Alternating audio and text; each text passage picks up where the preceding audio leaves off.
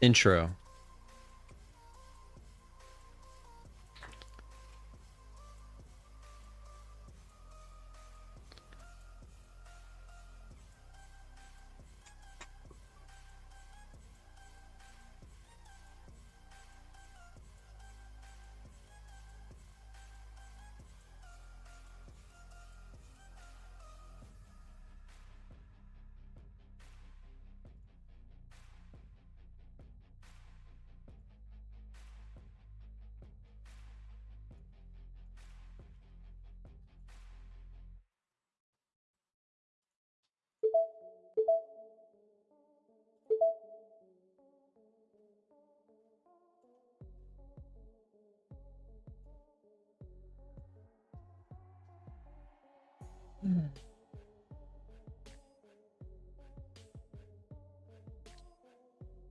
No income tax.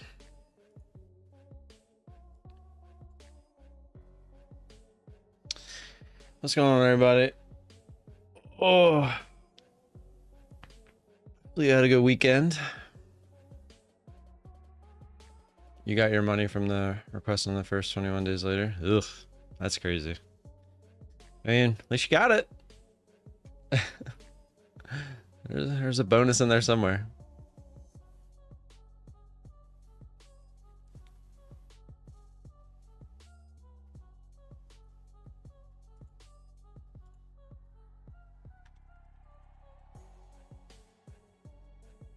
Minute and a half here till the open.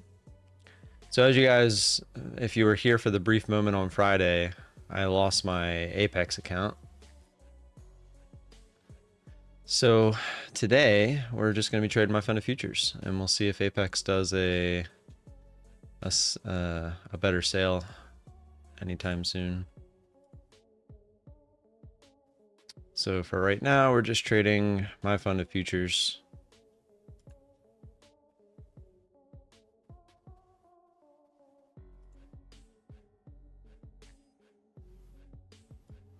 I might get another eval, but as of right now, I'm just gonna trade these.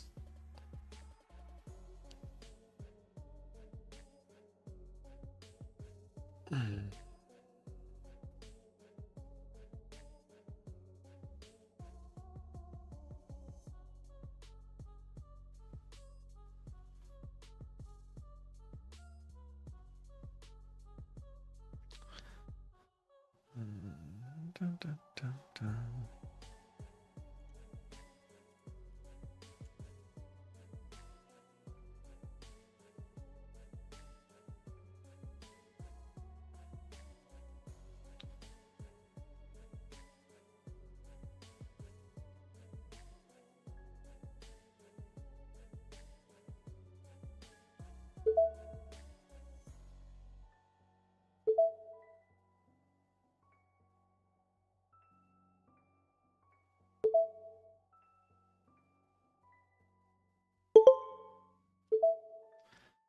All right.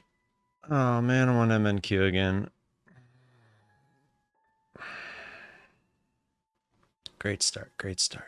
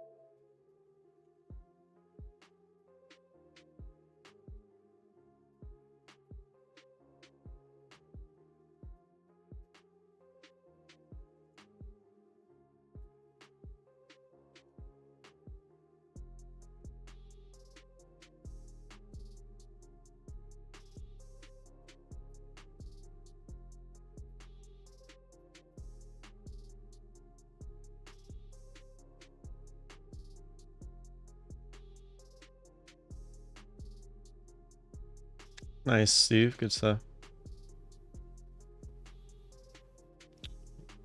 Yeah, this is true on my fund of futures. I was kind of doing this, not at the open though, on Friday with the new account, and you can see I was actually doing pretty well.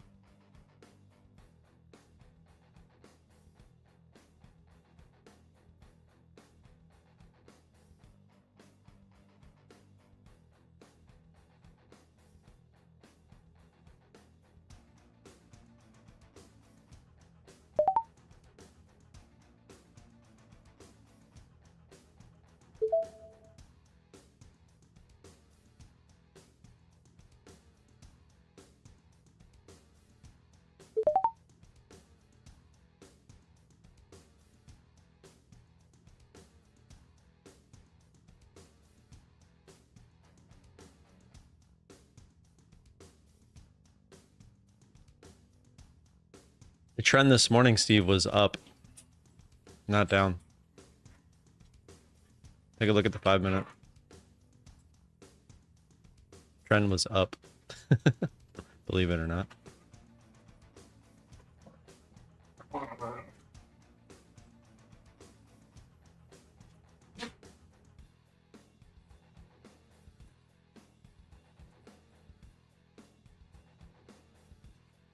The trans is up.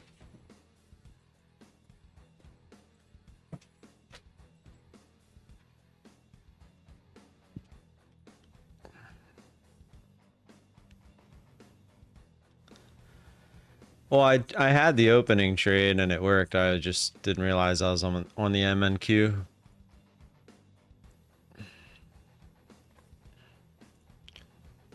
My goal with these DCAs is to try to keep a runner.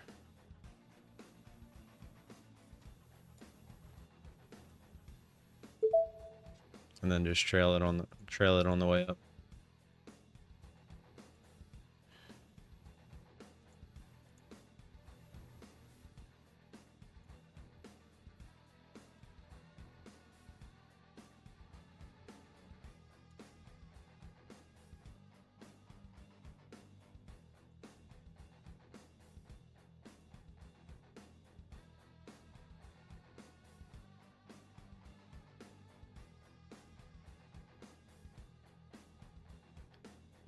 I see, Sean. Good stuff.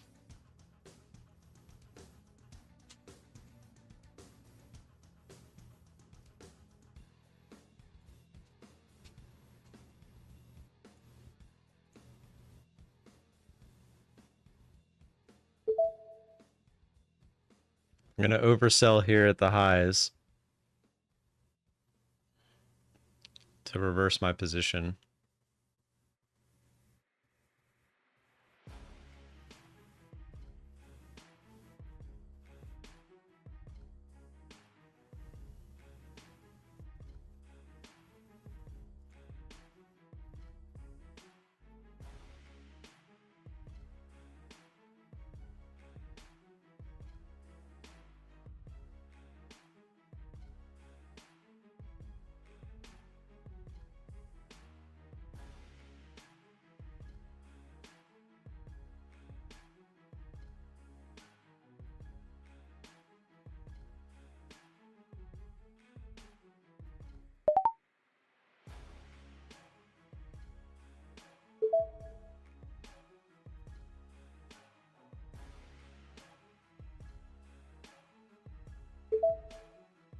All right, so done the long position there. Now we're in a short. I was expecting there to be a fake out there, or at least temporary.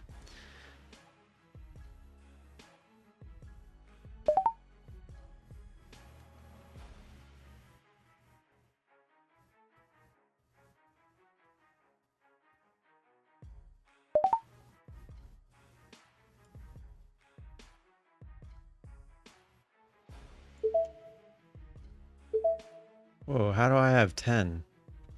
Crap, I forgot. I had it changed to 4.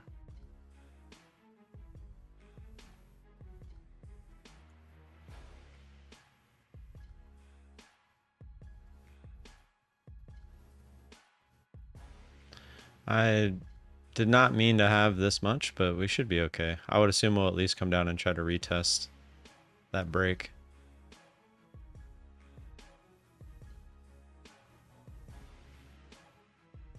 I should only have six contracts right now, not 10. There we go.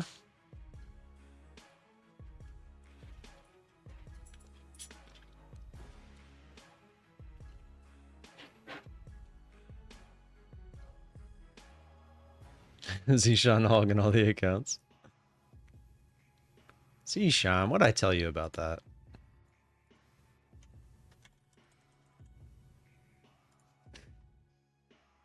Such a show.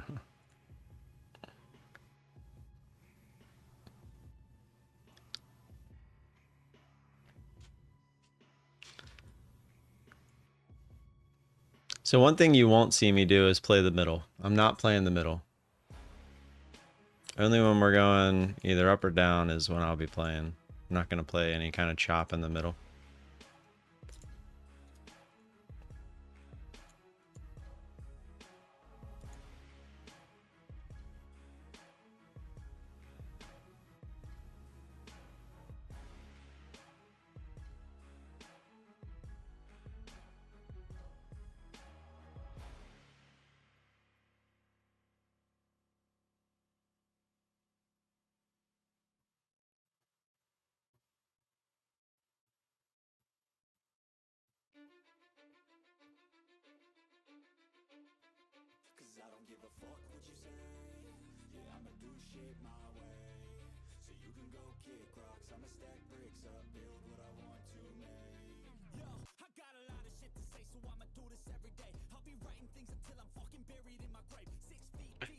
Thanks, Steve.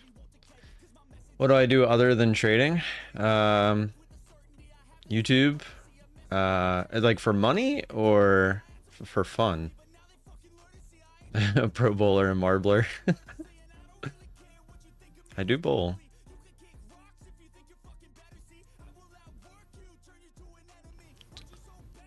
If you're talking about like for money, mainly just like YouTube stuff. I was into, I used to be the manager of our rental property for a bit, but then we actually ended up paying someone else to do that. But yeah, mainly trading, YouTube. I used to DoorDash every once in a while, but yeah, I've been trying to give this full-time YouTube thing a go. Yeah, build my penis pool. Man, I wish it was as easy as creating an OnlyFans. That would be amazing. That would be amazing.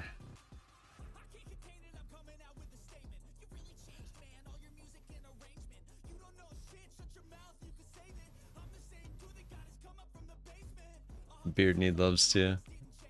The beard does need love.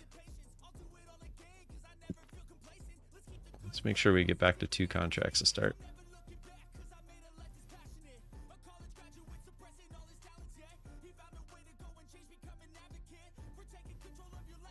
Yeah, I mean, imagine being the Hawk Tuah girl. Do you think if a guy said that exact same thing, they would be as popular and or rich as she is now? You know, girls can say that they don't have an advantage all they want when it comes to that stuff.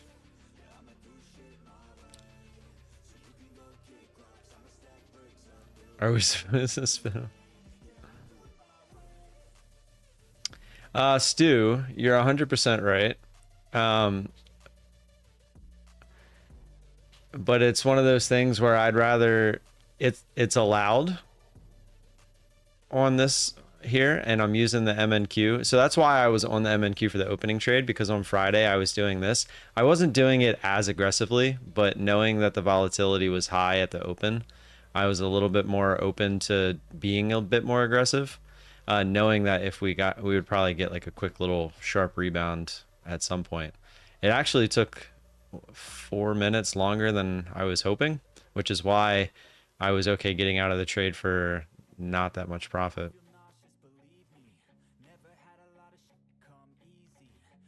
Steve, we post spin on Froggo first. The Froggo coin. It's true.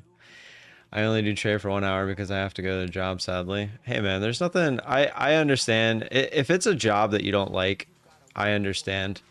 But having a job while you're trading is one of the best things that you could ever do, because you're gonna have swings up and down, and knowing that you have the steady income from a job is, there's nothing that compares to that. So don't be upset that you have to do it. Be upset that you didn't find trading earlier in life. That's what I always tell myself.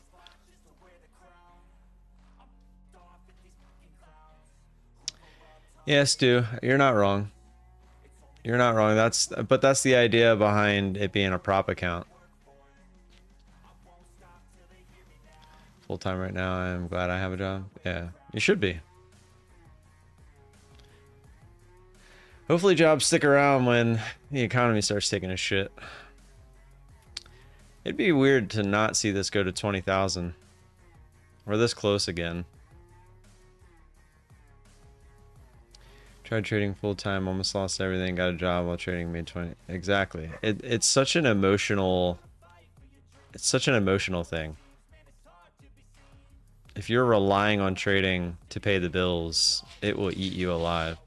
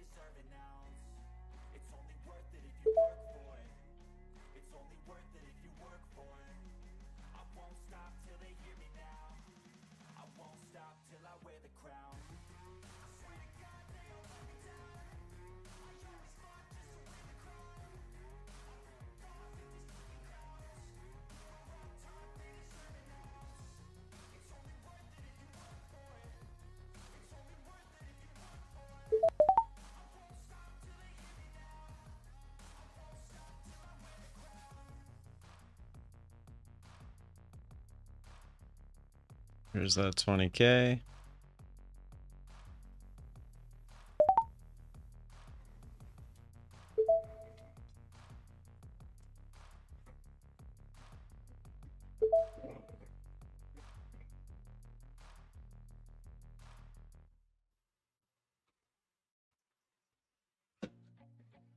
Probably should have waited for 20K. It looked like we were gonna fall back down into that range.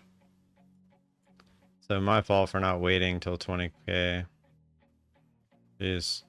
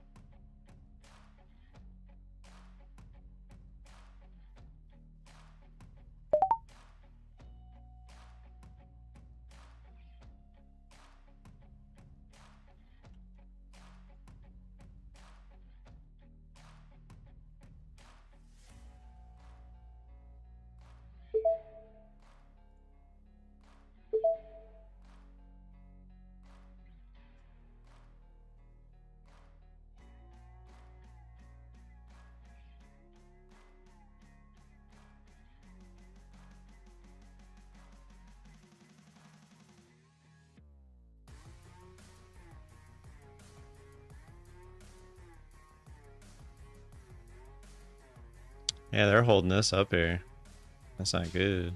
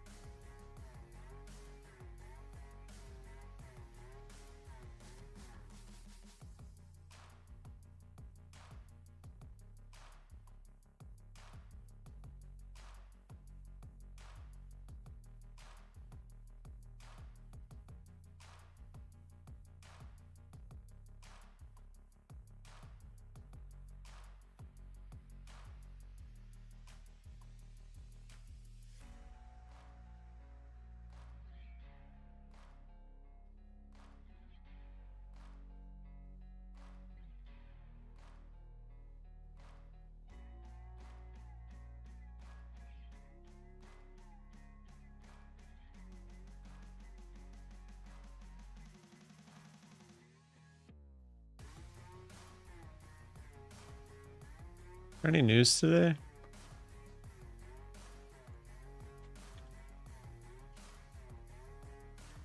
There's literally no news today. Like, there's like nothing on the calendar.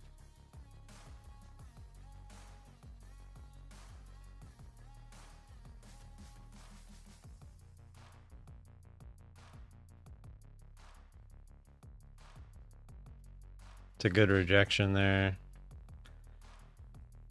Let's see if we can actually continue.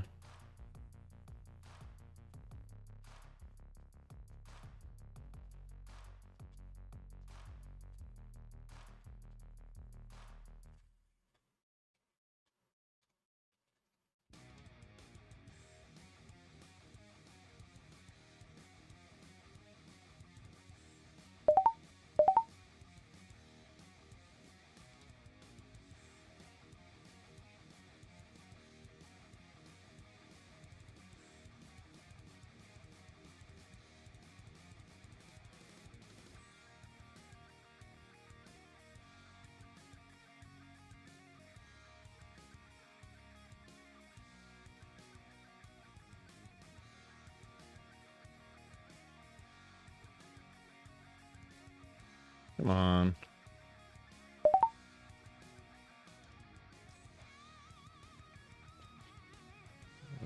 Give it a little bit more.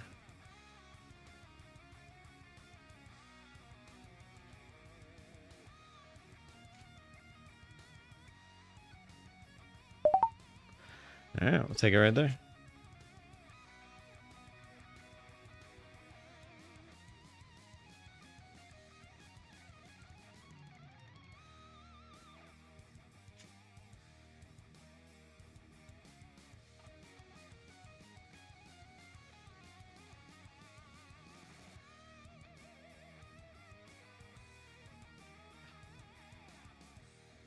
It does feel strong. I mean, if it wasn't that strong, we'd probably come down and retest 980, but I was expecting it to not even get through 20K on that first push, but it went right through. And I wanted to make sure my average got above 20K because it might try to use that as support. But if it doesn't, we probably will elevator down here to the 980s. Probably could have kept those two contracts like I said I was going to, but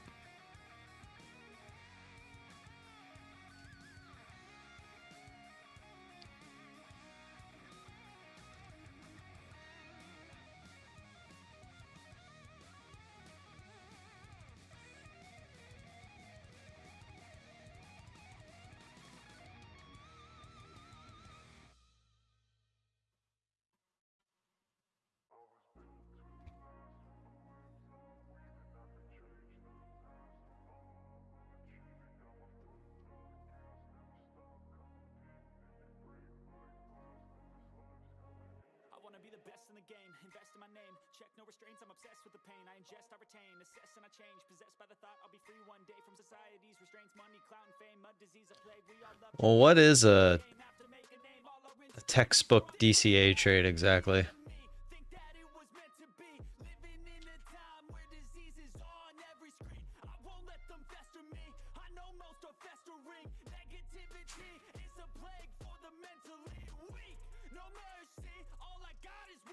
Let's see, Sean.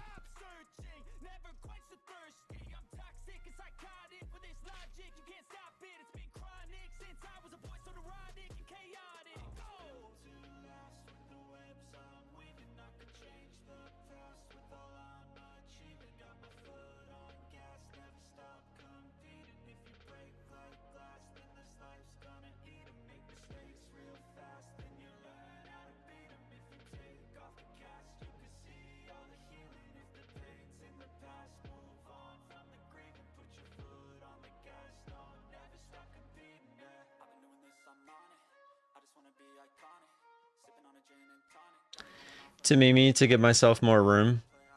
As you can see, you can still make some decent money.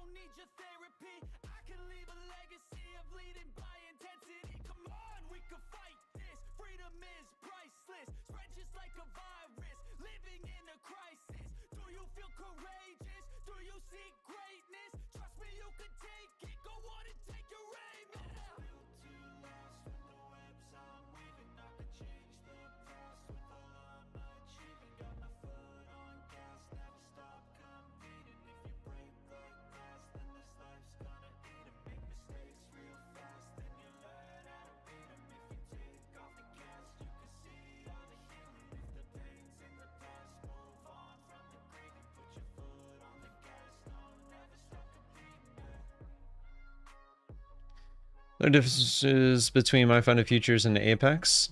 The main differences are Apex, you can have 20 accounts. My funded futures, you can only have 3. My funded futures, their starter accounts, they're a one-time fee. So like right now for $76, if you use the code, that is your evaluation, your PA fee, it's everything. So you're all in for $76, which means once you pass the eval, you get funded and that's it. Like you're still $76 all in. With Apex, you pay the small price up front for the evaluation. Say right now it's $33 for the 50K. Then when you pass the eval, you have to pay to activate the PA account. So even if you do the monthly at 85 plus 33 is $111. $111. Or is it 100? Yeah, it's 111. Sorry, I don't math well in the morning. So already you've paid a lot more just to get to the PA fee on Apex. So it's less upfront for the eval, but it's more on the back end. But what appeals to people with Apex is you can have 20 accounts. My funded futures, like I said, you can only have 3. My funded futures, you can still DCA. However, you can't micro scalp. So you can't scalp anything under 20 ticks. However, Apex allows you to scalp whatever you want, as long as you're consistent with it, as far as the contract size and the amount of ticks you're going for. My funded futures, as long as you're over 20 ticks, they don't really care what you do with the amount of contracts you're allowed, as long as you are not micro scalping. And that's pretty much it. Those are like the main differences between Apex and my funded futures. Their payout structures are a little bit different as well. There's the actual retest of that 980. Let's see what it does here. If we get a really nice flush, I'll probably start along here. Question is, where do we think it's going to stop? Probably somewhere like right here.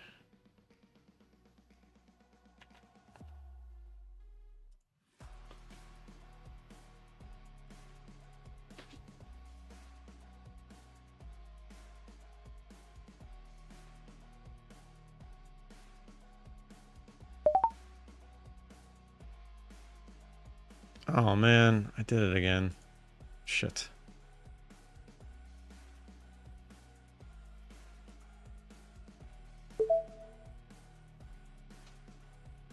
See if we can just get out of this one.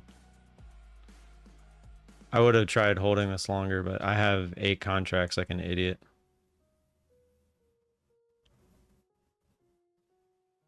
Wasn't paying attention. That's the only bad thing about the DCAing is I changed my contract size around.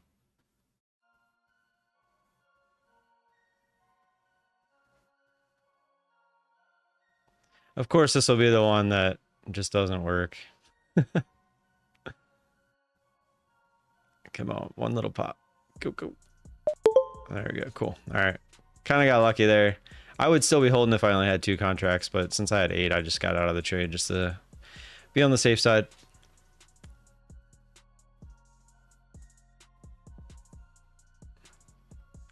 Well, to Mimi, if you knew it was going to happen, I hope you had max size position for that flush. yeah, payout structure is a little bit different between My Fund of Futures and Apex. Apex, you have to have 10 total trading days, and you have to have on the 50K account $2,600 in profit, and then you can withdraw 2K. With My Fund of Futures, you could have 5 $100 days in profit and then withdraw that money if you really wanted to.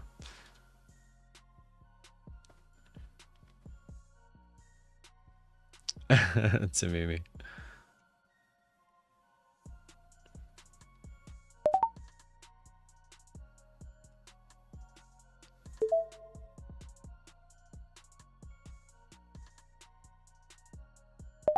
Right, nice little scalp there.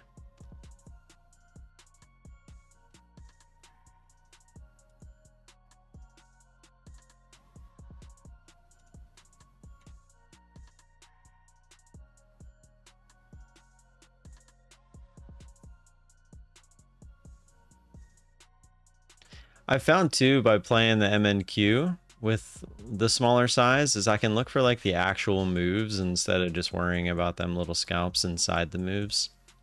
So it's like I almost feel like I'm actually trying to read the chart again, like the overall chart, which I'm not sure is a good thing, to be completely honest.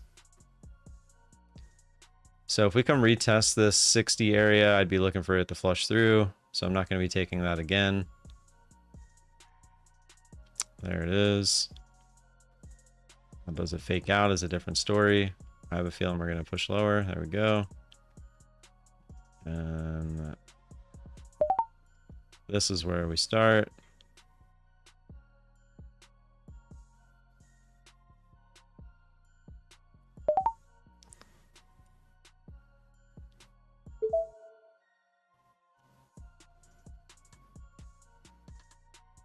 Just look for the push back up to reclaim some of this candle.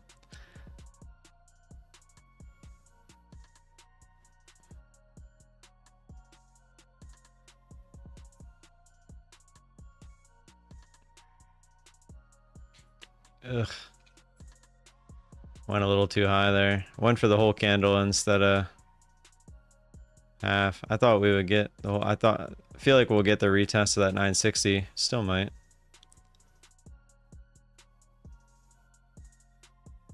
So we can get back up there. Seller jumping in. There we go. Same spot. Struggling in that spot. There we go. Nice trade there.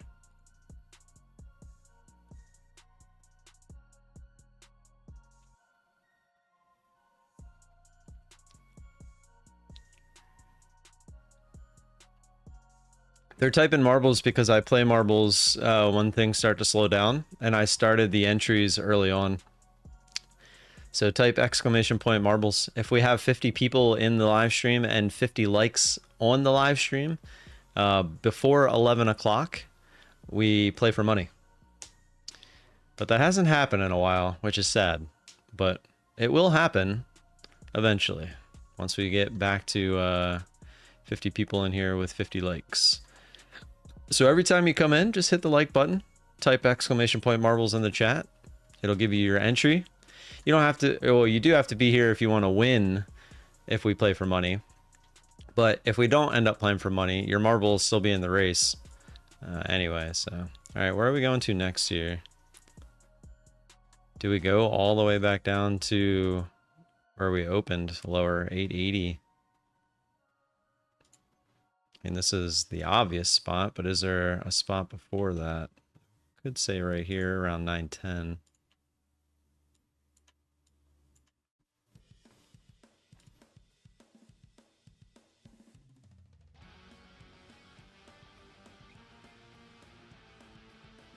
Let's blow some Apex accounts. No, let's not blow any accounts. We don't want blown accounts here. They're frustrating. Nobody likes a blown account. Maybe some of the other affiliates would root for you to blow accounts, but I'm not that guy. You're not that guy, pal. You're not that guy. That's me. I'm not that guy.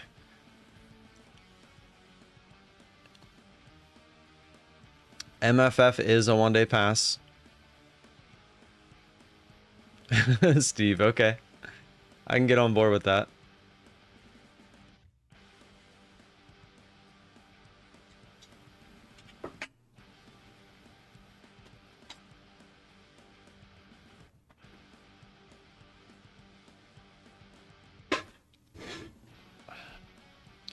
So I went for a 9-mile hike on Saturday, and then we were supposed to do a 4-mile hike yesterday, me and my brother, but I did the 9-mile hike. It was actually like 9.25 miles by myself, and it was very up and down. But it was pretty cool. But my calves are just on fire. If Steve's the one blowing.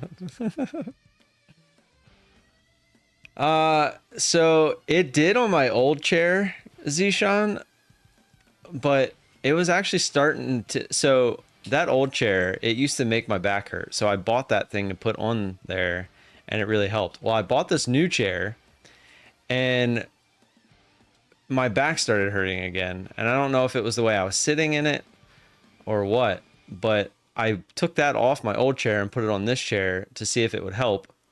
And it wasn't. It was actually kind of making it worse again. So I'm going to take it off and see if how I sit in this chair helps at all. But as of right now, I actually last night when my back started hurting was thinking about returning this chair. Well, this is a standing desk. I just don't feel like standing right now.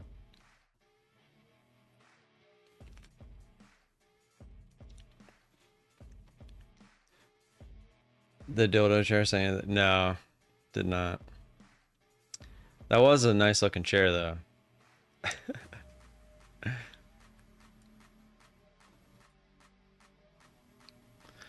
right, pushing down still.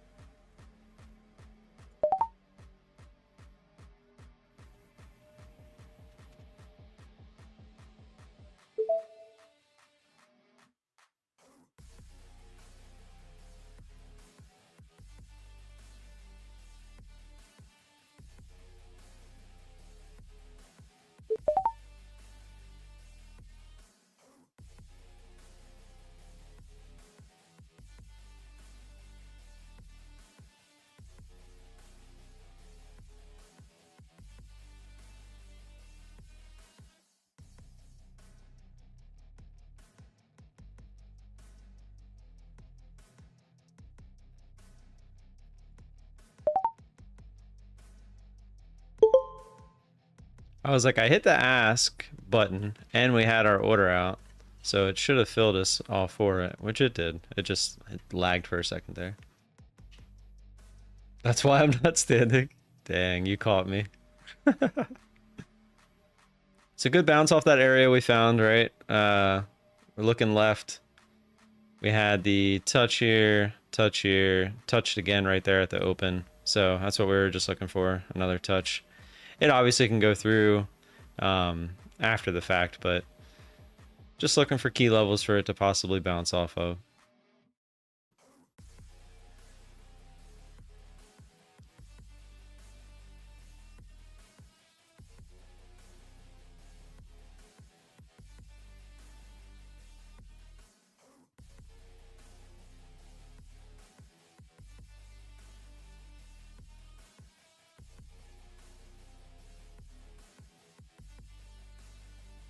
Would love to have a couple contracts for the reversal if it happens. But right now, we just gave back the entire move from this morning.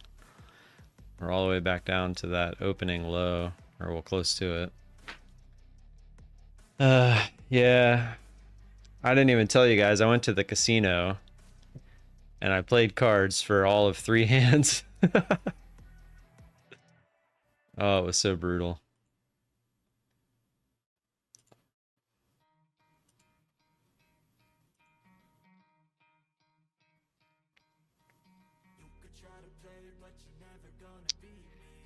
Well, what had happened was I went to MGM because I haven't been there yet. So I drove past the casino that's, 10 minutes away from me to go all the way to MGM, which I'll never go back because it's actually a lot smaller than I thought it was, like looking from the outside, looking in. I thought it'd be bigger, but it's 2 floors, which I guess opens it up a little bit. But the second floor is mainly it's just poker, so it's really not that big when you look at it. But I go in, I put my name on the list. I end up waiting like an hour and 10 minutes or so just to get a seat. And then on top of that, GDT, like the way that you find the table, like they don't have, like, you know how at Live they have the little things hanging down that tell you like what table's which. They didn't have any of that there. It was very annoying. So it was like they told me what table to go to, and I'm like looking around like, well, how the F do you know which table's which? But anyways, yeah, it was very interesting. Actually, I just went back and asked, and they just told me where the table was. But anyways, I sit down after waiting an hour and 10 minutes. I have my chips. I was just playing 1-3, had $300. I sit down. First 2 hands were junk, folded them. I think it was like 10-4, and I think the other one was like 7-8 offsuit or something like that. Well, third hand. What's up, Clarity? Good morning. Third hand, I get pocket aces. And I'm like, okay. I wasn't first to act. I was like second. And so let me preface real quick. When I got to the table, there was 2 open seats. There was one that was right next to the dealer. The one seat, it was to the right of the dealer. No, the left of the dealer. Yeah, it's to the left of the dealer. So the one seat and the one straight across, like the 4 or 5 seat, whatever you want to call it. I like sitting across from the dealer because as you're sitting there all night, everything's like right in front of you. You can see everything. You know, the pot's usually right there. You could see both ways pretty evenly. So I choose that one. Like there was no question in which one I was going to choose. It just so happens to play into, you know, if you look back, hindsight, you know, type shit. Good morning, Alex P. So anyways, I'm second to act. It was the second or third. I don't remember how many people folded to me. I'm already trying to forget the whole situation. So I make it $10. Like I said, the blinds are 1-3. I make it $10. It folds around to the guy in the 9 seat on the other side of the dealer. He was already sitting there. He raises it up to, I think it was 60. It was either 50 or 60. I want to say it was 60. But this all kind of happens so fast, so I don't really remember like the bet sizing and stuff because it's kind of irrelevant. But I'm like, all right, I'm not messing around with aces. It folds back to me, so it's just me and him now at this point. I look at his stack, and it looks like he has like 200 total, so the 60, plus it looked like he had 140-ish behind. So I just go all in, and he calls instantly. So it all happened that fast. That's why I don't know exactly how much it was. And we do end up counting it out. He had 240 total. So I lock in I give the dealer the rest of the money. It's 240. What do you guys think the flop was? It's aces versus kings. So I have the best hand versus the second best hand. Well, pre-flop, obviously.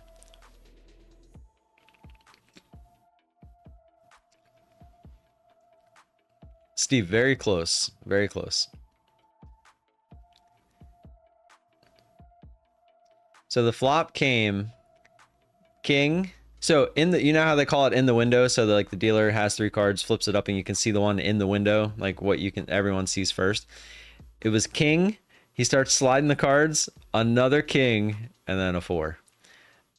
And to top it off, right away, the guy sitting next to me that folded right after I raised said that he folded an ace. Once he said that, like, I knew that I couldn't win. And the odds of me hitting runner aces anyway is what? It's like 1%, I think. It's either 1 or 2%. I think it's 1%. But if you hit the first one, it turns to 2% for the last one. But I knew that it wasn't even possible. So I then literally, as the guy tells me that he folded an ace, I literally just got up and left.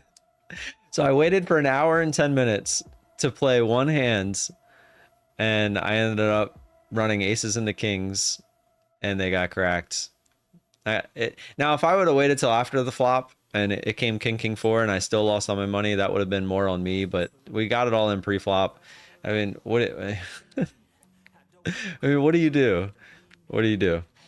Anyways, I take my $60. I go downstairs. The Orioles game was on, which I already knew because when I passed the sports book to get to the elevator to go up to play poker, and I was watching the Orioles game as I was sitting there waiting to play. I take 50 of the $60 that I have, and I see that it was like -1. I think did I send you the ticket, GDT? I don't remember. It was like -114 or something like that, that the Orioles would win by 3.5 runs. Now they were in the 4th inning, and it was already 5-2, the Orioles. So they had to score. They had to at least score one more run and not allow the Rangers to score another run. So I put the 50 in. It was to win back, I think, like 44 and some change. And literally, I think it was the 5th inning. Westberg hits a 2-run bomb. So now we're up 7-2. And we go like all the way, I think it was to the 8th inning. And I think Perez comes in and walks the first 2 batters of the inning. Webb actually pitched well.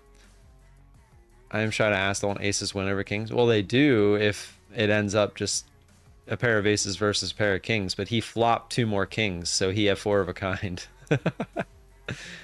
Which the only way to beat that is 4 of a kind with a higher card, which, yeah. Anyways, so we make it all the way to the 8th inning. Perez walks the first 2, and then I think he gets an out, but it was like a deep fly ball, I think, to center field, and both runners advance. I'm pretty sure both runners advance, but we have 1 out. So it's 2nd and 3rd, 1 out. And then, so they bring in Cano. Cano, first guy, just gives up a line shot to the left center gap. And both of those runs score. And I don't remember what else happened, but that was all the runs they scored. But they got, it was 7-4 now. So they were back within those 3 runs. So at this point, I lose. And like, so the Orioles could still win the game, but I would still lose because they had to win by more than 3.5 runs. Well, anyways, top of the 9th inning, we end up with 2 outs, and O'Hearn comes up to bat. And O'Hearn, the last at bat he had, he got drilled by a 96-mile-an-hour fastball, like straight to the kneecap. Like it hit his kneecap and just came straight back out towards the pitcher. I don't know how he was still in the game, but that mother effer decided to hit a home run on like a not so great pitch with 2 outs in the top of the 9th to go up 4 runs. So now I have a chance. We bring in our closer. So with a 4-run lead, I thought for sure that they weren't going to bring Kimbrel in, which is our closer. I thought maybe they like leave Cano in. I didn't think that they were going to bring Kimbrel in. Well, he tried so hard to give up a run. We ended up, it was like 1st and 3rd with 1 out or something, and somehow I think he struck out the next guy, and I think he struck out the last guy too. And it was just a crazy sequence of events. I definitely got my $50 worth, even if I would have lost, because it went all the way down to the last out, last pitch. He had 2 strikes on the guy prior to that, and it was just crazy. There was no outs when the first guy got on, and he stole second base, and the Orioles just didn't even care that he stole second base because in the grand scheme of the game, it didn't matter. Like, he didn't matter. But to me, it was everything. Like, that was the only guy that mattered, because if he scored, I lost the bet. It was just really crazy watching it and that's the cool thing, I guess, about when you put money on a game, is just the intensity behind it. Like, everything matters. But yeah, I ended up winning that. I thought the reason I even did 50 and not all 60 is because I knew if I won that bet with the 50, it would put me back at $100 on the night from the 300 I started with, and I could go back upstairs and play cards again, because you need at least $100 to sit down. But I decided to go play blackjack on the little $5 blackjack, where it's like everyone plays the same blackjack hand. It's all electronic.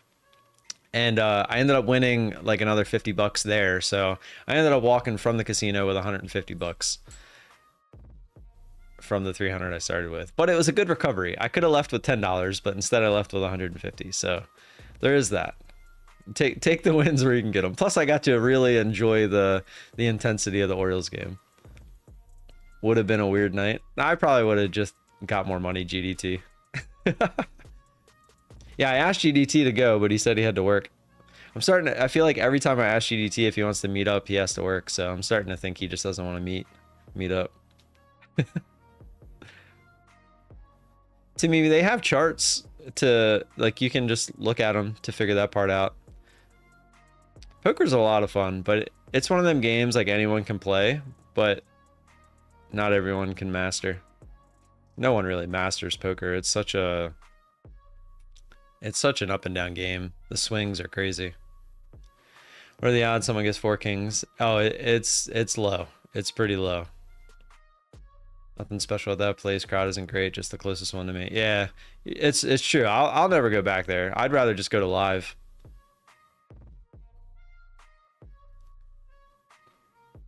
Then why didn't you come? I thought you said you had to work.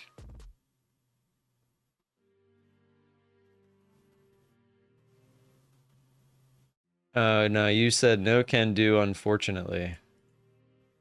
But then I said maybe that's when you said you'll be working. Well, what were you doing? Oh, family stuff. So you already answered. I would have just kept reading. I got you. GT wants to be the first one to jump in the penis pool. Can I live stream the poker?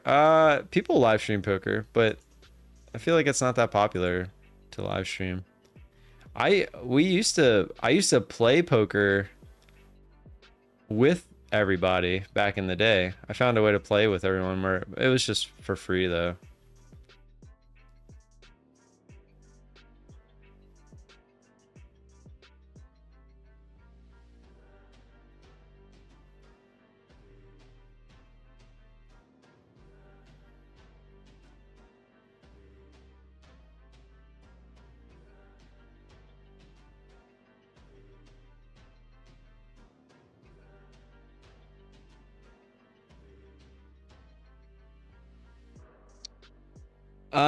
Kano, the reason I'm not trading Apex is because I blew the last account that I had on Friday. And until they have a sale, I'm not going to grab anymore. I'd rather focus on the My Funded Futures accounts. Yeah, we'll figure it out. If you're ever going to Maryland Live for whatever reason, let me know because I will 100% just find a way to meet you there. I'm literally, ever since I moved to where I'm at now, it's 10 minutes away. I'm pretty sure it's still 80% off, but I'm more so I would like to see the 90% off. All I know is that for $33, you can get an Apex eval. If you just double that, you're basically at a My Funded Futures full-on account at $76. So for me, I'd rather focus on those because it's cheaper in the long run. I'm actually curious. Let me make sure that the 80% off sale is still going on. I don't want to give you false information. I'm pretty sure I checked it over the weekend. Yeah, 80% off sale, 1 day to pass for another 9 days. So I'm assuming that's the end of the month. Yeah. Yeah, I'm assuming they're all running them to the end of the month. Same with Bulenox. Bulenox is 90% off till the end of the month. If anything, I'll grab a Bulenox account. The only thing I don't like about Bulenox is that they only have the lifetime activation fees. But I probably will grab one of those just to keep my diversity going. Plus, if I'm trading the MNQ like the way that I am now, the account should definitely last longer anyway.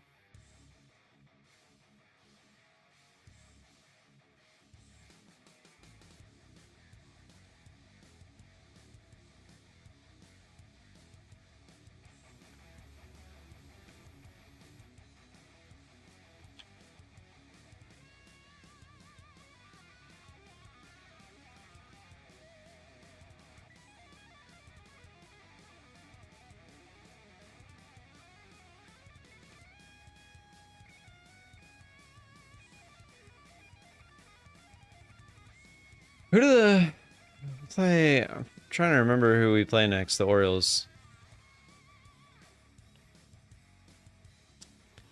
GT, who do we play next? We have a day off today. I know that. I don't remember who we play next.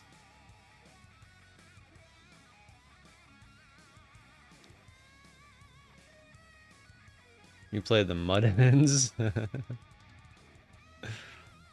Trump about to drop a diss track. I know what you meant, Steve. Not a lot of people probably knew what you meant, but I knew what you meant.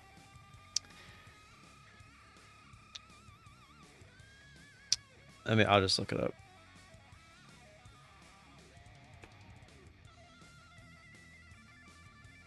Oh, Miami. Nice. Miami is like one of the worst teams in baseball. So we'll probably lose the series.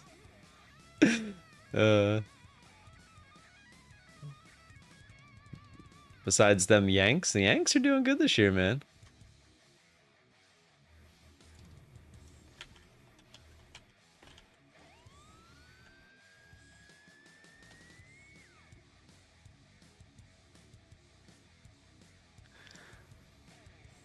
No, the Yanks are doing good. The Orioles have been fighting them for first place like all season. I think they're only 1 game back from us. Maybe not even. Oh no, it's 2 games back because of the losses. Orioles are 60 and 39. The Yanks are 59 and 42.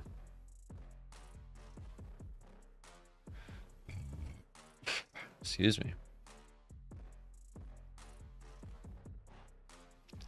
Phillies are the ones in first place. It's the Phillies, the Yankees, the Orioles, and the Dodgers are like the 3, and then the Brewers have been, or the Brewers and the Guardians have been like the surprise teams this year. What's up, Knives? Baseball sucks. Let's go Crickets. Cricket is pretty cool. It's such a long game. Well, it can be. It'd be nice to win the pennant again. Just to kind of show that last year wasn't a fluke. Now, whether we win 100 games or not, that's a whole different story. I mean, if we keep the same pace that we're at now, I think we're on pace to win exactly 100. But we'll see.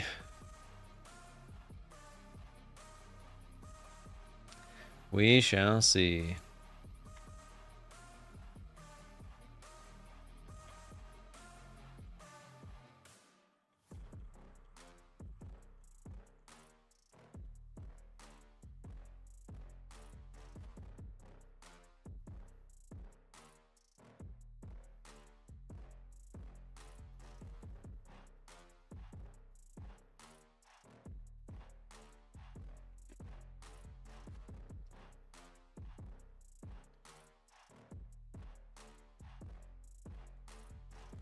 Bum, bum, bum, dum, dum, dum.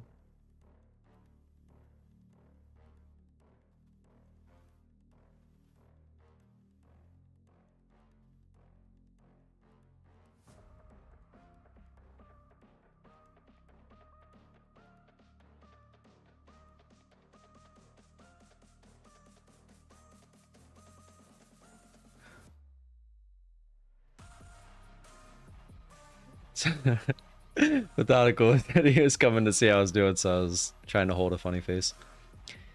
I just did this, Kano.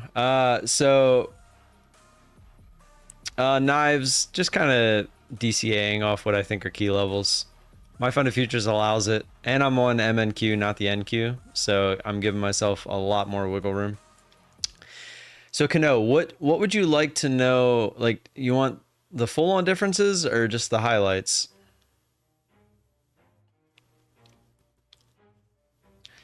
No, I'm actually more convinced when it gets to the bands, if that makes sense, Knives. So like if for some reason I get into a trade and then it goes to the bands, I'm gonna probably be like adding heavy at that point.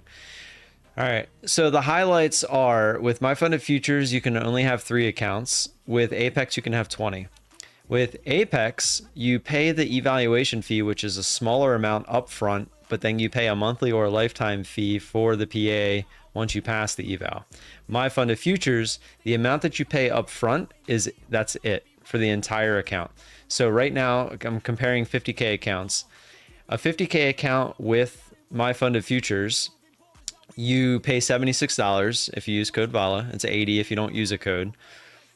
And then that's it. So you get the eval. If you pass the eval, it turns into a PA for free. That $76 takes care of everything, and it's a lifetime account. So that's it. With Apex right now, it's 80% off, which is like $33.40. So you would pay $33.40 up front, and then once you pass the eval, you would then pay $85 if you want to go monthly, or it's $140 if you want to go lifetime. With Apex, you cannot DCA. With My Funded Futures, you can DCA. With My Funded Futures, you get a set amount of contracts. Use them how you want.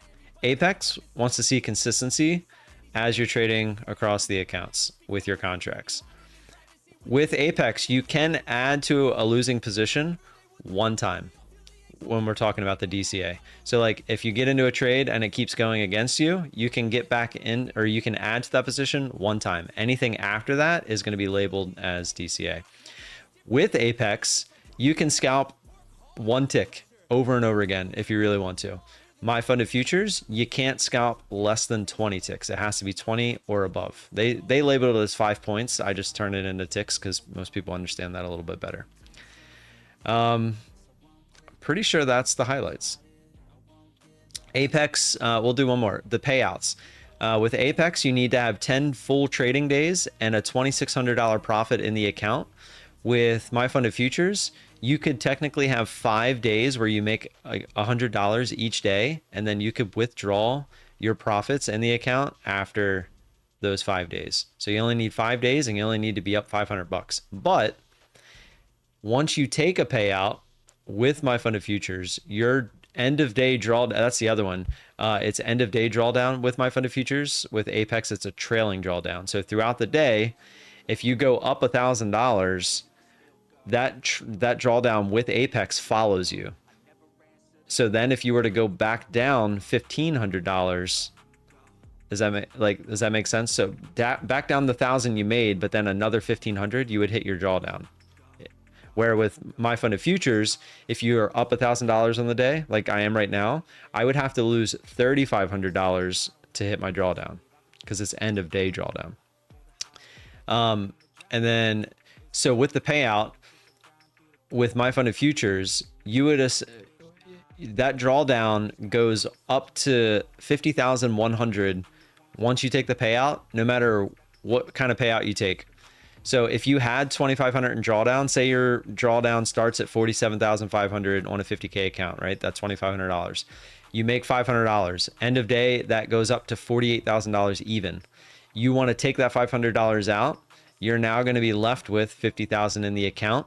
Your drawdown is going to go from 48,000 to 50,100, effectively killing that account. Well, I'm going back and forth between the prop firms knives. That's why it sounds like rule. But yeah, they are all rules. If you don't want any rules, open your own account. So expert and starter used to be a big difference before they came out with the new one. But now that there is, hold on, I'm trying to pull it up real quick. Now that they have the new starter account, the expert accounts have kind of turned useless. But the big differences between the starter contract and the expert is the amount of contracts that you get, the fact that you can use all of your contracts up front on the expert account. So like you get 5 total contracts on the expert account and you can use them right away. With the starter account, you can only use how many it gives you per the scaling rule. So it's based off your profit. So from $0 to $1,000, I think you can only use 1 contract. Then once you get to $1,000 to, I think it's 2,000. I have to look this up. Don't quote me on these numbers. But like from 1,000 to 2,000, you would get 2 contracts, and then over 2,000, you would unlock that 3rd contract to use as you want. And then there's a daily loss limit. So daily loss limit is 1.2K on the 50K account for the starter account, and on the expert account, there is no daily loss limit. Like you could just blow the account if you wanted to. So that's the 3 main differences between the starter and the expert. Knives, I'm proud of you. If you can have a cash account and you're making money, that's obviously the best way to go. Prop firm is just a very good way to get into futures trading. When you open your account, don't forget about CME rules. Ask me how I know. They don't play. What are you talking about? Explain, Pine Tree, explain. How much you need to have a cash account? Not much, because a lot of the places offer a lot of leverage. I want to say you could open one for like 500 bucks.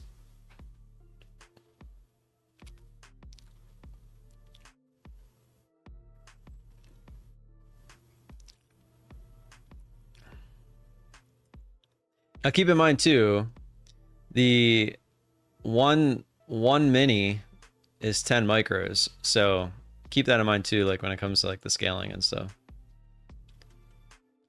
So we did form, we never got down to that low from the open, and we did make higher lows this entire way. So it makes sense that we're trying to break up to the upside here. See me don't carry your own paper accounts? Yeah, that's why I was confused. That's why I was hoping Pine Tree could elaborate. What's up, Hector? Guys, hit that like button. Don't forget to subscribe. Appreciate all that support. We'll play some marbles probably around 11 o'clock. I would like to play for... I would love to give away some money, but we just can't seem to get the viewers in here lately. Oh, you're talking about your personal account. I got you. Yeah, if you want to partake in the marbles, exclamation point marbles in the chat.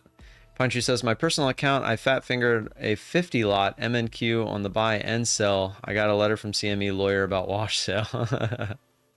Yeah, okay. I mean, I can understand that.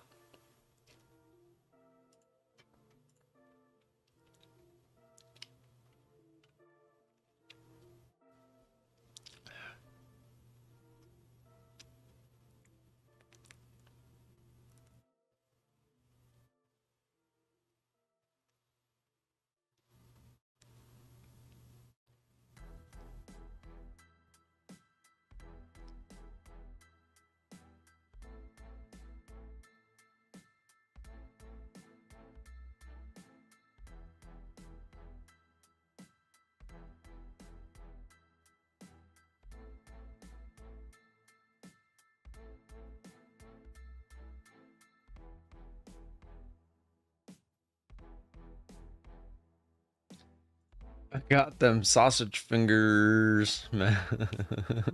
What's up, Rayu? Also got banned from Trader Vape brokerage for a year. What? Why?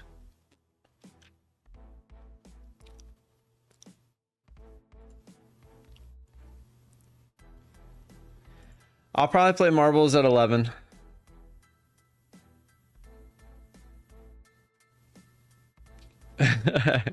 Well, Hector, like I said, I'm not doing marbles for money until we get back to that 50 viewer mark.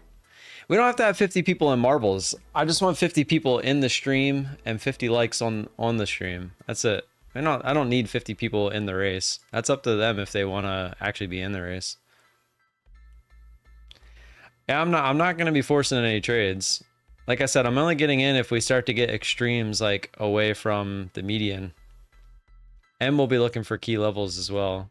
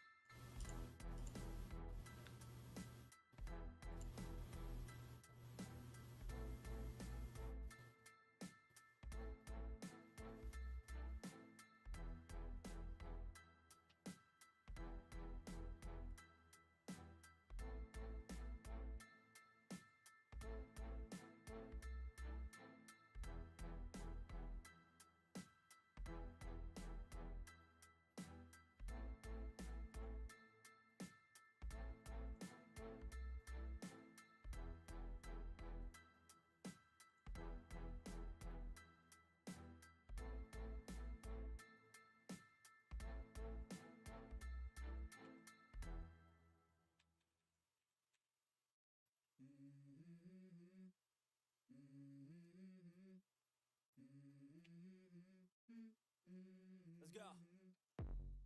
I wake up to a little bit of drool on my pillow, feel like it's gonna be a bad day. Yeah, I'm tired of shit, and the coffee ain't hit yet, damn, ain't that great. a jerk and I'm not even that paid. I need a change in my life cause I don't feel alive and there's nothing that makes me happy. Hold my beer for a minute. I'm about to quit my job, cash in for a ticket. I'm going on a trip and I don't plan to visit. I'm gonna stay there till I feel like I'm winning. And this is just the beginning. I need a big change, help me feel like living. I need a big swing, home runs I'm hitting, and I'll never look back. Nice move here.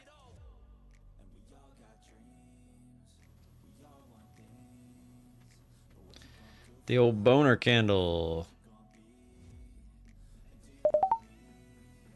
I thought it made it sound like I hit that twice.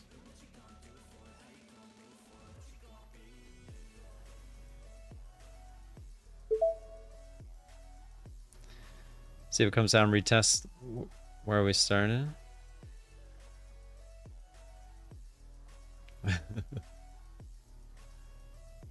The train. Let's see, we go to the highs here. That's where we'd be looking to add to this.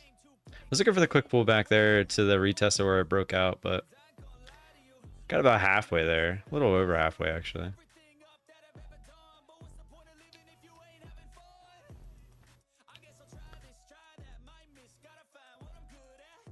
See if we get to the highs there, and then we'll look to add. Ralph Souter, thank you for the subscription. Welcome to the Volatility team. May the ticks be with you, as the cool kids would say.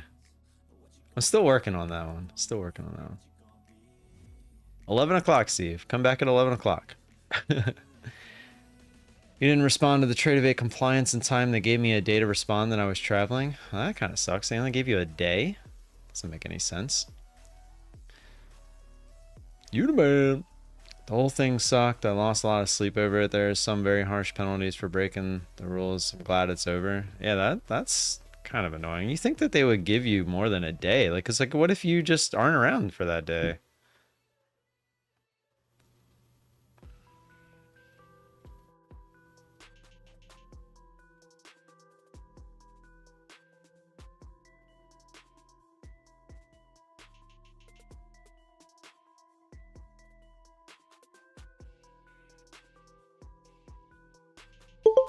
All right, got our, well, what?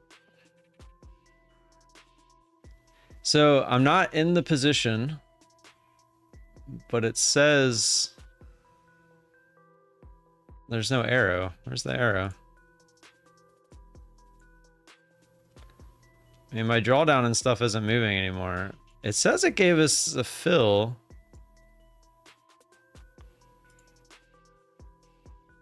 It says filled 1042. Yeah. It says it got filled, but for some reason the arrow is not showing up. I'll take this as the time. I've just been long here since the bottom. I'm still long, you know. That's all. I'm taking off some shares or contracts. Yeah, I don't know why the the arrow is not coming up. You guys could hear it. It filled. It says it got filled over here. Let me show you. So here's the fill. Well, this says quantity 0. But if I click this, can you see this? Yeah, look. Buy to limit MNQ 19,990.75. I don't know. That's very odd. It's not showing the arrow.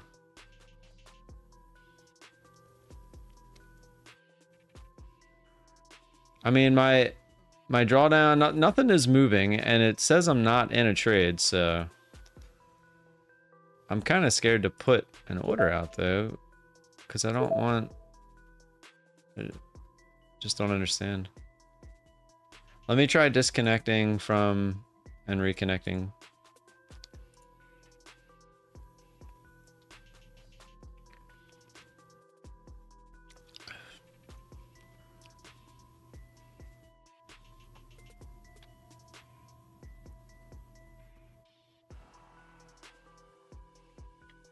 Pulling a patty, trading the wrong sim account.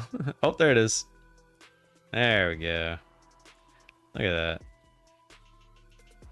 We actually hit that almost perfect. 990.75, the bottom of the candle. Well, maybe that's why. Maybe it's because it never technically got there on that candle. Well, we hit it on this candle though, right? Yeah, it got there. 990.50. So by a tick, we had it in the right spot for once. Right before it shot back up.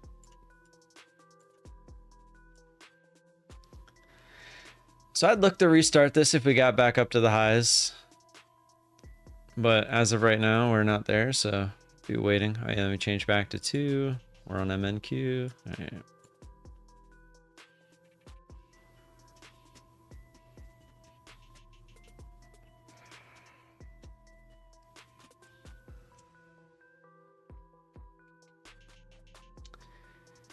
Exclamation point marbles in the chat if you would like to participate in the marbles that will be playing around 11. If somehow in the next 15 minutes we get 50 people total in here with 50 likes, we'll play for money. Play for 20 bucks, but unfortunately, I don't think that's going to happen.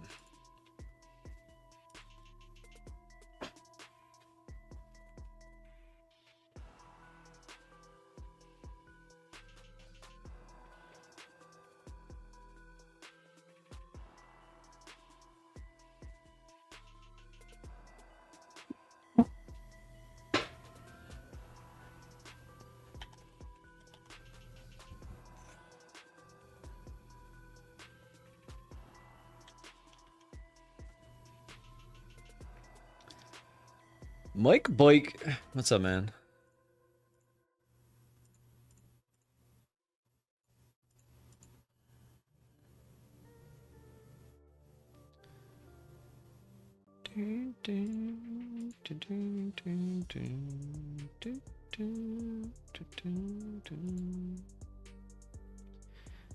Don't you dare doubt yourself. I just meant today. It doesn't feel like we're gonna get there today. We'll eventually get there.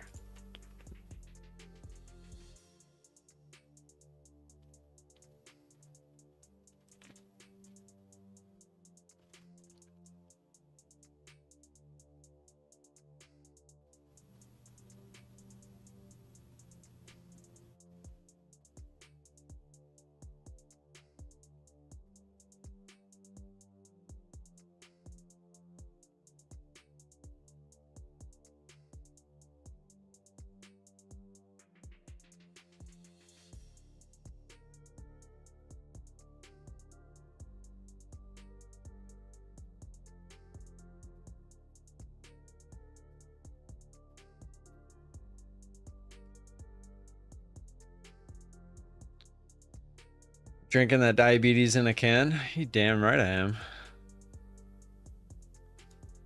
I went on a 9-mile hike on Saturday. Get off me.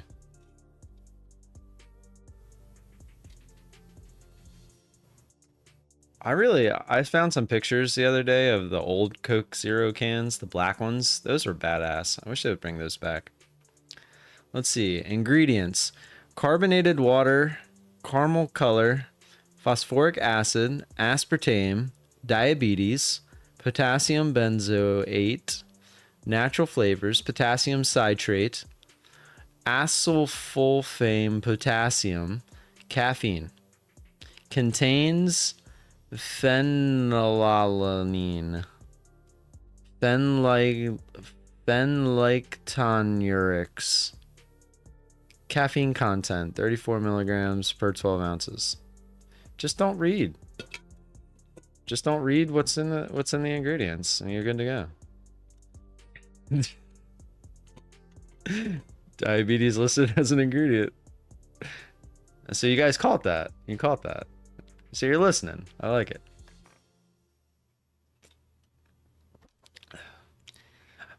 I will say I've been drinking a lot more water than usual. I used to probably drink like 4 or 5 Cokes a day. I'm probably down to two or 3, and I've been substituting water.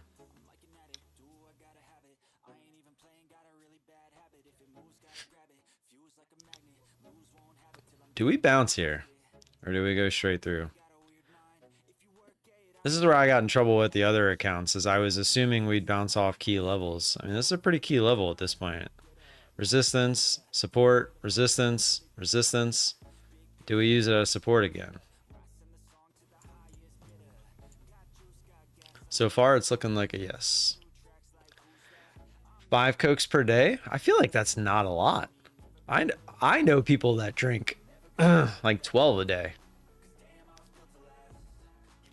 Yeah, the Frescas. You talking about the Frescas, Froggo? Those are good. I actually have some of those. I actually really like the Frescas. They're actually cheaper now than Cokes. I didn't even know that. I might actually just switch to Fresca.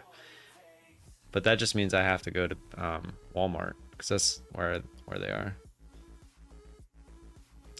My mom had drank Diet Coke for 40 years. That's literally all she drinks. She has type 2 diabetes. Bro, you do realize there's professional athletes that have the perfect diet that have diabetes? Like it's not all because of what you eat. Also, I'm not trying to get personal, but what is your mother's I'll say BMI. Looking to get long here. I was hoping to come down a little bit further. Push, push, push, push.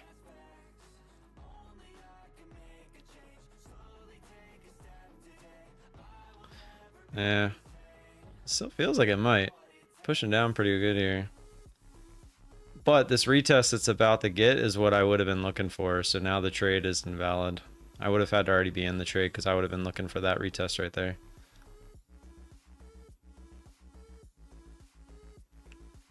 I drink 2 per day, 3 Gatorade bottles. 3 Gatorade's just as bad, if not worse.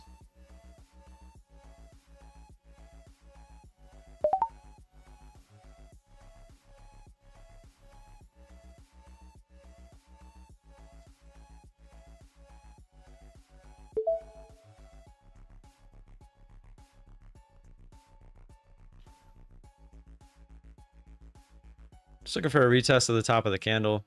I'm not looking for it to go all the way back up there again and retest. Because it looks like we're just trying to work down at this point. But it does, I got in after it went through this and started to come back up. It kind of looks like we're trying to still hold here.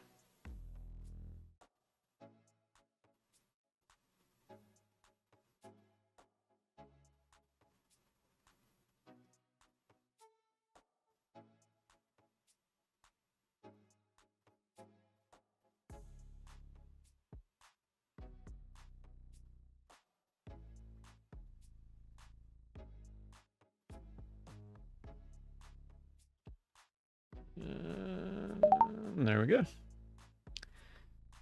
They love to play overlapping candles, so that's all I was going for. Wasn't trying to be greedy, looking for that full retest again. But it does look like it's going to get it. Look at that.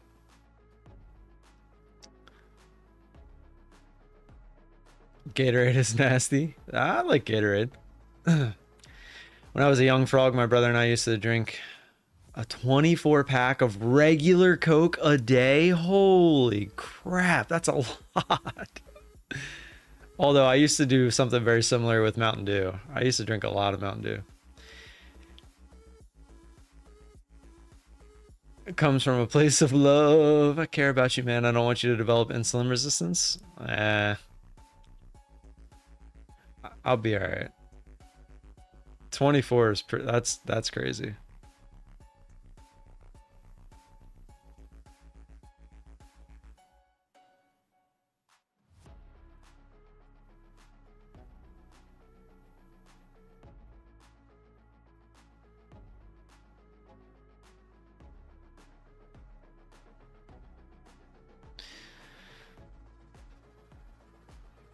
So I think one thing I want to do, make sure that I don't do moving forward, is not start positions at like the big key areas, like the very low and the very high.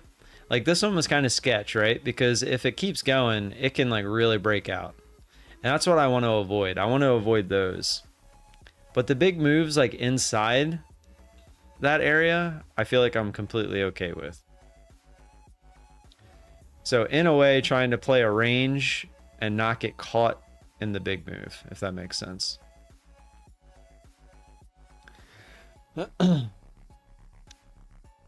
You were nearly 300 pounds and now you're at 160 to 170. Good stuff, man. Proud of you. Way to get control of it.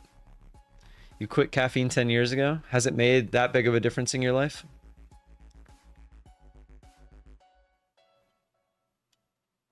See, Sean, you cannot be that small. You're nearly 6 foot tall and you weigh 160, 170. Damn, you're a skinny fuck now. Fat is not good. Was your mom bigger? Weren't you the one telling me about this? Or was it? Oh, it was Hugh. Huge erection. Did he respond? I'm just saying, like, usually it's people that just have very poor diets. Not necessarily fat, but like just people that have poor diets. You can have a poor diet and not be like really fat. Well, that's what I'm saying. There's a lot of people like Mark Andrews for the Baltimore Ravens. Like he has diabetes, and dude's been an athlete his entire life. So it's possible to get it.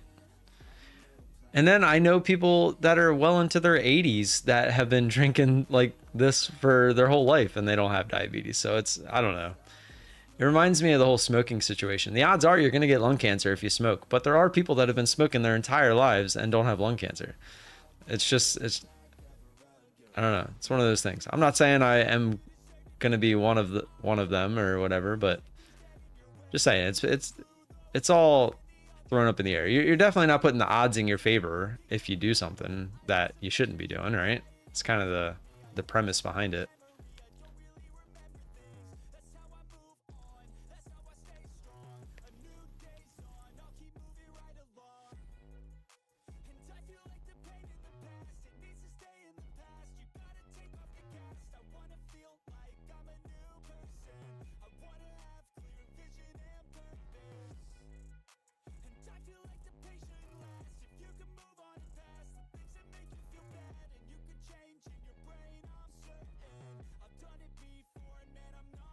Genetics. Yeah, genetics probably do have a lot to do with it.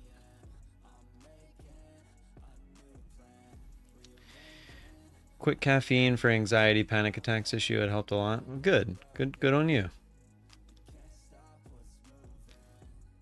Could it have been a placebo effect? Could have been. Was that the main reason? Could have been. Like, everybody's situation's different. I hate saying that sometimes because, you know, like when it comes to weight loss and whatnot, like it should generally be pretty easy, like calories in versus calories out. But for some people, it's not that easy to comprehend that. And it becomes an emotional roller coaster.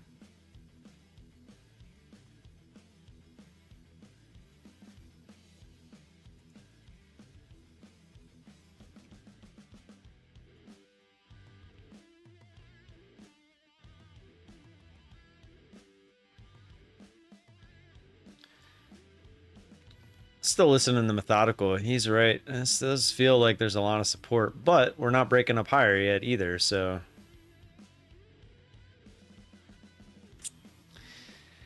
Feels like it's going to pick a direction, and when it does, it's probably going to shoot that way for a little bit.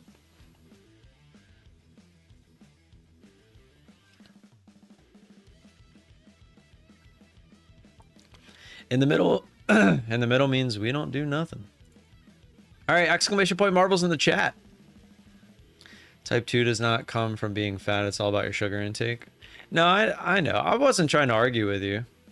But I also don't really like eat a lot of sugar. I just drink the Cokes, which I'm not saying it's not a lot of sugar, but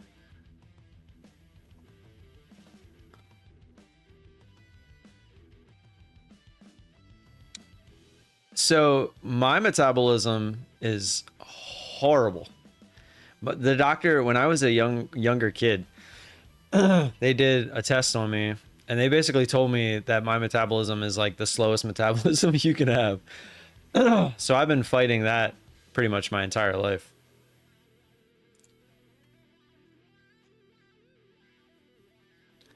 Zishang, you found that picture online. That's not your scale. Why would you have a scale if you're 110 pounds? You're a liar.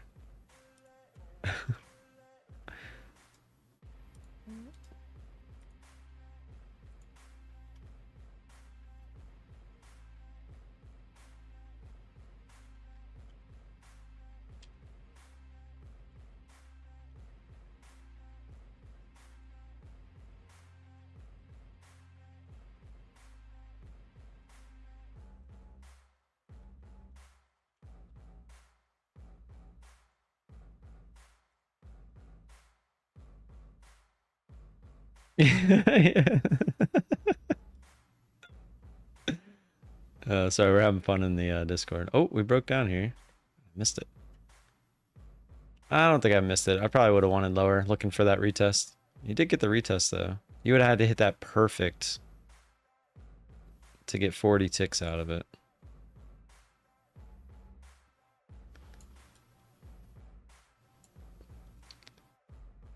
I've had chronic constipation for years, and I was skinny fat until suddenly one day the constipation is over, and now I'm not skinny fat anymore. Interesting. My youngest has had constipation issues pretty much since he was born. I fear we try to like add things into his diet that help, because we didn't want to keep him on like Miralax and stuff for long periods of time. But yeah, I'm really hoping that he kind of grows out of it, because him going to the bathroom is not fun.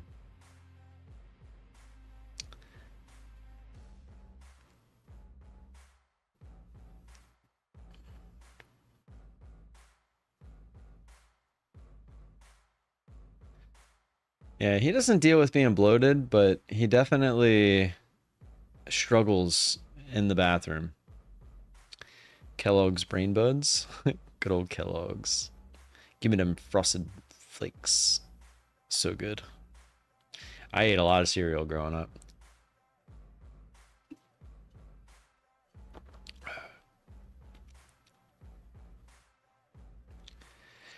My son actually eats pretty well. Decent amount of fruits.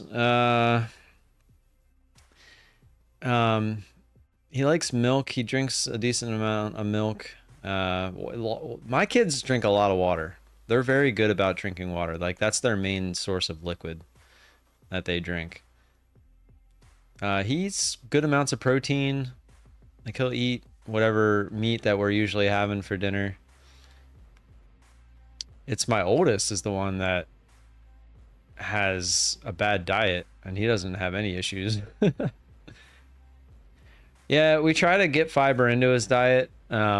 It's kind of hard. There's not a lot of foods that have fiber that are very kid friendly. Maybe just a month ago? Wow. Well, I'm glad. Hopefully it stays that way. Hopefully you're not just going through like maybe you just ate something that really helped out. Did you eat Mexican recently?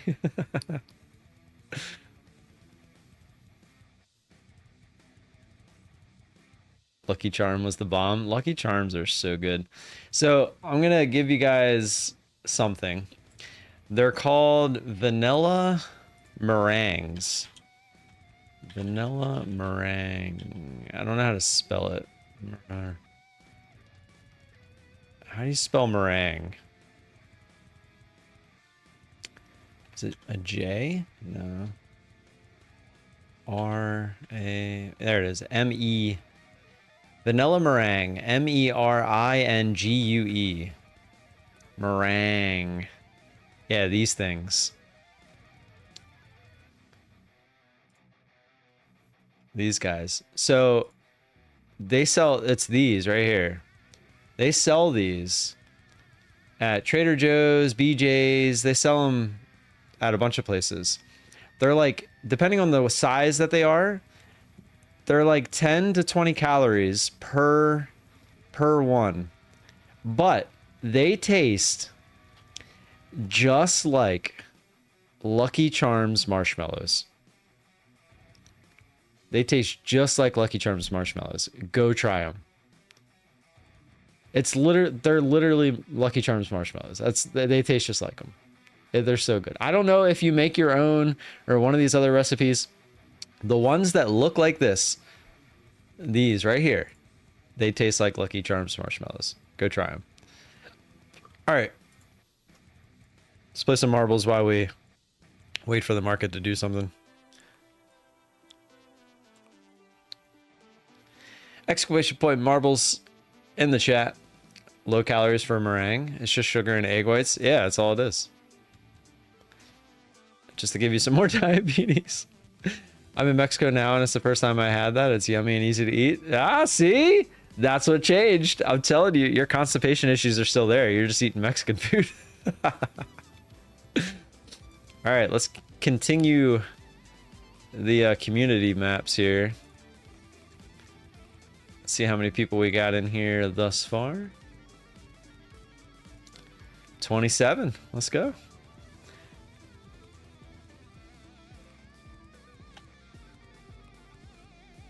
Captivating vintage apparatus. Oh, got some more people. Let's add them in there.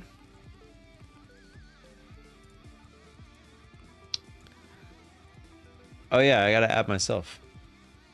Duh. Can't not have myself. Mexican food hits different. It does.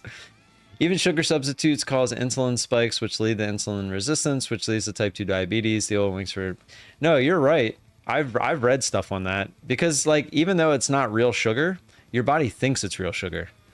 So it still causes the same issues. Indian street food slaps. Oh, it slaps, all right.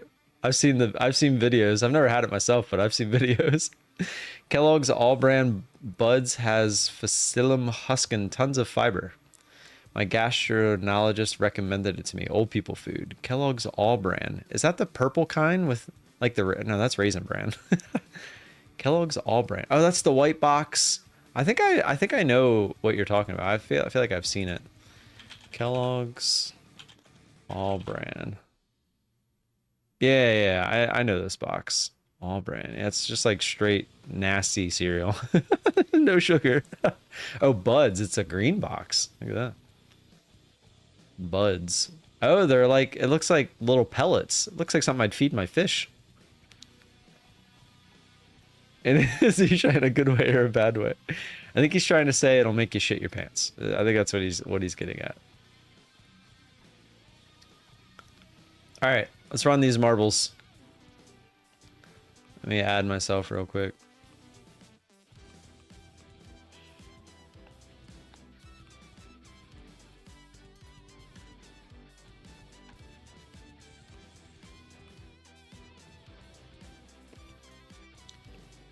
It's not bad. It's not Lucky Charms though. Yeah. All right, what do we got here? Ooh, looks like a roller coaster.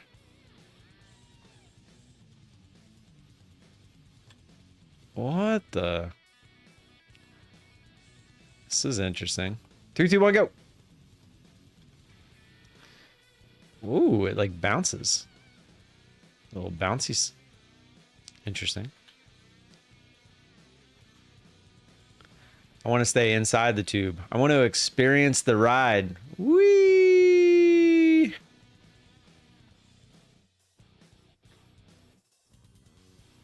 I got a little stopper there. Didn't... Oh. Right. Little catch-up factor so far. Little catch-up. What is this? What is this? Oh, okay, so there are some things to stop it. Oh, this slows you down. Oh, okay, you're bouncing. That's what's going. Froggo into the lead. VIP Steve's in the lead. Oh, they're bouncies. Oh, wait. Is he on top? I'm so confused. Tomimi into the lead. Oh, they're like different paths, maybe? I see the finish line. Oh no, okay, so it's a roof. Oh, you actually hit that pretty good. Oh, into like a big... This is psychedelic, man. This is psychedelic.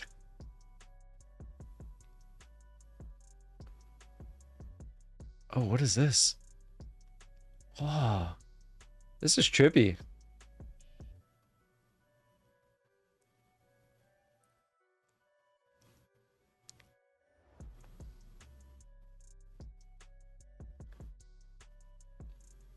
Oh, we got caught up. Star coming out of nowhere. Not nowhere. Is this the end? I think this is it. Oh, Tamimi almost caught up. Oh, who's going to fall quickest? And Star's a winner. Star, if you're in the chat, congratulations. Pine Tree, Ooh. Hey, guys. Look at the market.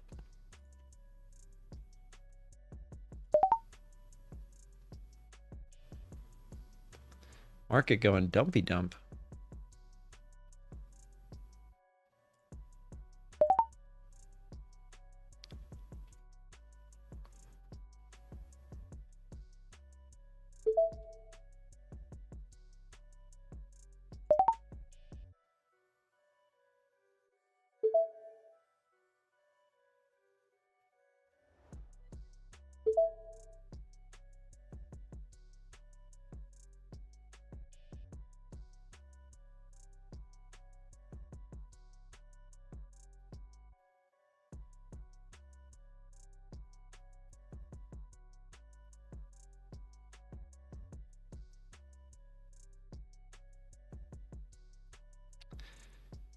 Being a little greedy here with my take profit, I feel like we should get a decent little bounce when we do.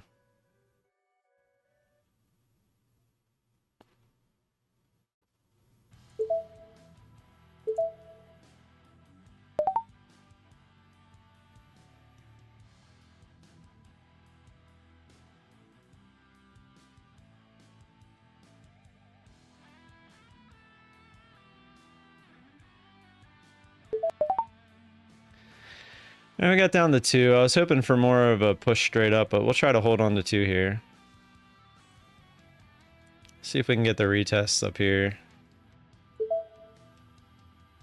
But if we come back down, we can add a little bit more now.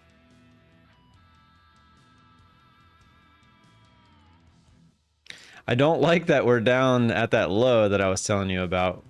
Might actually be smart to just stop out if we get down there, instead of trying to fight it.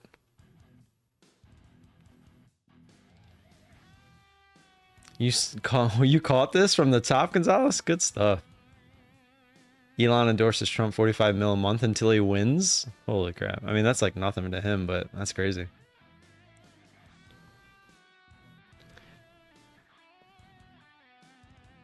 Yeah, it feels like we should get the pop back up here.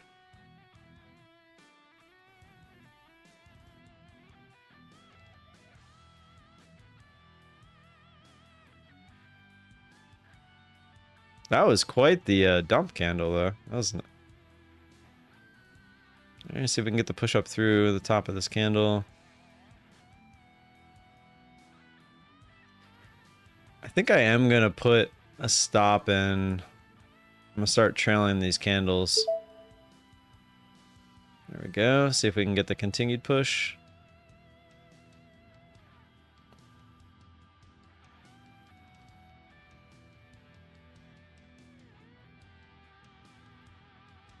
I am not looking to let this come back down to the lows and then shoot down through the actual lows.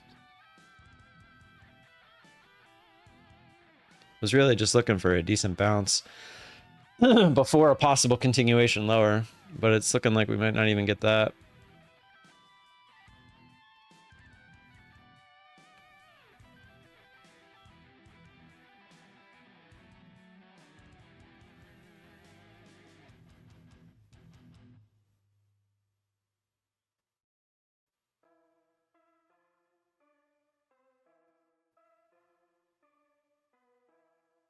I can't even move my stop because it would be it would just be under this candle.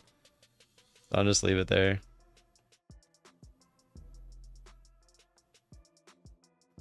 Now, if we can reclaim the top of this candle, I feel pretty confident we should get the move back up.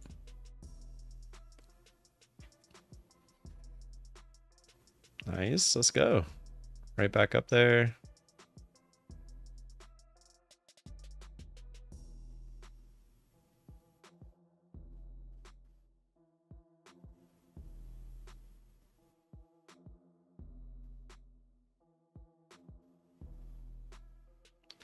See if we can get the continuation push here.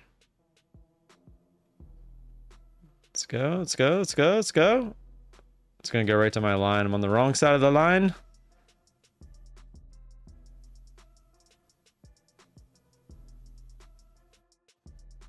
There we go. Right to it. There we go. Let's go. So this line is okay, but I just kind of rough drew that line. I was really looking at this previous bounce area right here at 943. So that's why I put my order there, just seeing if we come retest that, which was almost perfect. I'll take that. I will take it. Oh wait, I gotta get rid of this. I was like, why do I still have an order out?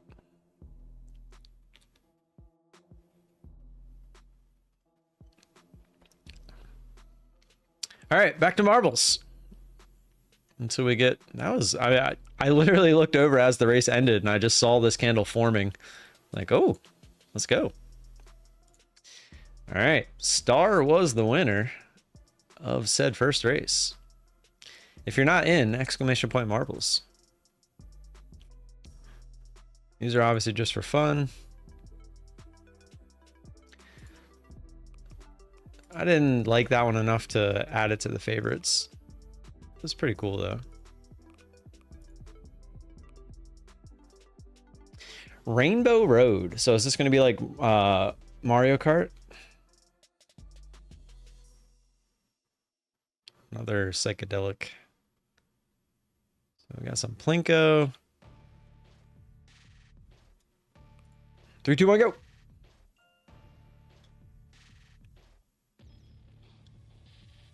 Rayu, first one down.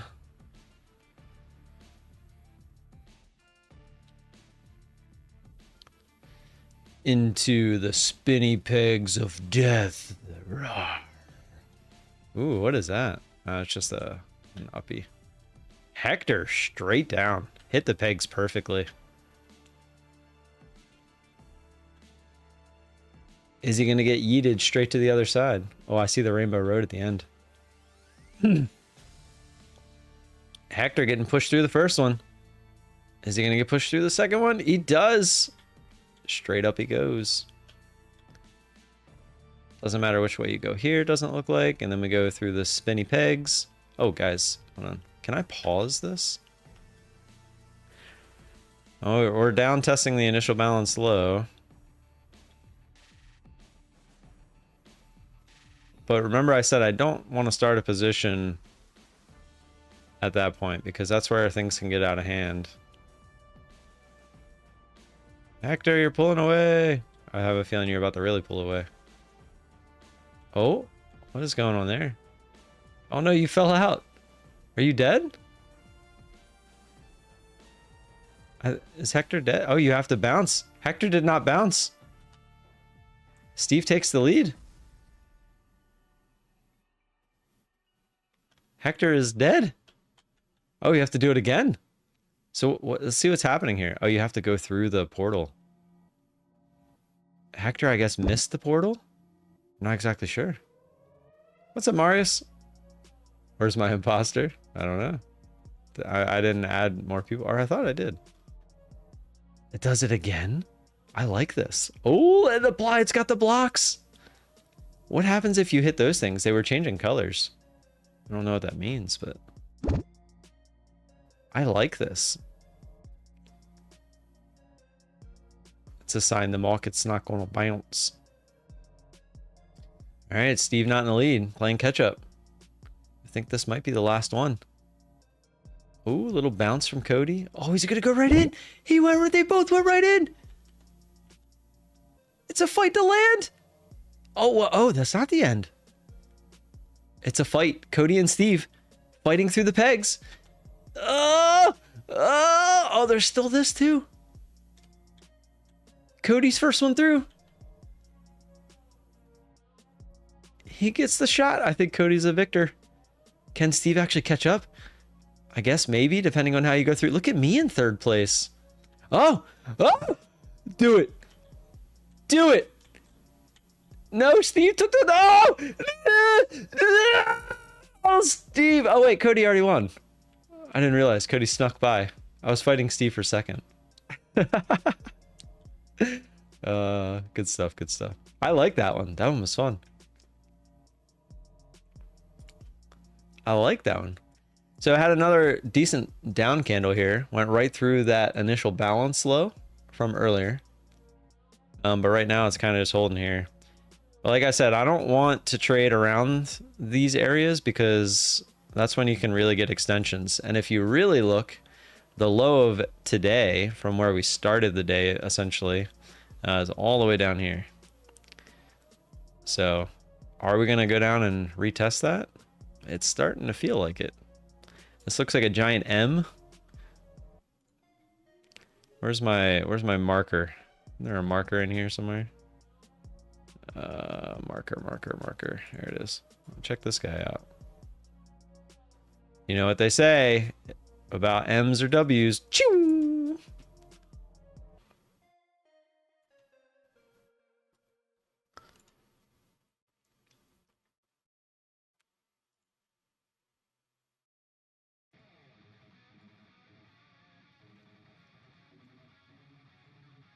Do you remember what my final average was in bowling?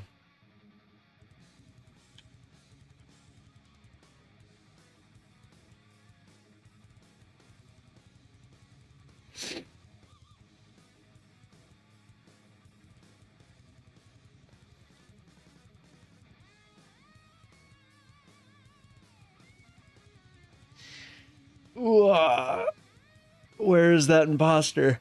There he is. The imposter's talking. Ugh. I'm supposed to have softball tonight, but it's supposed to rain all day. It looks like it already is drizzling.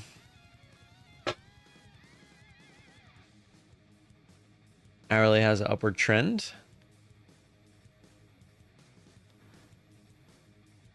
Yeah, you're right. I see it. I see it. Or the hourly has a fake out to the upside. Like, let's see. You should be able to see these. Oops.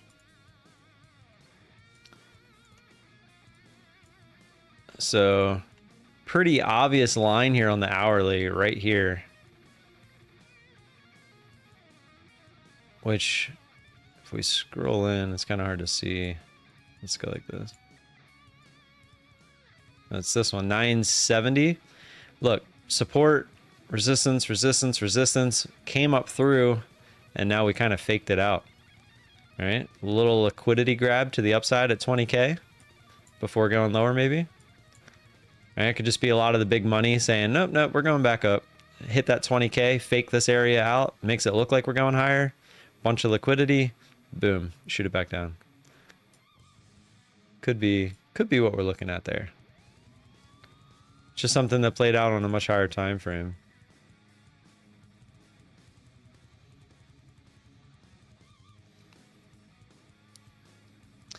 I was so confused by the game. That's what I was referring to. Oh, marbles? Oh, you're saying that the marbles was a chart? Could you imagine?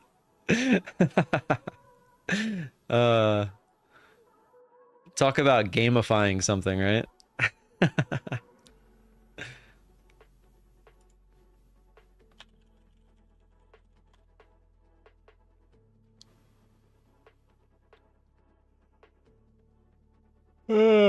You know what I just realized? I probably should set up my RTrader Pro like I have my Apex one so that I can see the trades. You know what? I think I can do that if I just do this one. Yeah.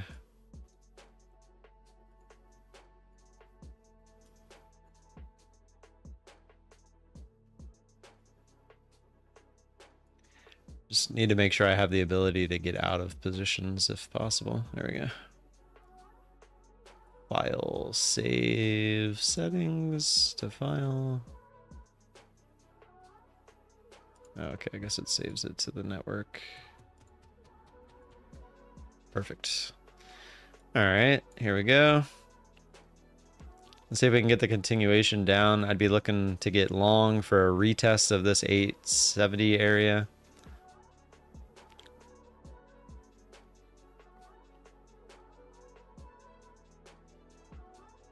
I'd like to see a bigger shove than this.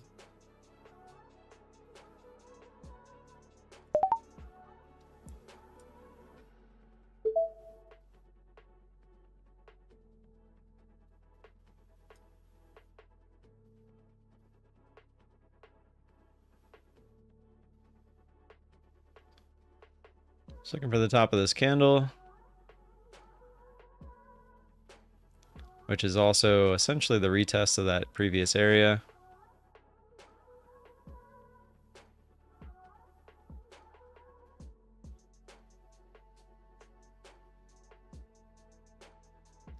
It's really struggling. I feel like we should have already hit it. I feel like it should have popped back up there.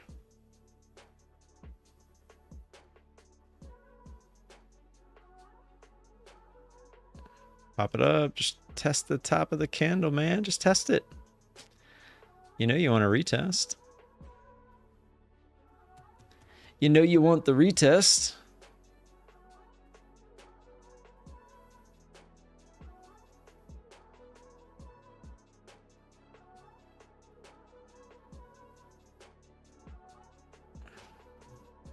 Do it. Do it.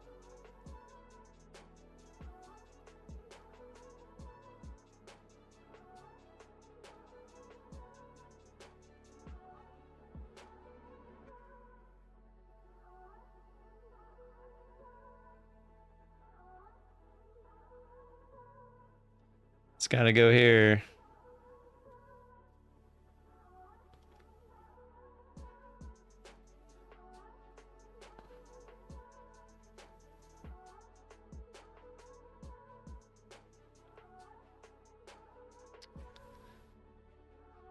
All right.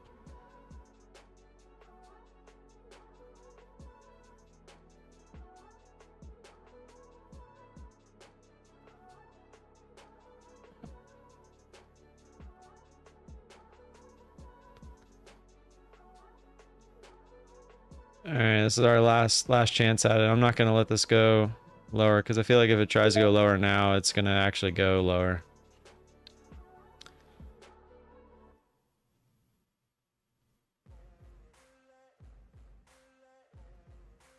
Pop to that previous candle. There it is. Let's go.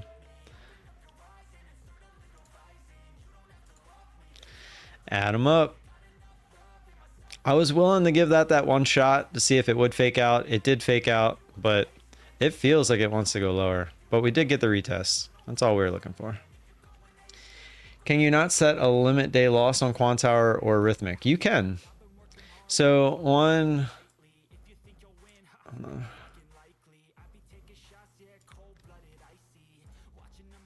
So on our trader, you right click on the account and there is...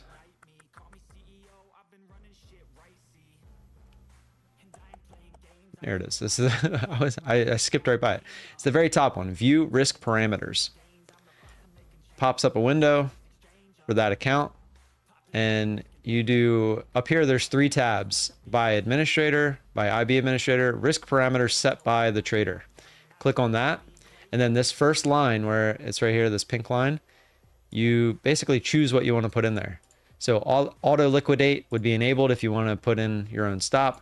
The criteria, and there's a bunch of different things. You can set it so if your account balance hits a certain amount, loss limit would be like a total amount that you're willing to lose on like any said trade, or this is going to be overall though on the account. You can't do per trade.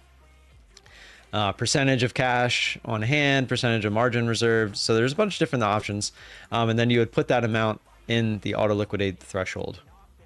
You can even like put in times that you don't want to trade. So like auto liquidate at a certain time.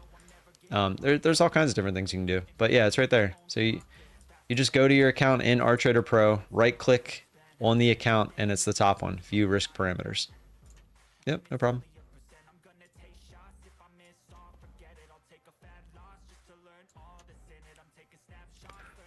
All right, back down.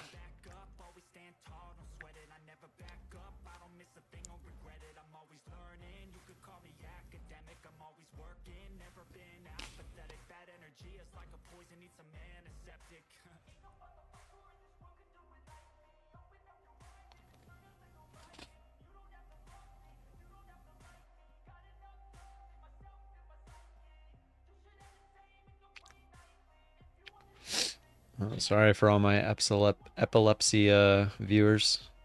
There you go.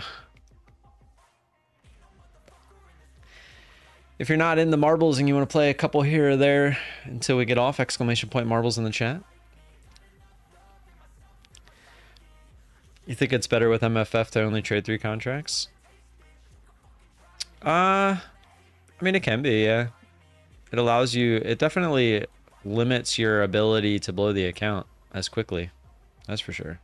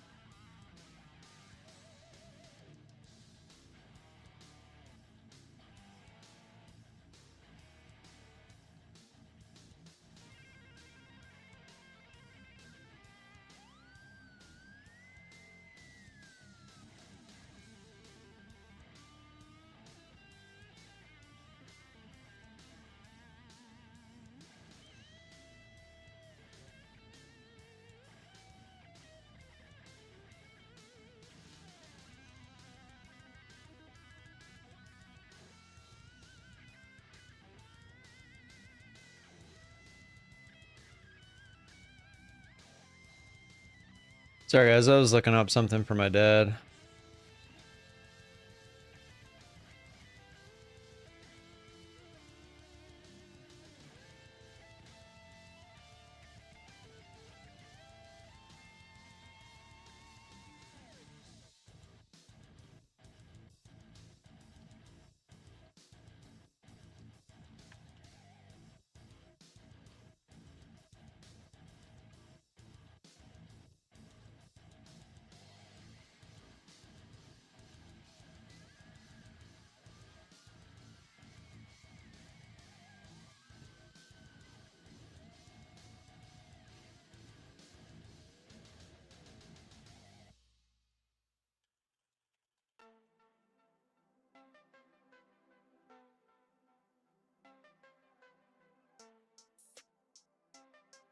Like Racer X Scarify, but it's not. I feel like a lot of these songs have interesting similarities to real songs.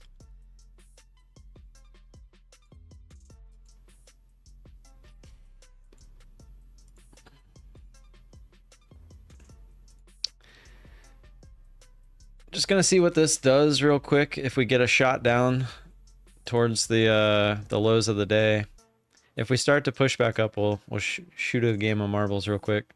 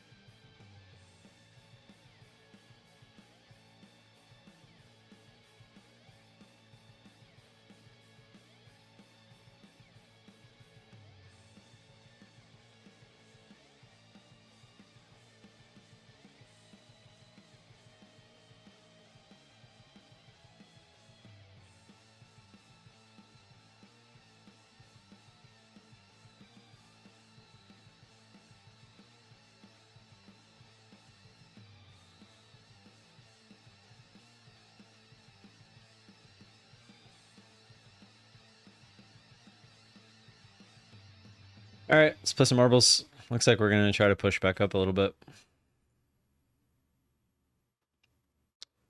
I did like that one. We'll save that one.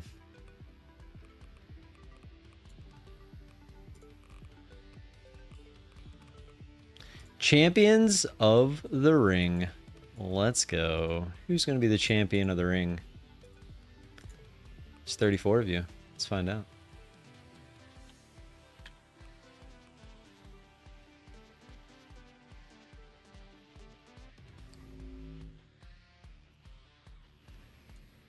Rise above hate. What do we got here? What the?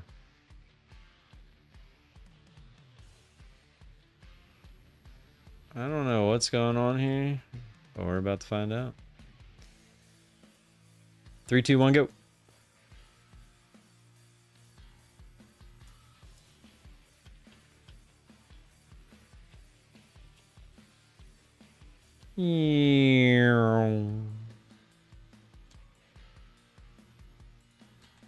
Ooh, ooh.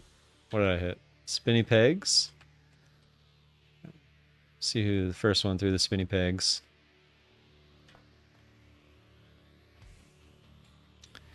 Nicola! It's the imposter. There's an imposter amongst us. Alright, go down. That's a very slow spinning spinny thing. There's an imposter. Seriously, why is there an imposter amongst us? Ow. Nicola. Josh taking the lead. Looks like it doesn't matter which way you go here. Oh, there's something in there. Oh, yes. Yes, my favorite thing in the game of marbles. The rocks. Look at the catch-up factor. I love the catch-up factor. Donovan McNally going around the outside. Let's go, Donovan. Ooh, but he's not going to make the turn. Hector did, though. Hector makes the turn. Into a half pipe, it looks like. Oh. Whoa, Skeletor! That is not the way, sir. Oh, who else was that? Ivan, not the way. Oh, it's a bouncy. Ooh, the real Zishan. Going for bouncies. Through we go. Oh, he's stuck. He's stuck. Oh, we're going to teleport. Whoa! Doink, bounce. Down into the tube. Out of the tube. Oh, there's pegs here too. Let's go. I really like this one. It's got a lot of catch-up factor. A lot of catch-up factor. Huge erection. Fighting for the lead with Zishan and Star. Onto the pods. I don't really know what to call these. Oh, you want to go in the center? Oh, look at Star go. I think that was a winner chicken dinner. Oh no, he fell. Oh, does that move? Does this move? Oh no, you have to hit it correctly. Star still out to a big lead, but if somebody hits that middle, we're going to keep it right here to see if somebody ends up hitting it. Oh, Tamimi. Tamimi. Oh no, wait, Star already won. Huge erection second. But look at Tamimi with the catch-up factor. I love this one. This is a good one.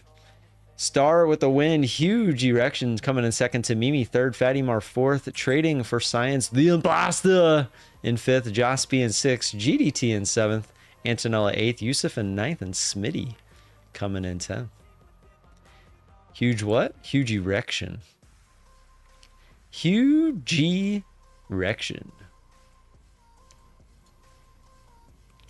Good stuff. All right, we're making new lows here. I want to make sure I save that one. That was a good one. It's easily probably one of my top 3 at this moment. Oops. Champions of the Ring. I like it.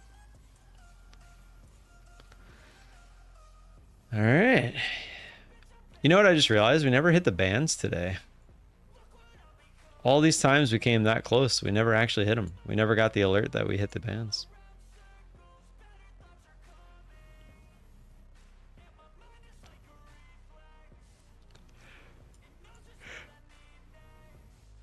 Ooh. I'm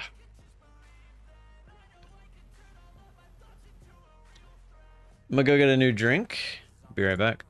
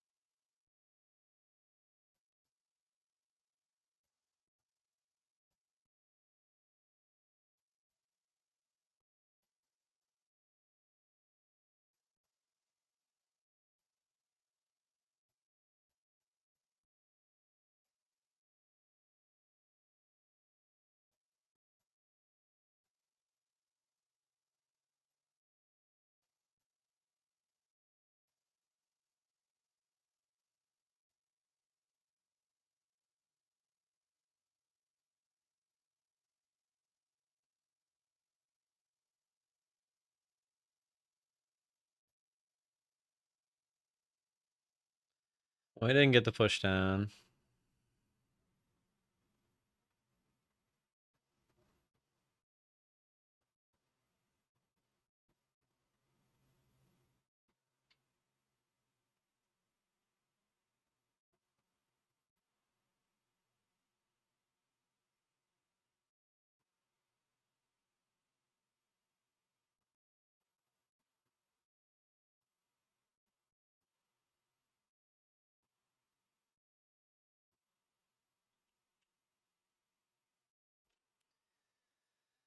Oh, this is getting boring.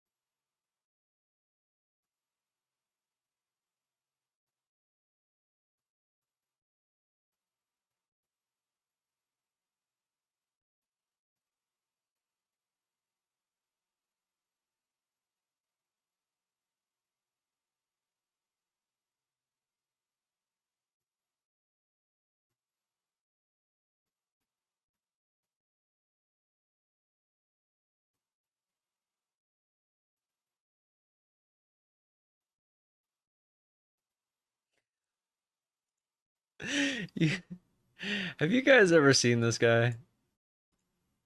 This guy and his girl are just hilarious.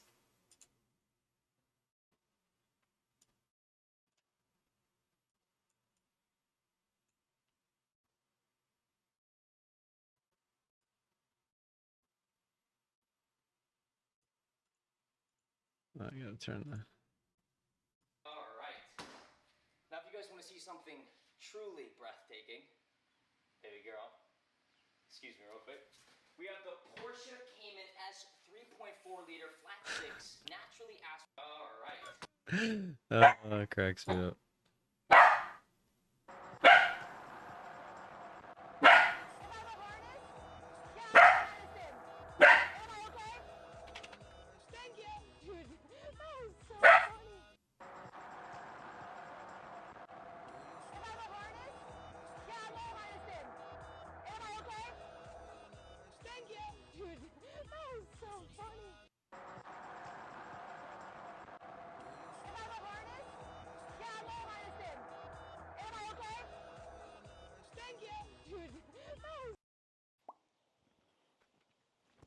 I guess you guys could still hear.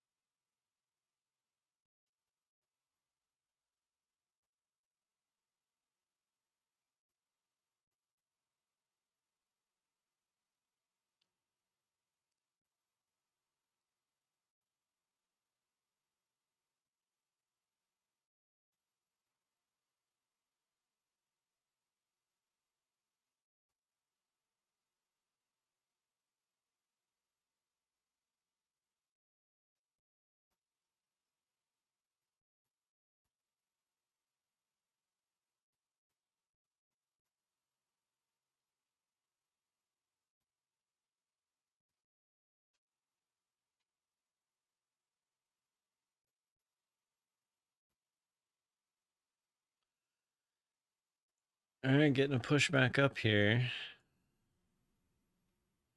Get a decent push to the upside. I just realized that I stopped or did the music just stop? I didn't stop it.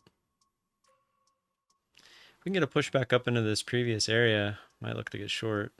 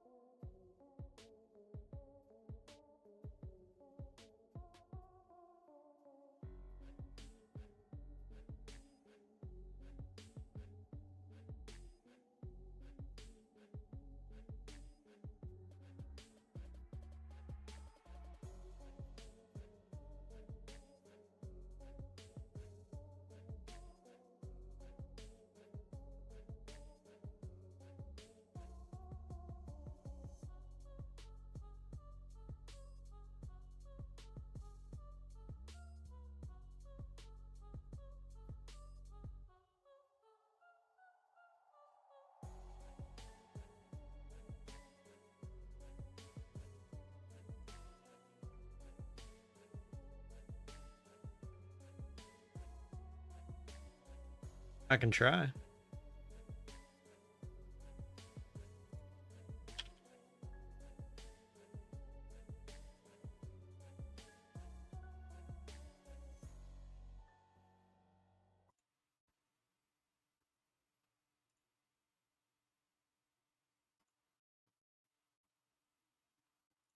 Same crap will happen. I am calling, and I'll support that, but I will tell you this, I am calling on the speaker to give us and put together a truly independent commission of qualified former Secret Service agents, presidential and VIP protective services people who can actually conduct this kind of investigation and give us real answers, because I don't think you're going to give us those answers. You should have come today ready to give us answers. I call upon you to resign today. And I also would say I've got a bunch of UC requests, if I can go ahead, Mr. Chairman. Proceed with the request. Thank you. I apologize. It might take, that's all right. Go ahead. It might take a moment. Very important. Anthony Guglielmi, the Secret Service spokesman, one from him. Without objection, so ordered. Article, U.S. Secret Service says it previously denied Trump requests for additional resources, New York Times reports. Without objection, so ordered. Secret Service says it denied earlier Trump requests for more federal resources. Without objection, so ordered. Secret Service acknowledges denying some past requests by Trump's campaign for tighter security. Without objection, so ordered. Preliminary findings by Senator Ron Johnson and his committee. Without objection, so ordered. Articles entitled, Notice Anything Different About Trump's Secret Service detailed. Next, former Biden official corrects herself after saying Dems must turn their fire on Donald Trump to beat him. Secret Service director says buck stops with her, but she will not resign. Disney Star Wars Mark Hamill cracks joke about Trump's ear bandage following assassination attempt. Biden, I haven't engaged in inciting rhetoric. Trump has. I'm just talking about threat to democracy.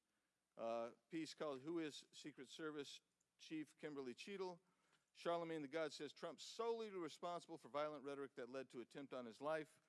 Video actress Amanda Seales pushes conspiracy theory Donald Trump assassination trip was staged. Report, Secret Service identified rooftop as a potential vulnerability days before the rally. Watch, BlackRock removes ad showing former President Donald Trump's would-be assassin. Why does the Biden administration have 100% confidence Secret Service after assassination attempt? Secret Service director, we didn't put snipers on the roof because it was kind of sloped. Here's what Thomas Matthew Crooks did in the days leading up to Trump assassination attempt. Secret Service director under scrutiny for diversity initiatives after Trump assassination attempt. The official story on Trump shooting makes no sense at all. Andrew McCabe says Trump assassination. Mr. Chairman, point of order. I'm happy to assent to all of them. I just so as to facilitate. You don't want me our to read? proceedings. Is it too tedious? Well, we're not even really hearing them anyway. So if we could, it's up to you, Mr. Chairman. You would like me to I'll slow it down. I was probably going too fast. Secret Service's explanations for security failures ahead of Trump assassination attempt are not adding up. U.S. reportedly received intel of Iranian plot to assassinate President Trump. What WTH, Secret Service now saying that they didn't put any agents on the roof because slight slope was too dangerous. Report, U.S. officials received intel of Iranian plot to assassinate Donald Trump before Crooks' attempt. Exclusive GOP rep Cloud. Homeland Security Agency is interfering in House's assassination investigation. Why Trump's raised fist after surviving assassination attempt is triggering the liberal media. Questions swirl over the security lapse at Trump rally, reviving old concerns about Secret Service. Secret Service scrambles to shift blame after Trump shooting as backlash hits hard. Nobody contacted me. Must see 6-camera split screen of assassination attempt captures everything shooter was in open 2+ minutes. Murillo, 5 reasons you should be angry. Breaking, shooter spotted up to 30 minutes before firing, reported multiple times. Pictures taken, no one stopped him. Cheadle calls the 30 minutes between noticing and neutralizing a very short period of time. Secret Service director says buck stops with me on Trump assassination attempt but won't resign.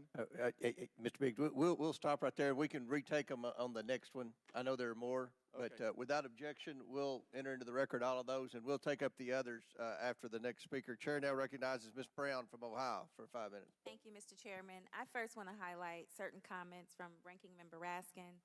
my colleagues on both sides of the aisle, President Biden and Vice President Harris, and that is political violence is completely unacceptable in this country, full stop. It is an assault on our democracy itself, and I am devastated by this attack on a candidate for the president, for the office of the highest office in the land, and continue to pray for the victims of this shooting and their families. As someone who has known gun violence firsthand, no one should have to experience the pain of losing a loved one to weapons of war. It is deeply unfortunate political violence has become far too common. Whether it is the deadly attack on the Capitol on January 6th, the assault on Speaker Pelosi's husband, or the threats of violence against election workers, we all must work to condemn political violence and tone down the rhetoric. So, Director Cheadle, on behalf of the hardworking men and women of the Secret Service, can you give us some perspective as into what goes into securing an event like the rally? Like, how much time do you have to prepare? Thank you for the question. Generally, when we receive notification that there's going to be an event taking place at a venue, the advance team assignments are made, and there is a 5-day process to conduct walkthroughs, coordinate with staff, local staff, and whether it be campaign staff or the protectee staff, and then with local law enforcement on where the perimeter is going to be, the size and the scope of the event, how many attendees there are going to be, if it's an indoor rally, outdoor rally, what sort of assets are available locally, what sort of assets the Secret Service can bring to bear, and what the scope of the event that the staff is trying to accomplish. So to that point, how many agents were recommended or requested as opposed to how many were assigned? So I'm not going to get into specifics of how many were assigned, but those numbers that were requested were provided. And how many local agents were involved in the preparation, if you will, that you talked about, that 5-day preparation? So there were a number of local agents from the local office, as well as agents from the former Trump detail that were involved in that advanced process. Do we have a number? I do have a number. I'm not going to release that number in this setting. You're not making this easy for us. This is a shocking incident on the former president's life, and What is there to appalling hide? instance of I'm so political confused. violence and a threat to our democratic values.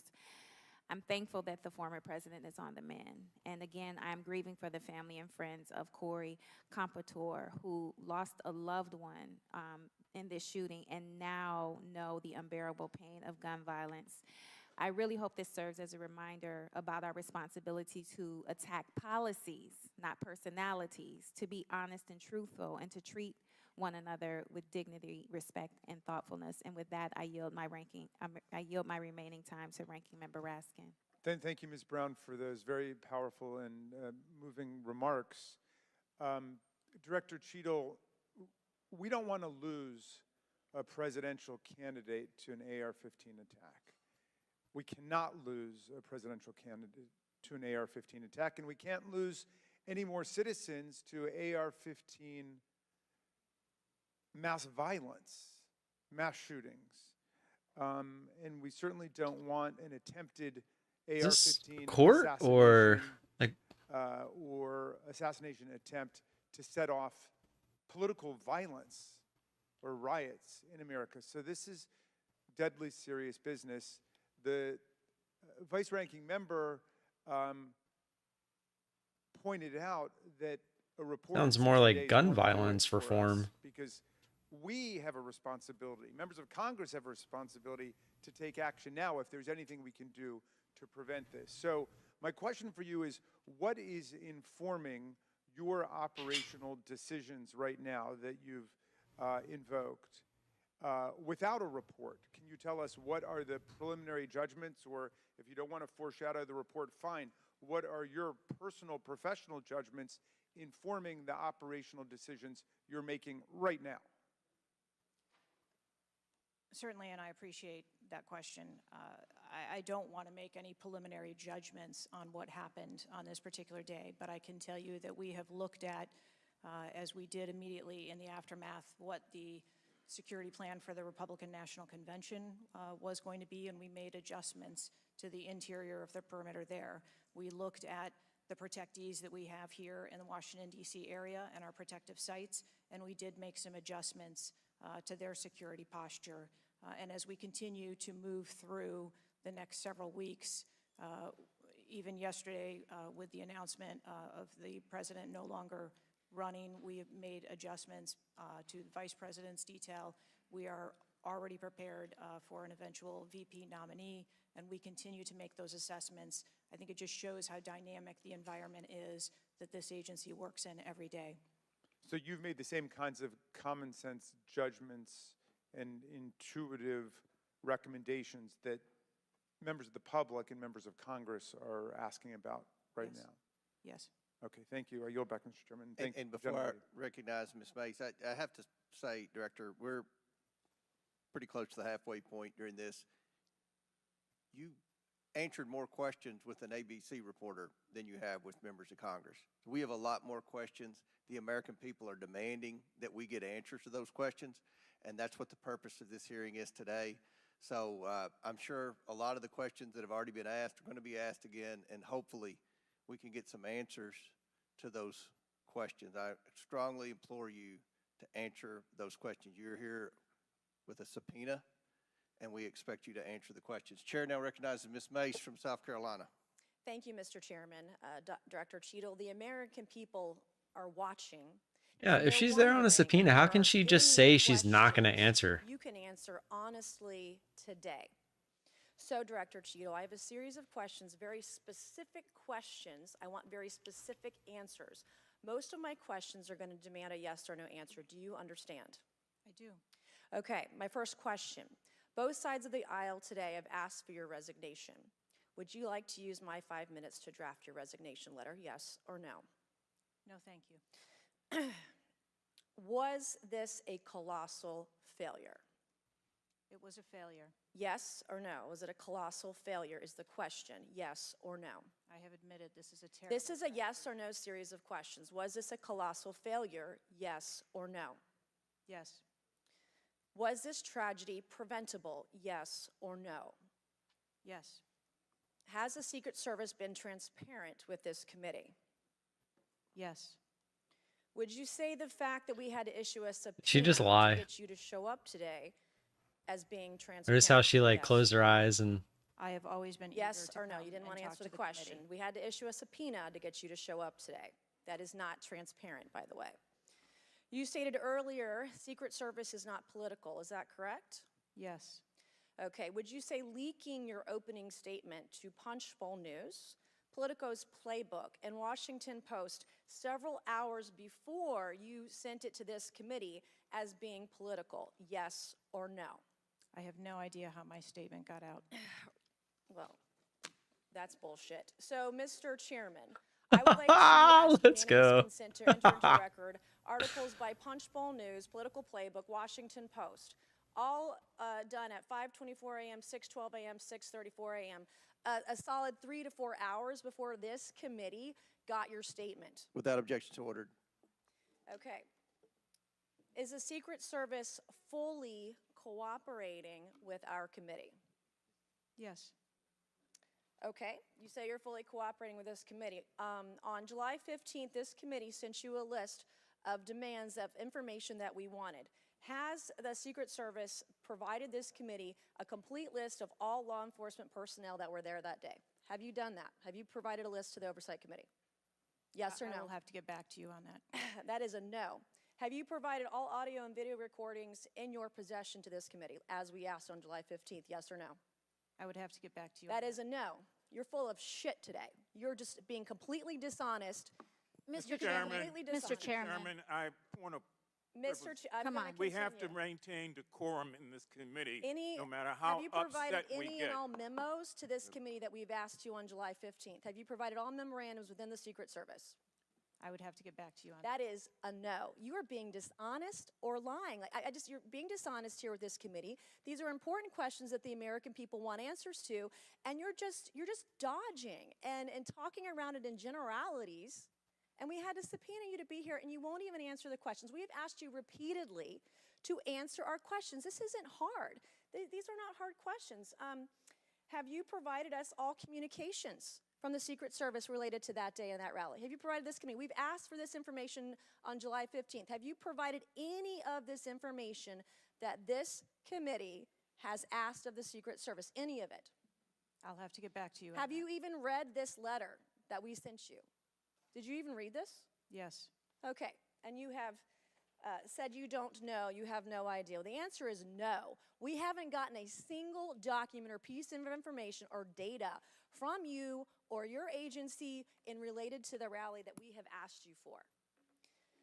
So, was this attempted assassination of Donald Trump a failure of training or execution or both?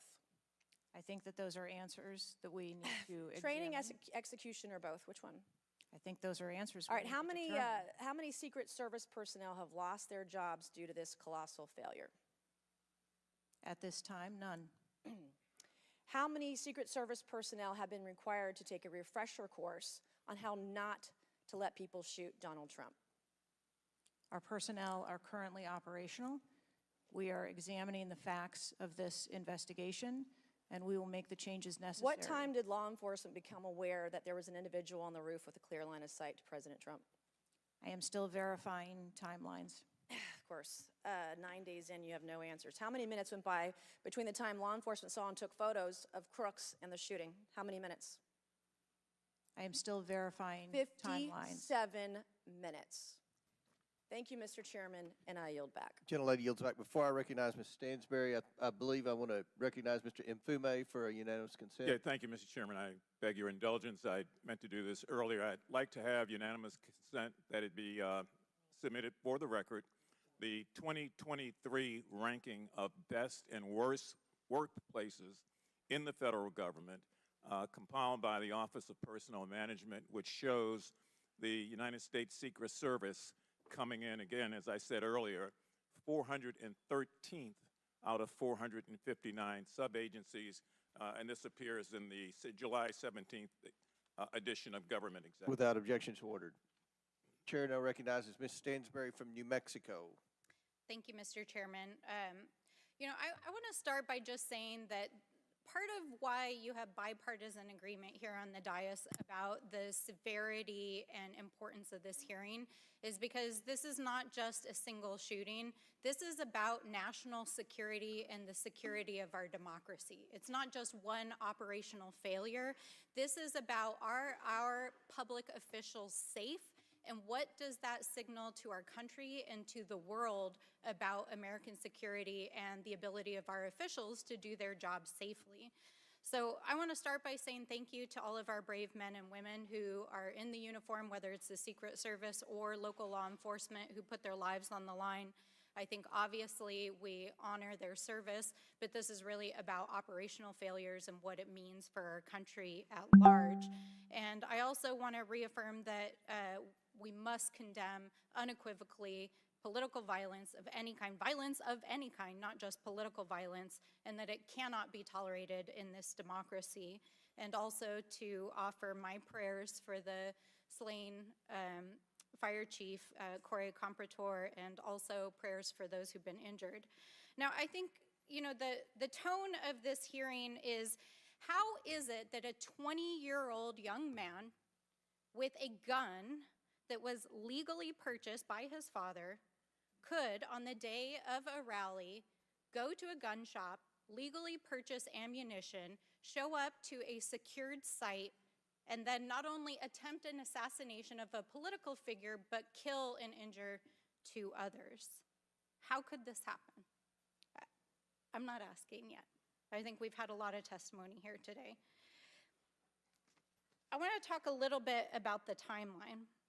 Now, here's what we know, and I know, Director, you were also on the call that we had a few days ago with the FBI and other law enforcement, so I respect that you are not able to share, based on your testimony, some of the details that are currently being investigated, but I know you were on the call because I heard you on the call and you heard them too. So I'm going to lay out the timeline a little bit. On July 3rd, the rally was announced that it was going to be in Butler. On July 6th, 3 days later, we know that the shooter searched for dates for Trump and DNC events.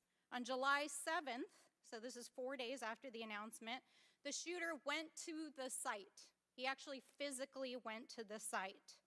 On July 12th, the shooter went to a gun range where he and his dad regularly go and practiced shooting. And the next day, on July 13th, he went to the site again before the rally began.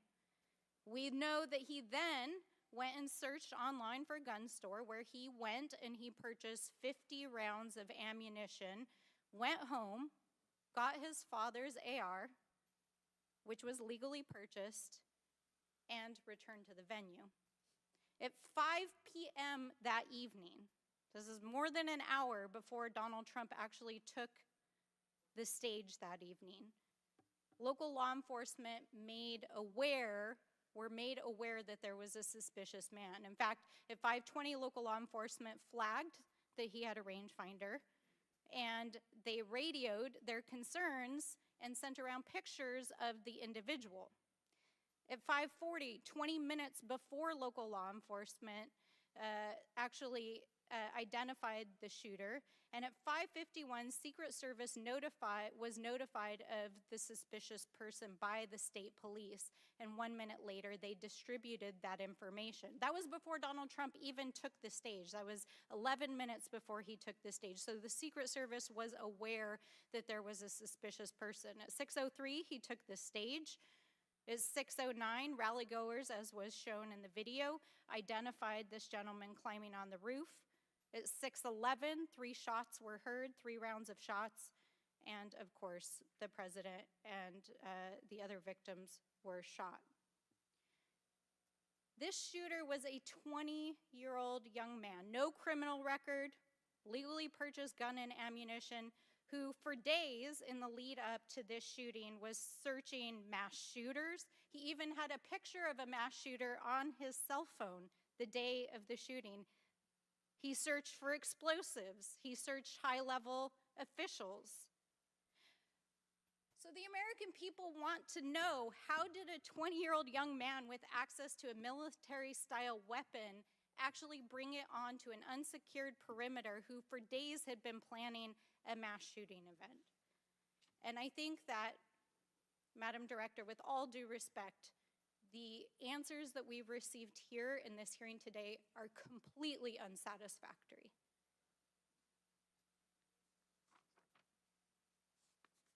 Is there a How did question? this happen?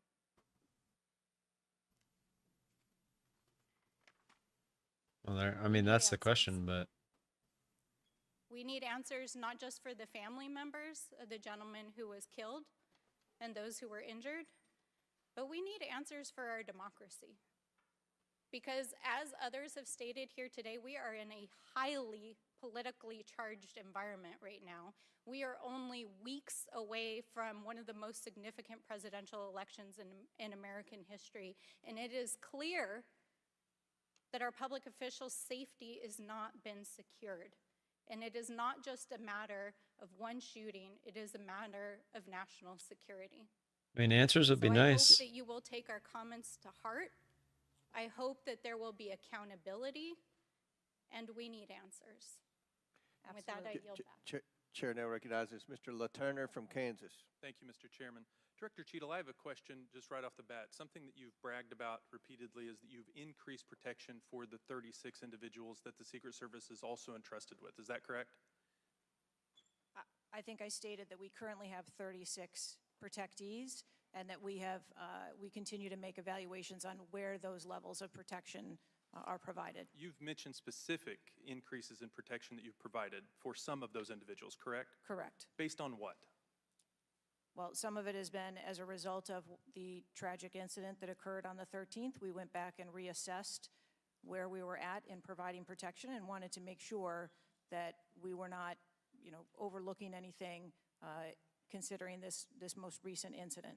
So the Secret Service needed to learn that allowing a rooftop 150 yards away from a protectee, not putting that in a perimeter, not having someone guarding that roof, that information is new to you, and it's caused you to increase protection to other folks that are under your care?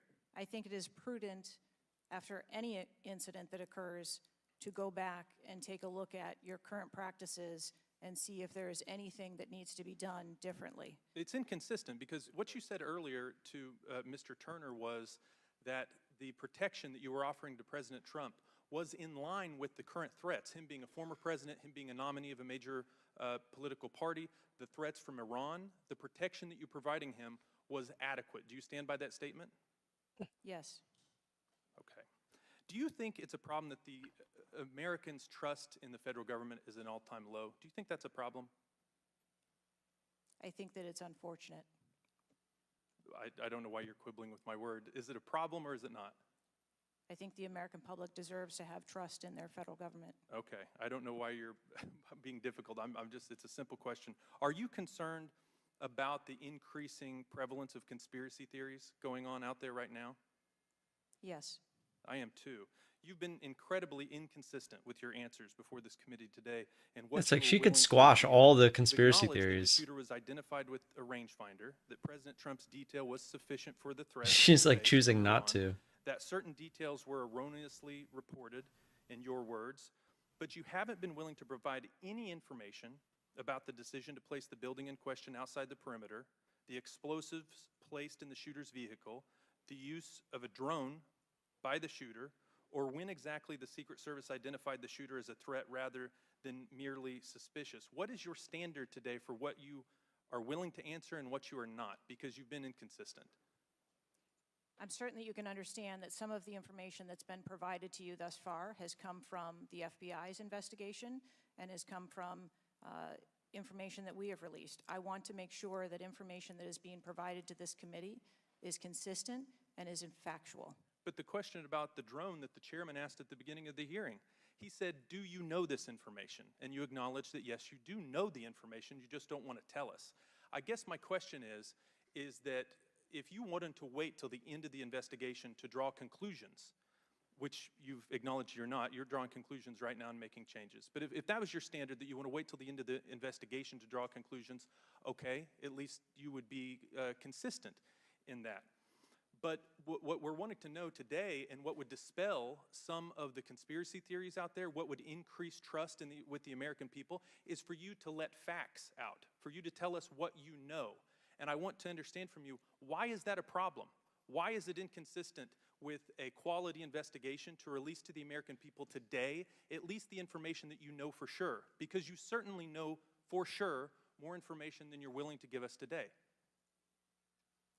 I have released that there was a failure and that there are gaps that we need to make sure that they don't happen again. That's not acceptable. That's not enough. That doesn't quell any conspiracy theories out there.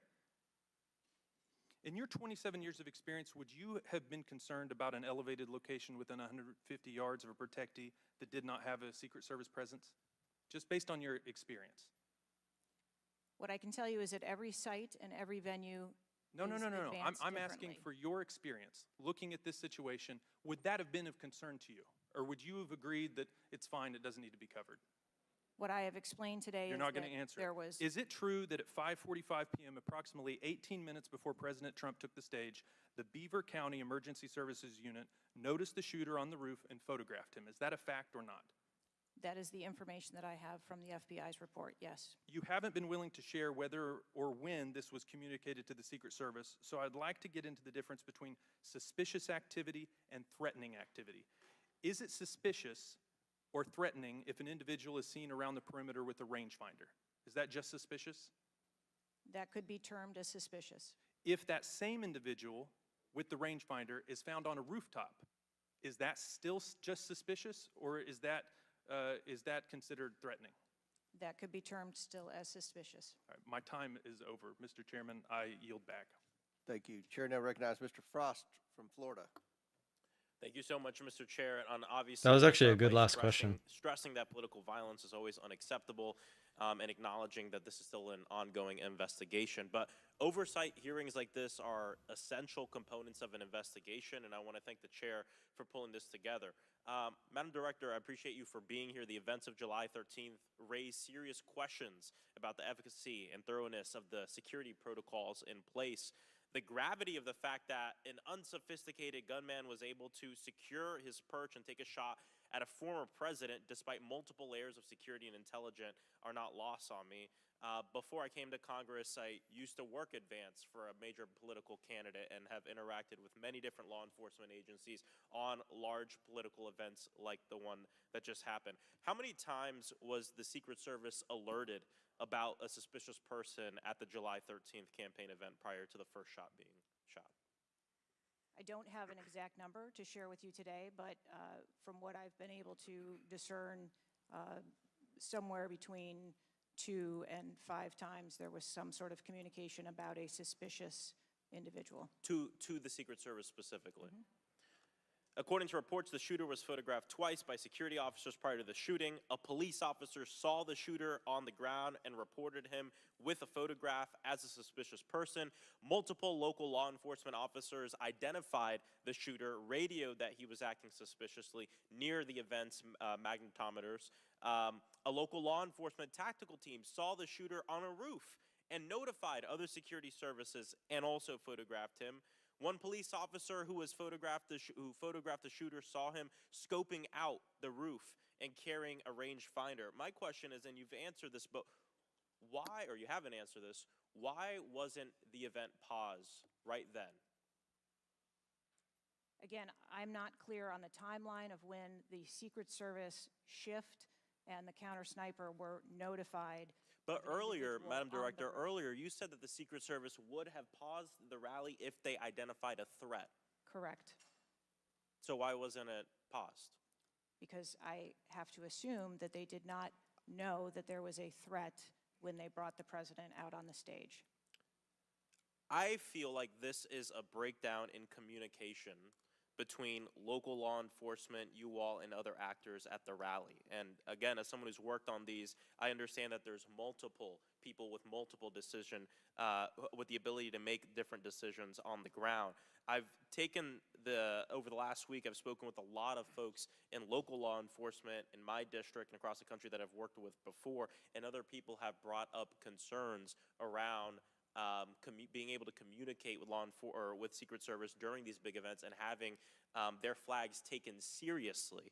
I do believe that if Secret Service believed that there was a legitimate threat, that they would have paused the rally. My concern is before that something was flagged and it wasn't taken as seriously as it should have been taken.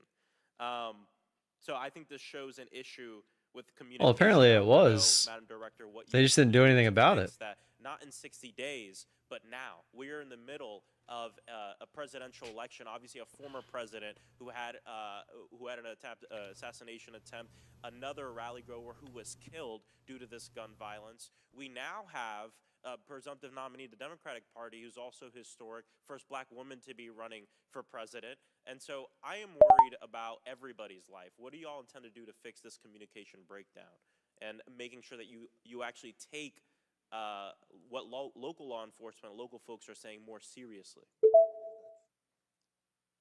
We take what local law enforcement relays to us seriously. Let me just be clear on that. As far as the communication. But not this time. We always trust our law enforcement partners and have a great relationship with them. We are looking at whether or not there was a communication breakdown.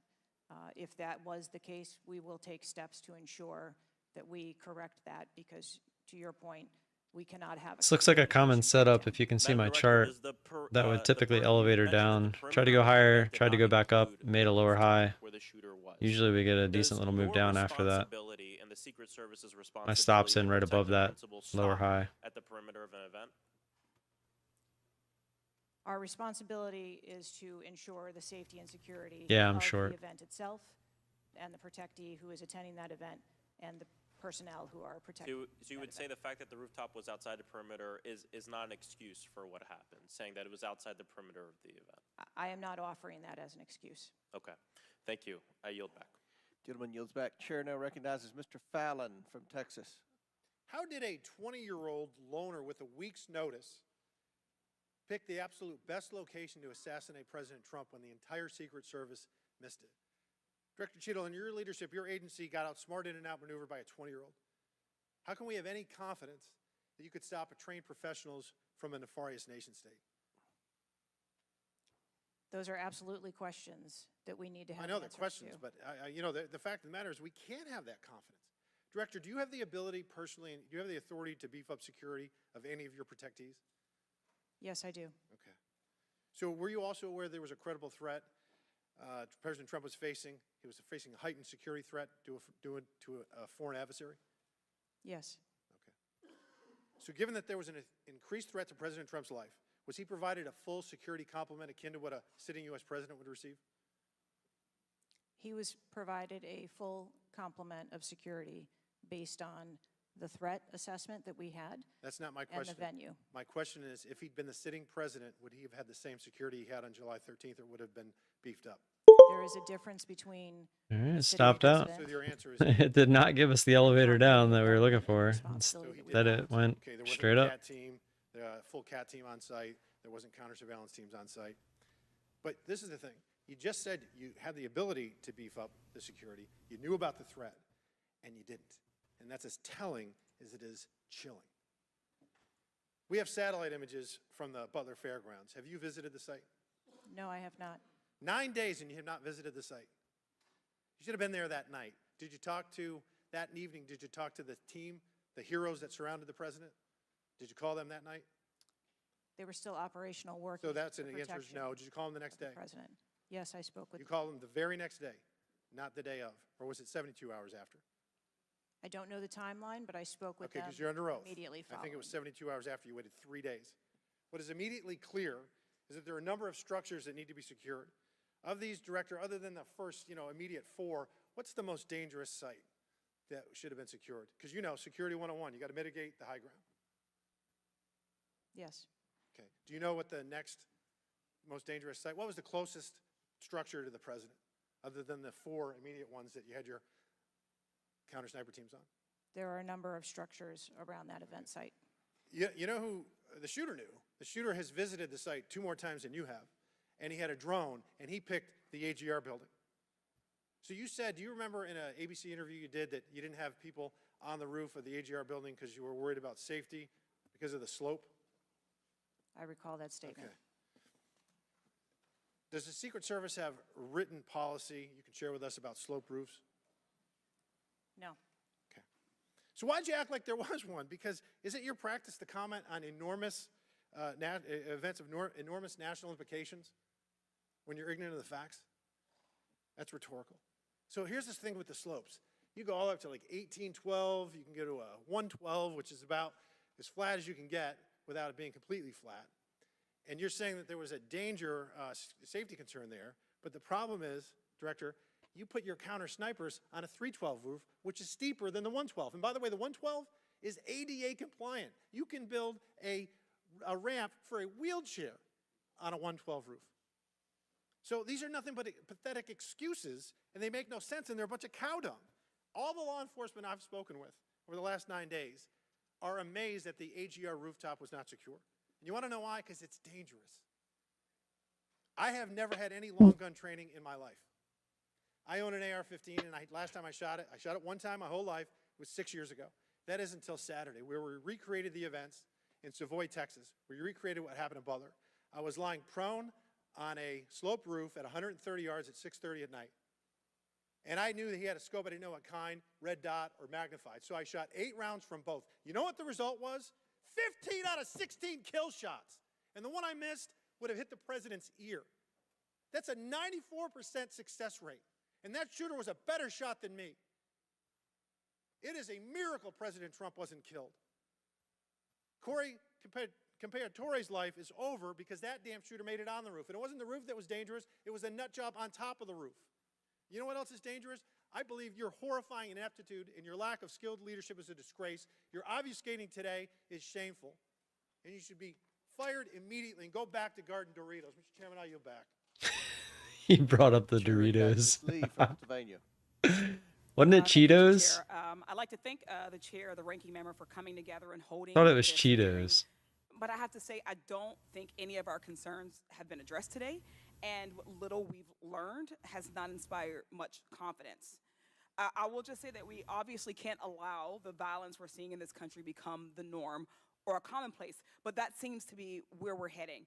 On this occasion, it was, very shockingly, a former president and current political candidate at a rally that we all assume is one of the most secure places we can be. But the violence we saw last Saturday is the same culture of violence that makes too many of our kids and our community members feel unsafe to play outside or to go to class or to simply live their lives each day. But again, this was a political rally, and it is supposed to be one of the most secure places. So we do. How does she keep her job after Dr. this? Cheeto, I'd like to start by following up on some of my colleagues' questions.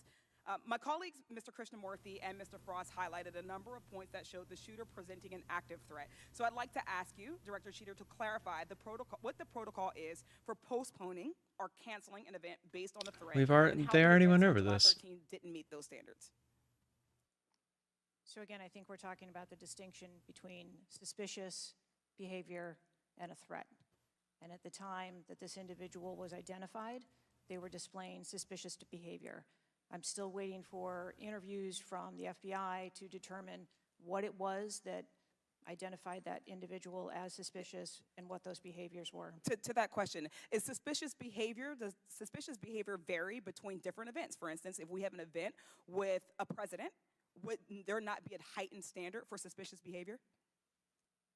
I think that there are a number of ways that someone could be identified as suspicious, and it doesn't matter whether it's at a rally or an indoor event or who the protectee is. I think it's up to law enforcement or citizens to identify someone as suspicious. Okay, thank you. According to the Associated Press, at least 6 different agencies, including 2 sheriff's office, local police, state police, as well as fire and emergency rescue officials were involved in securing the rally in Butler. What does that mean? When there are so many teams that are collaborating, who takes the lead and how is that determined? The Secret Service is responsible for the security of the site and the coordination. And that was the case on July 13th? Correct. Changing gears, in 2024's appropriations budget, the Secret Service was given a little over $3 billion, which was about $78 million above what was requested. For 2025's budget, you've requested yet another increase. How much of these funds goes towards training and improving protection procedures? I would have to get back to you on the training aspect of it, but about 30% of our budget is for protection and facilities and training. But clearly the problem can't be a lack of funding. So what exactly do you see as the core problem that led to this failure, that led to your agency being outgunned by a 20-year-old using his father's gun and acting on his own without a particularly sophisticated plan or technology? I think that we are waiting to determine exactly what those failures or failure was so that we can make sure that the Secret Service is stronger after this. So we've heard a lot today that you can't answer because it's an ongoing investigation, that you're still figuring out the details, and that you won't answer basic questions. You've said 60 days for the investigation, but I simply don't think that's acceptable. Do you really plan to keep avoiding questions and the American people's questions, ours and the American people's questions, for the next 60 days? I'm not avoiding questions. I want to make sure that I am providing factual and accurate information. Certainly, but is there no in-between, right, between what is obviously a fact and what you can surmise from the details that you already have? I assure you, when I have a full and complete report of what took place on that day, I will certainly come back and make that available. Certainly. Studies indicate that the United States is experiencing increasing levels of political violence and tension. Does the Secret Service see increasing political violence as a threat to its work? And if so, how is the Secret Service adapting its strategies and protocols to account for increasing political violence? We are constantly evaluating the threats that we receive and monitoring that, and we make adjustments on a daily basis to our protectees based on what those threats are and what actions we need to take. Yes or no? Do you believe that stricter controls on the availability of assault weapons would make it easier for the Secret Service to fulfill its missions of protecting public officials? I think the Secret Service is tasked with providing a safe environment, which is why we put into place a number of mitigation factors. Certainly, but do assault weapons make it easier or harder for you to do your job? I think that any weapon makes it difficult for us to do our job. Okay, I yield back. Chair Doe, I'm with her on that. Donald's Like, that question is Thank you, BS. Director, real quick. The guns aren't the ones killing people. Was Secret Service aware of the active threat against President Trump? Director, what time? So the Secret Service was aware that there was an individual who had been identified as suspicious, and that individual was attempting to be tracked down. At what time? I don't have a specific timeline other than to Director, tell you, it's been 9 days. I At understand what that. time? I want to make sure that I give you factual information, sir. Director, have you talked to the agents on the ground that day? Yes, I have. You've talked to all of them. Mhm. Your senior team has talked to every agent that was on the ground that day. Yes, we have. Have they all corroborated the same time they identified the shooter or they were made aware of the shooter, either by attendees in the crowd or a local police department? There are a number of reports of when those times were made. Was it those 5 minutes notifications. before the first shot rang out? No, Generally speaking, was it 10 minutes before the first shot rang out? no. Was it 15 minutes before the first shot rang out? It was less than that time frame when it was identified as a threat. How many days before the shooting took place did Secret Service actually do their advance work to secure the facility? Wait, did she that just the say it riot was a was gonna be threat? held at? 5 days. In the 5 days prior, when the security advance team did their work, did they identify the rooftop as a potential threat? Again, I'm pulling those reports and that information. It's been 9 to days, conduct those Madam interviews. Director. Did they notice a rooftop 150 yards away that was a potential threat? Yes or no? I am certain that the rooftop was noticed. I am pulling the reports. What was the security parameters around securing that rooftop? What did they do? There was overwatch provided for that rooftop. Did Overwatch fail? I am waiting to hear what the results of the investigation were so that I can identify where the failure was. Who did you talk to that was on the ground that day that was responsible for Overwatch? What are their names? I'm not going to provide their names in this setting. Did you talk to the people that were providing Overwatch that day? I've talked to the people that conducted the advance on that day and that were working the shift and were the counter snipers on that day. So you talked to the counter sniper team, you talked to the people who were providing Overwatch that day, and you talked to the advance team, correct? Yes, sir. What did they tell you? We are putting together a comprehensive report so that I can identify exactly where the gaps and the failures. When the counter sniper team was on the roof and they identified that there was suspicious activity on the roof in question, what was the chain of command's orders around the person on said roof? Because I'm quite sure somebody saw under your organization, the Secret Service, I'm quite sure somebody saw the shooter on the roof. So what was the communication through the chain of command to deal with said person? What I can tell you is that when the individual was identified by the counter sniper, they took one shot and neutralized that individual. But that was after the shooter already took a shot, is that correct?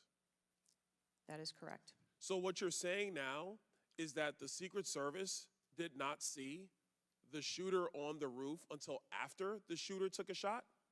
I do not have all of those details at this time. If you don't have those details after 9 days, Director, then what you're telling me is that you guys didn't see it. Is that correct? I am telling you I don't have all the details of the sequence at this time. Director, it's been 9 days. Either you have the information or you do not. Is that correct? We are still in the process of conducting interviews and an investigation. Some of my colleagues have texted me over the last couple days, bipartisan, about whether you should lose your job. And I've been quiet on that question because I wanted to see what you were going to do today. In my opinion, you do need to be fired immediately. And it is because this is gross incompetence. And the fact that it's been 9 days, and these are simple questions I agree. to answer. Yeah, it's like she's straight up just avoiding the questions. They got in trouble, and I told them to give me the details. I would get more answers from them than I'm getting from you right now. And that's what's frustrating on a bipartisan basis, on a nonpartisan basis. This is a joke. And Director, you're in charge, and that's why you need to go. Mr. Chairman, I yield back. Chair now recognize Mr. Goldman from New York. Thank you, Mr. Chairman. Director, I want to follow up and just understand a little bit why there is so much information about this out in the public, including some from you and your communications team, and yet you're here pursuant to a subpoena under oath in front of Congress, and you're unable or unwilling to answer some of those same questions. Can you just explain why you are answering so many fewer questions here than you have to the media? I'm answering the questions that I'm able to answer based on the fact that there are multiple ongoing investigations. But you have answered some of these questions previously, correct? To the public, to the media. Which questions? Well, did you have an interview with ABC News? Yes, I did. Okay. And did you explain the interaction between local law enforcement and the Secret Service, and that local law enforcement was responsible for securing the perimeter of the building where the shooter was? I said that the Secret Service is responsible for designing and implementing and executing the security plan, and that we rely on the assistance of our local law enforcement partners to assist us with that plan. Let me ask you something. Were you given any instructions about what you can and cannot answer here today? My ability to answer questions is solely reflective of the fact that there are multiple ongoing investigations, and I want to make sure Like that she I provide drilled accurate information these that doesn't responses. conflict with any of those investigations that are going on. So is it your view that you can't talk about anything that happened that day until those investigations are completed? My view is that I want to make sure that this committee and the American public gets correct and actual information. And so is it your view that that can only happen after the completion of the investigation? It is my view that when the investigations are complete, that we will be able to share that information.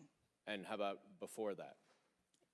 If I have factual information that I can share before that, I absolutely will. I'm guessing you have factual information as to when the suspicious photograph of the suspicious person was relayed to the Secret Service. There's a timestamp on that text message or whatever it was, correct?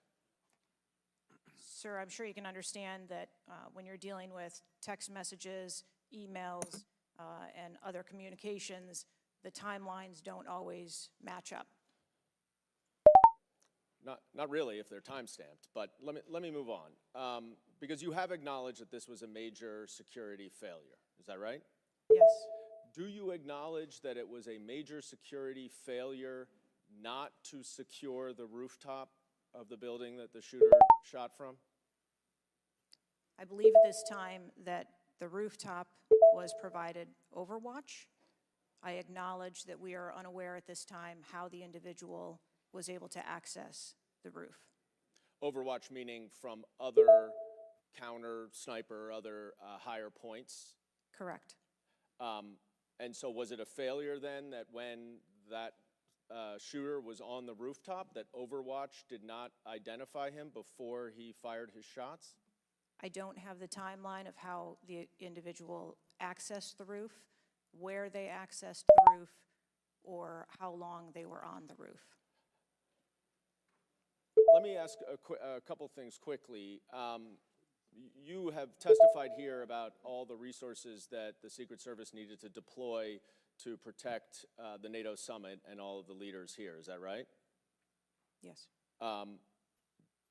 Did you have to rely more on local law enforcement because of the NATO summit for this event? The Secret Service routinely works with local law enforcement at every event. It doesn't matter whether it is a NATO summit, NSSE, the RNC in No, but that's not my Milwaukee. question. Obviously, there's a natural give and take as to, I'm sure, how many agents you deploy and how much you rely on local law enforcement. Did you have to rely more on local law enforcement because there were fewer Secret Service assets available because of the NATO summit? No.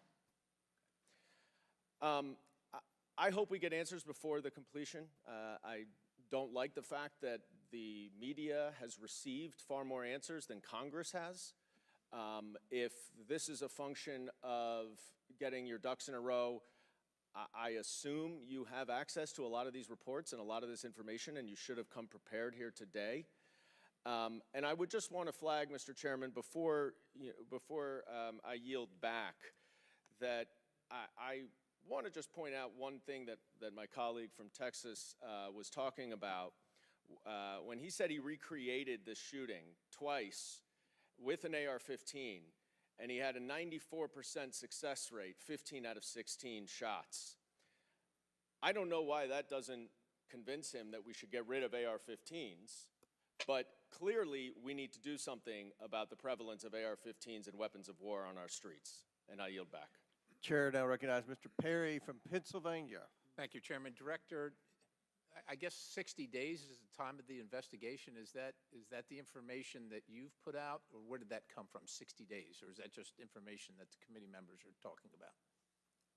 I stated that earlier today. I've asked Okay, my 60 team. days. So are you receiving regular updates? You're in charge of the Secret Service. This is about your organization, what happened 9 days ago. Are you receiving regular updates from the FBI on their investigation? Yes, I am. So you know some things are true, some things are probably not true. We want to talk to you about the things that we're hearing about and find out if they're true. You've been in contact with the FBI, then you're getting updates on a daily basis, right? Yes. Based on what you said. Okay, so, and are you confident that the person in question, Mr. Crooks, was the only person firing that day against the president or the crowd? Is he the only one? I'm not asking you yet if he acted alone, but is he the only one, or can you say that with certainty to the American people? That is the information I have at this time, yes. Okay, does it appear he acted alone? That's the information we have at this time. Okay, now let's talk about the fact that he was noticed as a person of interest, of concern, suspicion, as you say. Your PI team, how do they stay in, there's a sea of people. How does the PI team get to that individual that's in question in the sea of people? How's that individual tracked? Our protective intelligence teams that work at our sites are paired up with a local police counterpart, and so they work in conjunction together. So they just follow them around, or let me ask you this. Looking at the site, you have multiple perimeters, right? You have the secure perimeter, the inside perimeter, you have multiple perimeters. Was the AGR so-called building the highest location affecting the site of the rally? Was it the highest location? I believe the highest location at the site was where our counter snipers were. What about the water tower positioned. adjacent? What about how high is the water tower? I don't have the height on the water tower. Okay, seems like water towers are pretty high, at least in the photo. It looks like it might be, there might actually be a building right behind the AGR building that is even higher than the building that Crooks fired from. You're familiar with cover, concealment, and defilade, right? You're familiar with those terms? Yes. So how would your sniper team or your PI team track the individual and give vectors to Secret Service on the PI team to get to that individual to question him? And how would you cover the defilade, the cover and concealment of low areas that you can't see from where your sniper team immediately adjacent to the president were sighted? How would you do that if you're not up on the high ground? So when our counter sniper teams go out and conduct an advance, they have a methodology and provide a grid system that our response teams are able to vector in if they see something that is troubling. So when Mr. Jordan asked about the assets that were requested, let me just ask you about assets requested. Were aerial assets requested for this event from either the Secret Service or state police or anybody else, drone, manned, otherwise? Aerial assets, were they requested? I can't speak to what the local just asking police if they were may requested. have conversations with the local police, but I can tell you that the assets that were requested from the Secret Service for the site that day were all granted. But were aerial assets requested? I didn't ask if you used them or what you used. Were they requested? Overwatch was requested and aerial. that was provided. Is that aerial? Because Overwatch could mean on the water tower or not on the water tower. Can you be specific, ma'am? I'm running out of daylight here. I understand. If you're asking me about specifics, whether or not there was... Is it not clear what I'm asking you? Were aerial assets requested by the president, by Secret Service, by anybody? Were they requested? The Secret Service, we felt that we had a good plan in place. Okay, fair enough. How about K-9 assets with bomb sniffing or explosive sniffing capabilities? Requested. I didn't say they were present. Were they requested? Those requests were fulfilled. You can't buy AR-15s like it's bread. So was the Crook's vehicle inside any of your perimeters? No, it was not. It was not. How did you, so it was not within the, it was not, so what, was there a device located on Mr. Crook's body to detonate the vehicle? That is the information that I have. So what would be the point of detonating the vehicle if it was not inside the perimeter? I have no idea what Mr. Crook's motivation was. I'm not trying to start an argument with you. I'm just telling you, it's not, you can't just walk into a store and buy an AR-15 and like take it out like that day. It's not, I mean, I'm pretty sure it's that way for almost every state, but I know in Maryland, it's, no, not even close. Based on their ability to cover physically and carry if necessary, the President of the United States, when you assign them to this mission, is that a parameter that is considered? Like, I think you can, so I'm pretty sure you can do it same day, even in Maryland, but you can't just walk in and buy it without going through, we're not mad at you, but if somebody's they're like the standard background checks and stuff. Tall, there's going to be a delta there. It's not like you can be a felon and walk in and just buy one. Like, you still have to go through the proper procedure. Assigned to the protectee. Could this guy, the shooter, could he have done it? Yeah, probably. They said he had no criminal record, etc. Because the primary objective here seems to be something other than securing the site, securing the principal, and securing the people at the site. And that's the concern based on the answers that you've given today so far. Without a yield, Mr. Chairman. Chair now recognizes Mr. Moskowitz from Florida. Thank you, Mr. Chairman.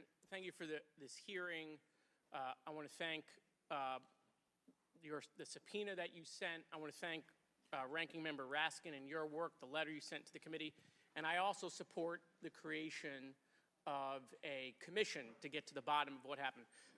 Director, I just want to give you an honest assessment. No, I know it was his dad's gun, but I'm saying he could have bought the gun himself, but he probably just didn't have the money. In education, where there were a bunch of university presidents, and Elise Stefanik asked a very easy question and couldn't get an answer. Did you see that hearing? No, I don't think I did. Okay, well, yeah, that's what I'm saying, but you still need to pass a background check. I'm saying you can't just walk into a store, give them cash, and walk out with a gun. That's just, that's not how it works. But that's how everyone thinks it works. Okay, this is, I don't know who prepared you for this. I don't know how many times you've testified in front of Congress. But a president was almost assassinated live on television, not just for Americans, but for the world to see. And this being your first opportunity, I understand there's an ongoing investigation. I understand there's things that you can not talk about. But the idea that we're getting less than you did on television is something that Democrats, Independents, or Republicans are going to find unacceptable. My high school, Marjorie Stoneman Douglas, was on the list of mass shootings that Representative Raskin held up. That very day, the school resource officer, a police officer, did not run into the building. He hid in the stairwell while the shooter was in the building. He stayed outside, never helped, okay? He also directed other officers who showed up on the scene not to go into the building. When it was determined that the failures in response and training, and that the sheriff fired nobody in his agency, Governor DeSantis then removed that sheriff. I supported the removal. So here's my question. You said there's going to be accountability. I understand you don't want to give us names.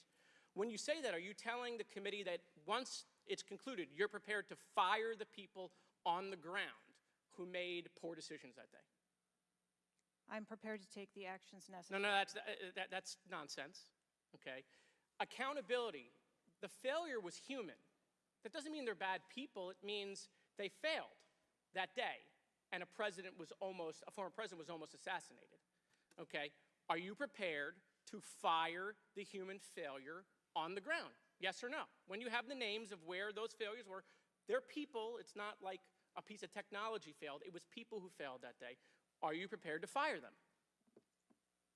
I don't have an answer as to whether. Well, then how can there be accountability if you're not prepared to fire someone? And the reason why your name is going to be the person who's held accountable, the reason why members in this committee are calling for resignation, and I join in that, or for the president to fire you, is because you're saying there's going to be accountability, but you can't commit that people are going to get fired. Let me ask this question a different way. If Trump had been assassinated that day, if the gunman had succeeded, okay, would you have come and tendered your resignation? I would still be sitting here because I would want to ensure the integrity of the investigation. Totally understand. That's a fair answer, that you would have set up that process. But would you have had the honor to come in front of the committee and say, a former president was assassinated on my watch, there should be new leadership? I think that I have admitted that there was. No, that's what I'm asking. grave Would you have failure tendered your resignation if he had been killed? that occurred on my watch, and I am accountable for that. Okay, but would you have tendered your resignation if he had been killed?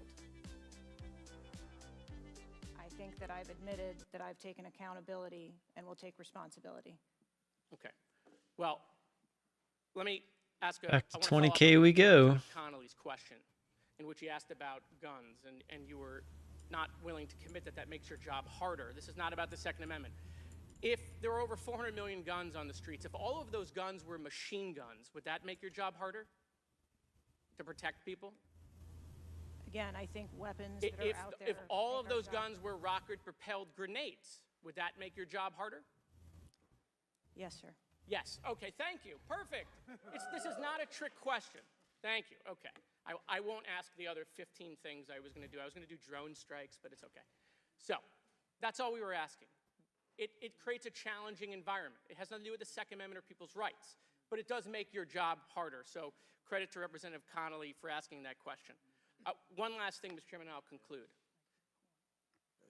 You know, there was a question asked, is an Iranian assassin more capable than a 20-year-old? And I have been tough on Iran. I probably have more resolutions on Iran than almost anyone in Congress. But I can tell you it isn't Iranians walking into schools and grocery stores and movie theaters and churches. It is 20-year-olds, right? And some of them are mentally unstable.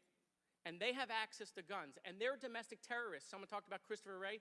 Christopher Wray has talked about domestic terrorism. And so, yes, we collectively come together on foreign threats, and I am not at all debasing the fact that there are foreign threats here and abroad, but there are domestic threats, and we have to get to the bottom of how we stop domestic terrorism, because it was a 20-year-old who walked into my I love how they all get their political statements in before the end of their time. Chair now recognizes Mr. Timmons from South Carolina. Thank you, Mr. Chairman. Director Cheadle, we've asked you a lot of questions and haven't really got a lot of straight answers. I have intentionally created a line of questioning that I think that you can answer. So the first question is, do you agree that the allocation of Secret Service resources should correspond with the risk profile of any given event?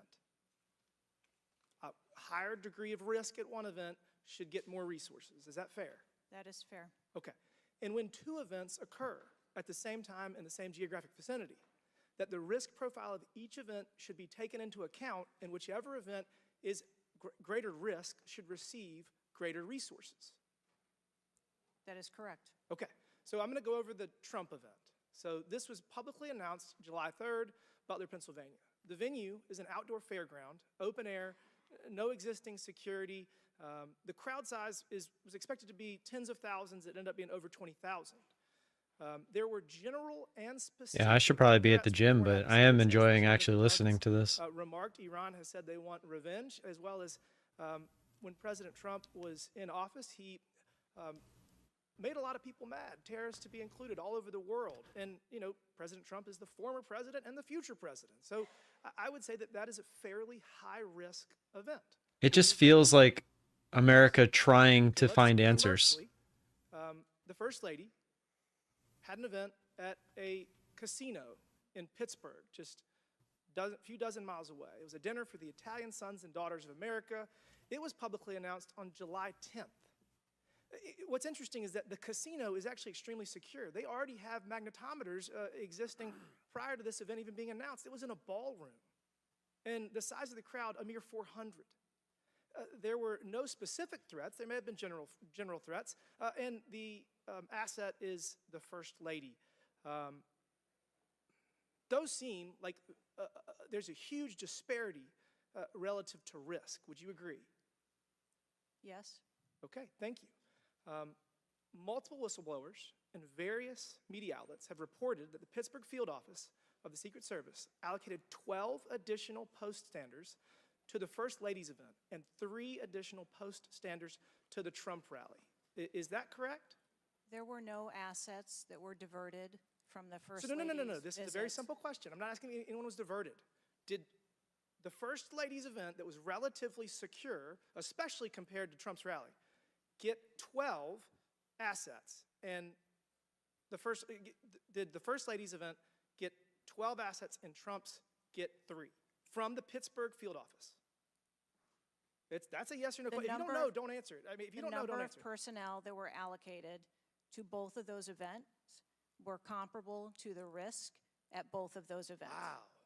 Really? So you think that the Pittsburgh casino, 400-person in a ballroom with ingress, egress through probably a very well-guarded parking garage was 4 times more dangerous than a 20,000-person rally in an open field with the former president, future president? You think that that's 4 times more dangerous, the casino event?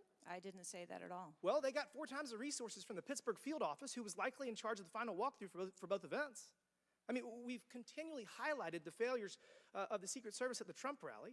And, That's actually pretty former crazy. future president getting shot. You have multiple injuries, 1 fatality. I like how he's including future I president. would have to think that if we had 9 more post standards, 9 more individuals that have the training and the integration into the Secret Service defense of Trump at that rally, that I have a feeling that Crooks would have had somebody come say hello to him before he fired a bunch of shots. Do you think that's possibly true? There were significantly more assets and resources available at the former president's event than there were at the First Who Lady's made the event. decision to deploy 12 post standards to the casino where the First Lady was having a 400-person dinner, and only 3 people from the Pittsburgh field office to the 20,000-person plus Trump rally? Who made that decision? There were additional Secret Service resources available at the former President Trump's event. Who made the decision to deploy 12 Yeah, those 3 people were the additional. to the Trump event? The allocation of resources is decided based on the availability of personnel and their By who? location and where they are, but there were sufficient resources What did you just that say? were given to Did you the just say there were former sufficient president's resources? President Trump event got that shot. day. Someone got killed. There were not sufficient resources, clearly. There was and a it gap. doesn't take 27 years of experience to know that. And whoever made that decision, it probably wasn't you, needs to be fired. And then you need to resign because this is absolutely unacceptable and you've lost the trust of the American people. With that, Mr. Chairman, I yield back. Gentleman yields back. Chair now recognizes Ms. Tlaib from Michigan. Thank you so much, Mr. Chair. Thank you, Director, for being here. You know, when we hear the headline, a 20-year-old young man with access to an assault weapon commits an act of mass violence, I mean, we've heard this before, over and over again. But the unfortunate thing is that my residents don't get a committee hearing. We have not had one committee hearing about the over 260 mass shootings that we've had, killing hundreds of people, injuring hundreds, changing their lives forever. And don't get me wrong, to many of my colleagues, I mean, I watched, and even the pool of blood, the screams, it was horrific. But it made me think about the images I saw after mass shootings at schools, grocery stores. I mean, I think of Buffalo, New York at a supermarket where a racist gunman killed 10 shoppers with an AR. In El Paso, AK-47 style assault rifle killed 22. In Florida, in Parkland, Florida, 17 students and teachers murdered, again with an AR. In Pittsburgh, at a place of faith, Tree of Life Synagogue, 11 murdered. And don't get me about Newton, Connecticut. which still breaks my heart. 26 murdered, including 20 elementary school children. This year in Michigan, we've had, Mr. Chair, 2 mass shootings. 21 shot in Detroit. One of the most horrific shootings we've seen. 2 killed at a splash pad in Rochester Hills, Michigan. 8 shot there. Again, an assault weapon used. But the difference here is the former president gets a hearing in his attempt to assassinate, but our residents don't get a hearing about mass shootings, about gun violence in our country. You know, Mr. Chair, I ask this wholeheartedly. You know, they don't have Secret Service to protect them. They don't. I don't have these mass agencies protecting our kids in the schools or the supermarket, movie theaters, or going to a block party in Detroit. I don't have that. We don't have that. But I can't believe we're just going to focus on that and not the fact that we're hearing yet again in the headlines a 20-year-old young man having access to an assault weapon, a weapon of war many of my veterans say they have to be trained to use. But he can get it, wasn't safely stored by the parent, grabbing that gun, and innocent lives were lost. Director, I know you got asked about this, and I think it's important, though, you know, for us to hear this. But how difficult is your job when there's such easy access to assault weapons in the streets? I think the job of a Secret Service agent and officer is incredibly difficult. I think the environment we deal with every day and the dynamics of the threat environment is incredibly difficult. These are brave men and women who put their lives on the line, and a day like we had on July 13th is a day that no one in my agency ever wants to have as their responsibility. It is an incredibly difficult job. Yeah, I immediately thought of the children in the audience. I mean, when you think about going to a rally with your family, again, their lives are forever changed. The incident are never isolated. I really believe these incidents are never isolated.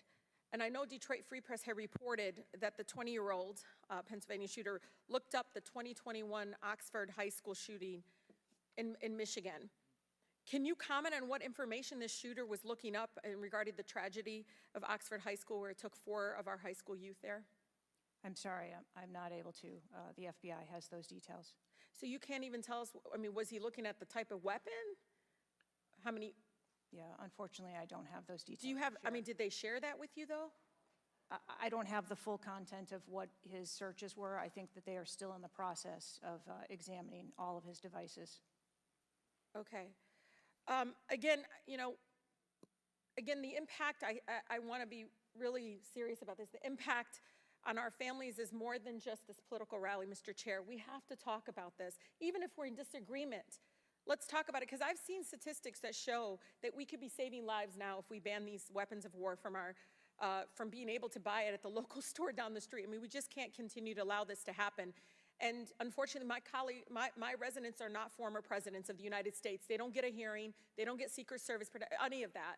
And even among those that are expressing the failed in the system, they just deserve better. They truly do. Thank you, and I yield. Chair now recognizes Mr. Burchett from Tennessee.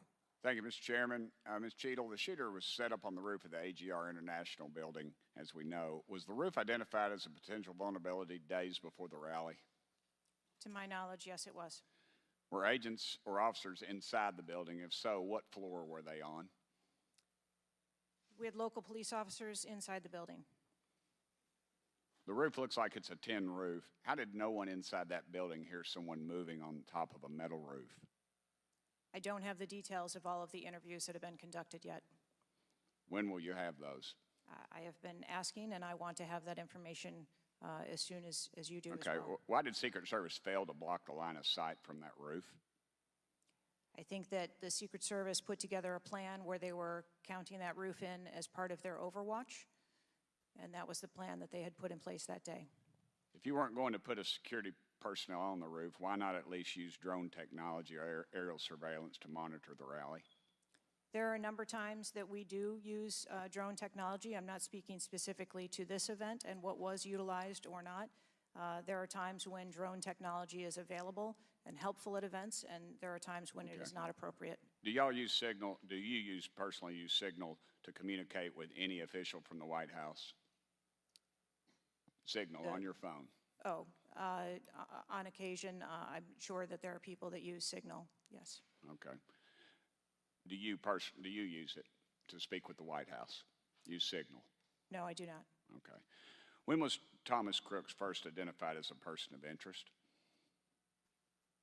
Let me help you. At 5:10, he was spotted with a rangefinder at 5:51.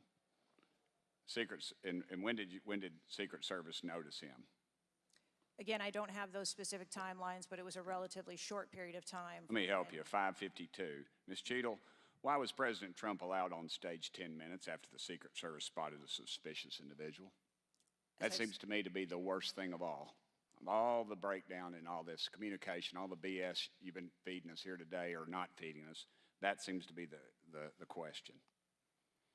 So as I've stated before, there are a number of events where suspicious people may be identified. That doesn't necessarily... Ma'am, I submit to you, you got a guy who's going to be the next president of the United States. He's on stage. I've been to these events. We've all been to these events. A car backfires, and there's a 15-minute dadgum wait. That's not acceptable. Did the Secret Service tell President Trump they'd spotted a suspicious individual before he was shot? I am unclear as to what the communication was with the former president at that I'll time. take that as a no. Did y'all deny President Trump's request for more security, yes or no? And when was the most recent request for additional security? The rally request for security, all of those requests were fulfilled. And were there any personnel redirected to Jill Biden's rally? No. Who made the decision on the direction of agents at either one of those rallies? I'm unclear as to your question on the direction of the agents. I said, who directed those agents to be at Ms. Biden's rally or President Trump's rally? The specific agents.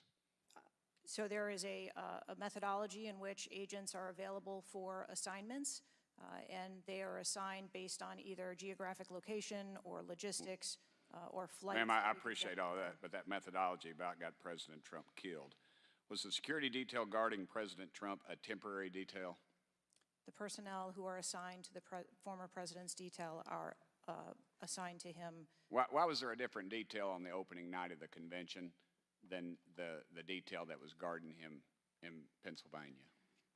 The president has a very large permanent protective detail assigned to him.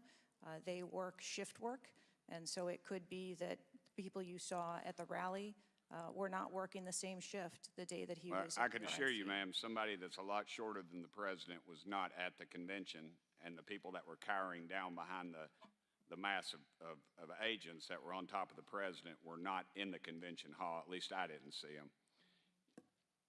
You can't seem to answer a single question about an ongoing investigation, ma'am, and you don't know when the information will be released publicly. Are you waiting for the administration to sign off? No, I am waiting for the results of the investigation, at which time. Okay. Let me ask you one more question. You found explosives in the shooter's possession. Is that correct? The FBI found explosives. Do we know who directed this young man how to make those explosives? I believe that the FBI is still looking into that on their investigation. Ms. Cheadle, you said that the buck stops with me, and I agree. I don't think you should resign. I think you should have been fired. Ma'am, you are a DEI horror story. I've told my daughter multiple times, my wife and my daughter, we talk to her all the time about how she's going to succeed in life. She'll succeed in life by achieving. Ma'am, you have not achieved today. You've let the American public down. If it was up to me, you'd be gone. Thank you, Mr. Speaker, Mr. Chairman. Chair now recognizes Ms. Crockett from Texas. Thank you so much, Mr. Chair. And let me just pick up where my colleague from Tennessee left off. Director Cheadle, was the incident on July 13th due to DEI, or rather systemic failures in communication and potentially safety protocols? The incident on the 13th has nothing to do with DEI. The incident on the 13th has to do with a failure or a gap either in planning or communication. Thank you so much. In fact, I have a few articles that I will enter into the record once I wrap up that actually acknowledge a number of women specifically for their valor in their service, whether it's been in various levels of law enforcement. But, you know, I want to stick here for just a second, because earlier you had a conversation in which there was a discussion about training. And I want to talk about training, and I want to talk about the fact that there's been a little bit of dancing around as it relates to this being a suspicious person and this being a situation that was perceived to be a threat. And it seems as if there's a different analysis that takes place. One of my questions has to do with if you have any bias training that your officers undergo. And the reason that I ask that, because as a civil rights lawyer, I have learned so many times in having to deal with law enforcement that they're usually... I'll catch back up here in a second. Let me ask you guys, I was in there cutting up fruit to put in the freezer because it's going to go bad because the kids aren't here. If Trump was the president and this happened to a running, someone, say the roles were reversed. Say Trump was the president and Kamala was running against him. She gets shot in the ear, doesn't die, et cetera, et cetera. Do you think Trump would fire this director? Because I know the answer to that. And I think everyone knows the answer to that. So why is she still here? Why is she still employed? It makes no sense. And the only reason she's still here is because there's two logical explanations. One, she's being protected for this whole gun crap that's going on, right? Or two, it's because the White House is so far gone right now that they don't have time to deal with it. They don't have a president that's coherent enough to even make a decision to fire her. Like, those are the only two logical explanations. And both of them are horrible. Both of them are horrible. It makes no sense that she still has a job. Zero sense. Is not a perception of a threat when it is a young white male, even if they are carrying... I'm going to play it on 1.5 till it catches up. At least in this country, when it comes to law enforcement, there is a perceived threat just by somebody having a little bit more melanin in their skin. So I'm curious to know, because a lot of times, one of the things that we have consistently pushed for on my side of things, and when I say my side, is once we are looking at a tragedy in which law enforcement made an error, is the bias training and whether or not our officers are getting it. So I'm curious. Is she, Timothy? I mean, I wouldn't doubt it. Budget, has bias training been part of that? Yes, it is. Okay, thank you. I know that today is a rough day, and on that day in Pennsylvania, it was a rough day. And the reality is that I understand it, and you may or may not know the answer to this question. It's true, Ray. Ray. In which this event took place, it was an open carry space. Is that correct? That is correct. Okay. So I hail from the state of Texas, and interestingly enough, I was serving in the state house right after there was a mass shooting in El Paso. We had an opportunity to do right by our citizens in Texas, but we did not. Instead, they passed permitless carry. And what my colleagues kept trying to get you to answer, because we want to come up with solutions, we don't want to keep pointing the finger. And right now, you've got a bunch of fingers that are pointed at you. Yeah, David, I saw the clip. For the American people, and to be perfectly honest, the numbers are clear. I had, I think, almost every major law enforcement agency come forward and say that they were against permitless carry because they said that their jobs would be made more difficult. Unfortunately, my colleagues on the other side of the aisle in the state of Texas decided that they would ignore those warnings, and they passed the law instead. And right after they passed that law, we ended up with Uvalde. And we heard the stories of those officers that were scared to go in and save those babies because of the firearm in which in that case, 18-year-old had in his hands. They also were given an opportunity to say, hey, raise the age and make it to where at least you have to be 21 before you can possess this type of weapon. And they chose not to. And we have the facts. It shows, and I'll enter this into the record as well if there is no objection, deaths from firearms keep climbing in Texas decades after lawmakers began weakening gun regulations. That is from the Texas Tribune. Without objection, so ordered. Thank you so much. The last thing that I'm just going to make a point of saying is that we all care about this issue because we know that there has been a spike in violence. This is not like they're using this the numbers are higher right now. Okay. to talk about gun control. And I'm going to point That is not why she's sitting there. Right now, you got all the fingers pointed at you. But the reality is that we have a number of congressional members that are consistently Yeah, engaged. this is a literal waste of time. The reality is that people are listening and they're paying attention. But unfortunately, another thing that is happening because we're not getting answers from you today is the conspiracy theories. They have already began. Have you heard of any of the conspiracies? Yes. Okay. The problem with these conspiracies is that when people believe that, say, the President of the United States ordered a hit, or they believe it was an inside job, or whatever conspiracies they believe because they don't have any facts in front of them, that potentially incites the next level of violence at the next event in retaliation for this. So we are only begging for your job as it relates to being the director, as well as the men and women that you are protecting. And she as kind of the makes a director. point with And this. you keep them safe by making sure that the American people have the information that they need so that they can feel as if Secret Service is on the side of the American people. And ma'am, I don't doubt that Secret Service is on the side of the American people. But right now, so long as these conspiracy theories continue to fester, it is going to make your job that much harder. Thank you so much, and I yield. Chair now recognizes Ms. And she makes a good point there. Thank you, Mr. Chairman. Ms. Cheadle, I'd like to remind you that you're under oath. The site team has a senior supervisor, an advanced team, a protective intelligence team, a counter sniper element, and detail. Who was the agent in charge? How long has she been the agent in charge? And what is her Secret Service background? So I'm not going to provide a name. Why not? You're here to answer our questions. Forum. I'm not going to provide names of. You stated in your testimony, you said, I am here today to answer your questions. That is correct. Answer the question. I'm not going to provide names of our personnel. Why not? Today. The American people are demanding these answers from you today, Ms. Cheadle. I will do the best to provide you accurate information based on the facts. These are congressmen and women asking the questions from various states. Intel or law enforcement partners. Identifies threats and weaknesses at the sites and movements. We'd like a copy of the advance report. Have you brought it here with you today? We will comply with the request for the documentation that has been requested. When will that be, Ms. Cheadle? Because you should have brought it today. I am certain that our personnel are working on obtaining all of that documentation. I don't believe you, and neither do the people watching this hearing. You're not doing well, as Mr. Moskowitz informed you. You've been sitting here for over 3 hours, and I have you know the entire country is demanding you resign and demanding that you be fired if you do not resign. Things are not going well for you. You need to answer the questions. Was there a protective intelligence? I don't know. What Hugh, technical resources it's a were good question. utilized for that event, specifically drone or helicopter assets? There were a number of technical assets that were deployed for that event, and there was a protective intelligence team that was assigned to that event. Why was Crooks able to fly a drone over the entire area the day of the rally and the day of his assassination attempt? To my knowledge, he did not fly the drone over the entire area. How did he fly a drone over the area, period? Any part of the area? Again, I would have to go back and check the timeline of when that took place and when the event. Why didn't you bring the timeline with you today to answer our questions? I don't have all of the answers on the timelines based on the criminal investigation. Were you not prepared today to answer our questions?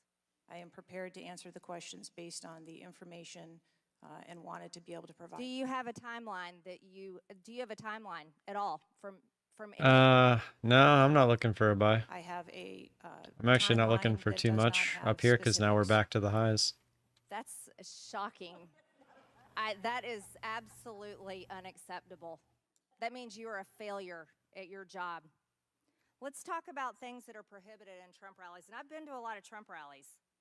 Backpacks and bags, bicycles, firearms, any type of weapon, or any other item determined to be a potential safety hazard, like a rangefinder would be one. At 5:10, Crooks is first observed by one of the snipers, AGR Sniper 1, at the building. 5:10, President Trump was shot in the face at 6:11 p.m. 5:28, AGR Sniper 1 takes a picture of a bicycle and 2 bags. Those belong to Crooks. 5:32, AGR Sniper 1 spots Crooks looking at his phone and using a rangefinder. 5:55, Butler ESU Command confirms receipt of photos and states they have been relayed on. 6:05 p.m., AGR Sniper 1 later communicates that Crooks is seen moving northeast in direction of Sheets and that Crooks has a backpack. 2 minutes before the shooting, while President Trump has been allowed to take the stage, people see Crooks laying on his stomach in a sniper position on the roof, and they're yelling he has a gun, and they are trying to alert law enforcement and Secret Service. Why was Crooks not shot by the snipers? Why was he allowed to be there? As soon as the individual was identified as a threat, they were... No. What do you consider to be a threat? A man with a gun laying in a sniper position, a man that had a backpack, a man that had a bicycle, a man that had a rangefinder. At what point is he determined a threat? An individual with a backpack is not a threat. An individual with a rangefinder is not a threat. What about a man laying on a building that has direct line of sight of President Trump with a gun that people are screaming and pointing out? Is that a threat, Ms. Cheadle? Once that individual was identified, they were neutralized. No, they were neutralized. Crooks was neutralized after he shot President Trump in the face, Ms. Cheadle. Is he only a threat once he fires the weapon? As soon as the counter sniper identified that individual, they were able to neutralize them. How were people in the crowd? Okay, then let's just take it this way. People under your command did not consider him to be a threat, yet people in the crowd knew he had a gun and considered him to be a threat. That means that you are a complete failure as the director of the Secret Service, that people under your command don't perceive a man laying on a roof with direct line to the president with a gun. They don't perceive that to be a threat, yet the people in the crowd do. How is that possible? That's the last question, but please answer the question, Ms. Director. I'm not certain at this time how the information from the people in the crowd was relayed to any law enforcement personnel. No, you knew, that everyone knew. The people there knew that there was a danger. They knew there was a threat to President Trump, and it was allowed to happen. Was there a stand-down order, Ms. Cheadle? Was there a conspiracy to kill President Trump? Absolutely not. Then how did this happen? And why are you still sitting here, not turning in your letter of resignation? Last question, but please answer, and then I'll recognize Ms. Presley. Please answer that question. Director. That is what we are investigating to determine. We're waiting for your letter. We are waiting for your letter of resignation, and you really need to consider doing that before you leave today. Chair now recognizes Ms. Presley from Massachusetts. What is that a threat? Is that woman labeled as a threat right now? No one should fear for their life. At a political rally, in a classroom. The directors during the RFK assassination and Reagan attempted assassination did not get fired following the incidents. And gun violence. Yeah, I tried doing a quick search. I didn't see anything. Now, Director Cheadle, you have noted that numerous investigations are ongoing related to the Secret Service. The RFK assassination, though, it was a mobile event. I feel like that's a lot harder. I don't know. I mean, I don't know. My colleagues across the aisle. This one just seems so obvious. Additional time to spread dangerous misinformation, which also puts people in harm's way. Of course, you didn't know it was a setup as well. To continue to attack towards racial justice and gender I'm not going down equity that in America. rabbit hole. Disappointing, but not surprising. I hesitate to repeat their racist and sexist tropes, but in summary, Republicans have wrongfully and shamefully stated that hiring women and people of color hindered the response to the shooting. Now, this is part and parcel of Republican strategy to constantly attack necessary diversity, equity, and inclusion efforts, to undermine the contributions that women, people of color, the disability community, and others make to this country each and every day. And it is disgraceful. In the wake of gun violence and tragic loss of life, Republicans are ignoring solutions like gun safety reform and instead trotting out sexist tropes. Can't say I'm surprised. I ask unanimous consent to enter into the record reporting from CNN titled "Right-Wing Media Figures Blame Women in Secret Service and DEI for Security Failure in Trump Shooting." Without objection to order. This article quotes members of Congress and others that plainly accuse DEI and the hiring of women as a liability for the Secret Service. Women have been an integral part of the agency since 1971 and are held to the same standards as their male counterparts. To use them as a scapegoat during a time of crisis is shameful and it is dangerously divisive. In fact, based on recent publicly available demographic data of the agency, the largest demographic groups among special agents are white and male. But to right-wing extremists, the truth doesn't matter. The lies they tell to advance their anti-diversity agenda, which is a key theme throughout Project 2025, will only make the American public less safe and more divided.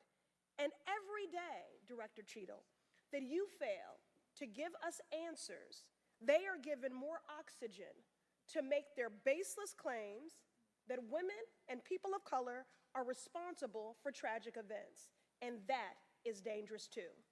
Thank you. And I yield my remaining time to Ranking Member Raskin. Thank you to the distinguished gentlelady from Massachusetts, and thank you for those trenchant insights. I wanted to make the point that you were making and several of other members were making to bring it into sharp relief here. The very same day that Donald Trump narrowly escaped an assassination attempt, but an honored firefighter was gunned down and killed and other people were injured. There was another mass shooting that day, just several hours later in Birmingham, Alabama. 4 people killed and 10 wounded in a nightclub shooting. And you might think, oh, that's some kind of freakish coincidence. Not at all. We have more than one mass shooting a day in America. They are so commonplace now that they are barely reported in the national news. It's, of course, local news in Birmingham, Alabama, that 4 people were killed and 10 other people were shot and seriously wounded, being treated at the hospital. These things are a nightmare for the families of the victims who've been killed, for the families who have to take care of people who've been seriously injured and wounded. They are a major financial drain, publicly and privately, and yet we allow AR-15s to be purchased with abandon, promiscuously, all over the country. People can just go out and get an assault weapon. And the distinguished gentlelady from Michigan was right. You catch all We the have a lies. hearing when Nah, it it's affects my the new President of the United softball States, glove. but on all the other days of the year, we don't have a hearing about it.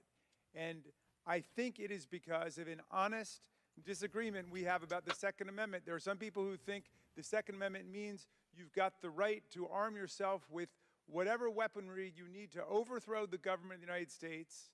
And we reject that as a false interpretation of the Second Amendment and a false interpretation of the Constitution.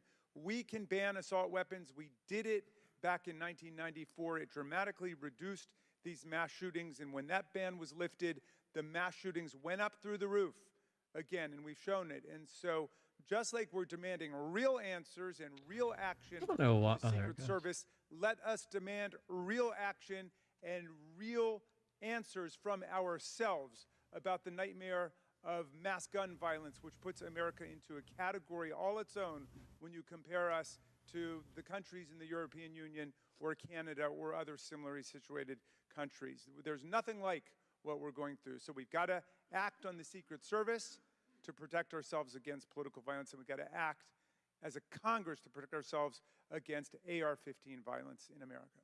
Chair recognizes Ms. McClain from Michigan. Thank you, Mr. Chairman. And first of all, I want to thank the Secret Service agents, those who work tirelessly to protect our president, and specifically those agents who did not hesitate to jump in front of President Trump. And my heart goes out to the family of the Quantower family and the people at the rally who are still recovering. On the other hand, the Secret Service has a leadership problem, and it falls on you. And although I appreciate your hollow words that the buck stops here, I was actually hoping for some answers. Director Cheadle, you must answer to the American people if you want to stay in charge. It's really, really simple. You want to keep your job, right? Absolutely. Okay. The best way to keep your job is to answer the questions, not play this shell game, not sing the Slim Shady song, wasn't me. I mean, come on. How long did you prepare for That was Shaggy. Wasn't Slim Shady. Look at the girl in the back. She's like, she knows. Over the weekend and into last week. Okay, 5 days? That was Shaggy. It wasn't Slim Shady. I was notified. Get your facts right. About this hearing. Okay, 4 days? I began preparing. 4 days, 3 days? I'm not sure the date that I got the letter asking me to be here. What are you sure of? Are you sure the color of your hair? Are you sure the color of your suit? I'm just, like, tell the American people, what are you sure of? You don't even know when you started preparing for the hearing?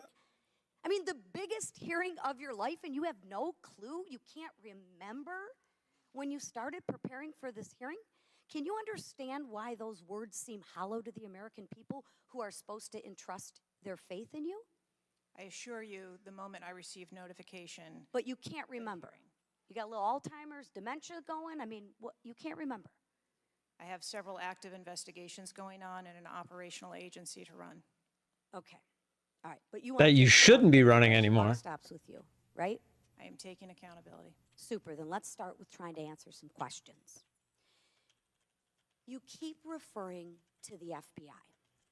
When asked how many shell casings were on the roof, you referred to the FBI. When asked if there were explosive in the car, you referred to the FBI. When asked if Crooks was acting alone, you referred to the FBI. See a common theme here? I can go on and on. My question is, who at the FBI should I speak with? Wait for it. Wait for it. The FBI is responsible for the criminal Is there a name? I'm not releasing that information. I'm not certain. I'm not certain. Who at All the right, here we go. FBI I'm is not running the certain. I don't know. Let me ask a different question. Have you been in communication with the FBI? Yes, I have. With Who? whom? I speak with the director and the deputy director. Okay. And what have they shared with you about this investigation? So I'll give you an opportunity to answer again. Did they share with you how many shell casings were on the roof? They have shared with me the evidence. Did they they've collected. share with you how many shell casing were on the roof? Yes. Okay, how many were there? I would refer to the FBI for their How investigation many were there? and their information that they need to share. Isn't in the this... investigation. Hold on, I need to pause. So she knows the answer. She's under oath and she was subpoenaed to be here. Isn't she required to tell the answer if she knows the answer? How can she sit here and say that she, like, refer to the FBI? I thought that's the whole point of being subpoenaed and being under oath. And so, like, she's essentially lying by not giving the answer. So they've shared the information with you. You just don't want to share the information with us, correct? We have concurrent investigations that are going on. So they have shared this information with you. You know the answer to the question. You just That's what I just said. to answer the question from the member of Congress who has subpoenaed you to be here. Is there a different answer to that question? I should be in I'm Congress. always willing to come here and testify before this oversight hearing. Beautiful. Then let's do that. Let's for once have your actions match your words. So you've been in communication with the FBI. You know the answers, and you refuse to tell us the answers. So I will ask you again. You know how many shell casings were on that roof. What is the answer to that question? I think it's pertinent. What is the answer to that question? I think it's pertinent to talk to you about the information that the Secret Service has and that the Secret Service knows related. I'm to the asking events you on an that day. answer to the question. If you're supposed to be in charge, if the buck stops with you, how come you can't share the answers? What are you covering up? What are you hiding, my friend? I'm not covering anything. Then why can't you answer a simple question? I would leave it to the criminal investigation to answer questions related to that. When you talk Imagine she just answered the question. None of that happens. Like, who cares? When you ask them how many explosives, well, let me ask you, did you ask them how many explosives were on the roof?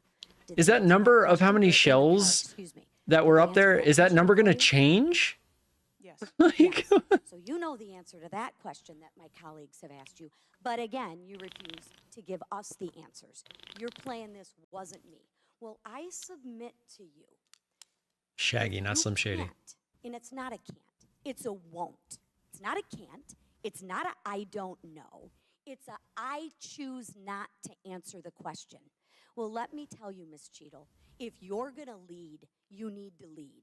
If you want to be in charge, then answer the question or step aside and have some But none of headquarters. This courage and the guts to answer to the American people the questions that they deserve answers to. And this with that, isn't I yield back. an investigation that involves like any sort of national security, etc. Like these are just questions that can be answered. Definitively able to She's just choosing not to. information and speculation. However, you are refusing to answer questions that we now know that you have the information for. You are saying that you are wanting to answer questions that the Secret Service has information to. Well, ma'am, you are the Secret Service. You are the director. You have said that you are the best for the job. So I'm going to ask you some questions now knowing that you do have answers from the FBI, whom you have been passing the buck to this entire day. And I'll start with something that, you know, maybe the FBI doesn't know because it has to do with you personally. You said you spoke with President Trump after the assassination attempt. And I want to know, did you apologize to him directly for nearly having President Trump killed? Yes, I did. I appreciate that. I appreciate that you recognize that this was your failure. Now, since the assassination attempt, you are under oath, reminding you, have you communicated with anyone at the White House on an encrypted messaging app like Signal? That's a yes. Yes or no? No, I have not. Are you willing to surrender your personal phone for analysis?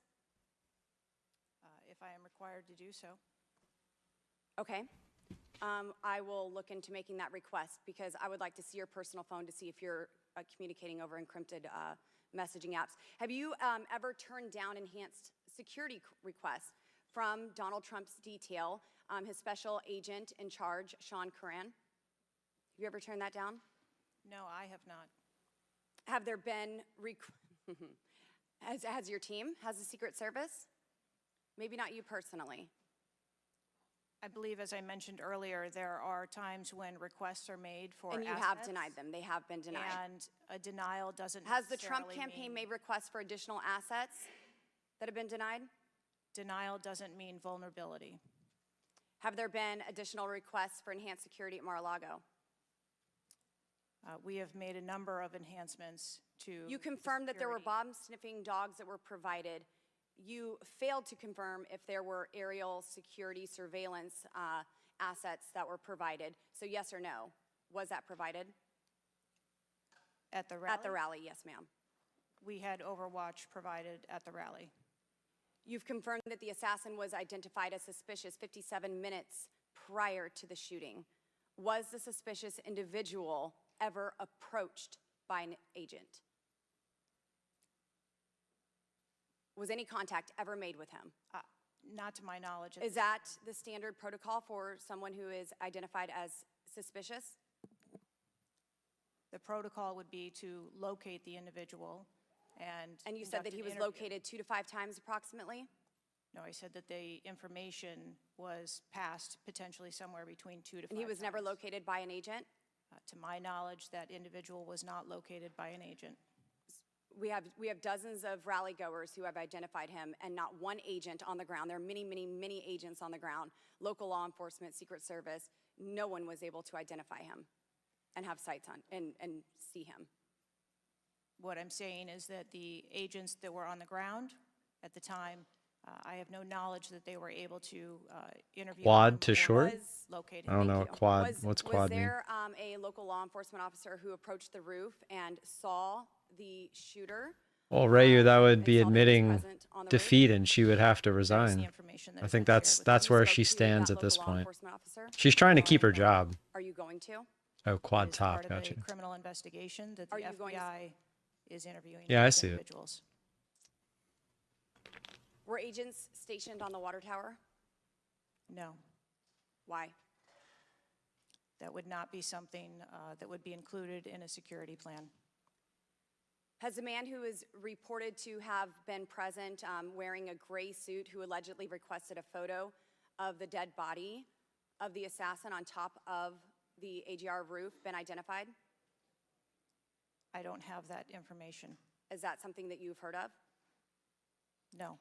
Were ATF agents present at the rally? To attend or to work? To work. Not to my knowledge. How long did the counter sniper have crooks in his sights before the shooter opened fire on President Trump? I don't have that specific timeline. Will you be able to tell us if he communicated with other agents on what he was seeing through his sites? Once I have that information, absolutely. Because we need to know why he waited for multiple rounds to be fired at President Trump before the threat was neutralized. We need to know if he was given an order to hold fire. Now, you've excused the roof of being unmanned because of the slope of the roof.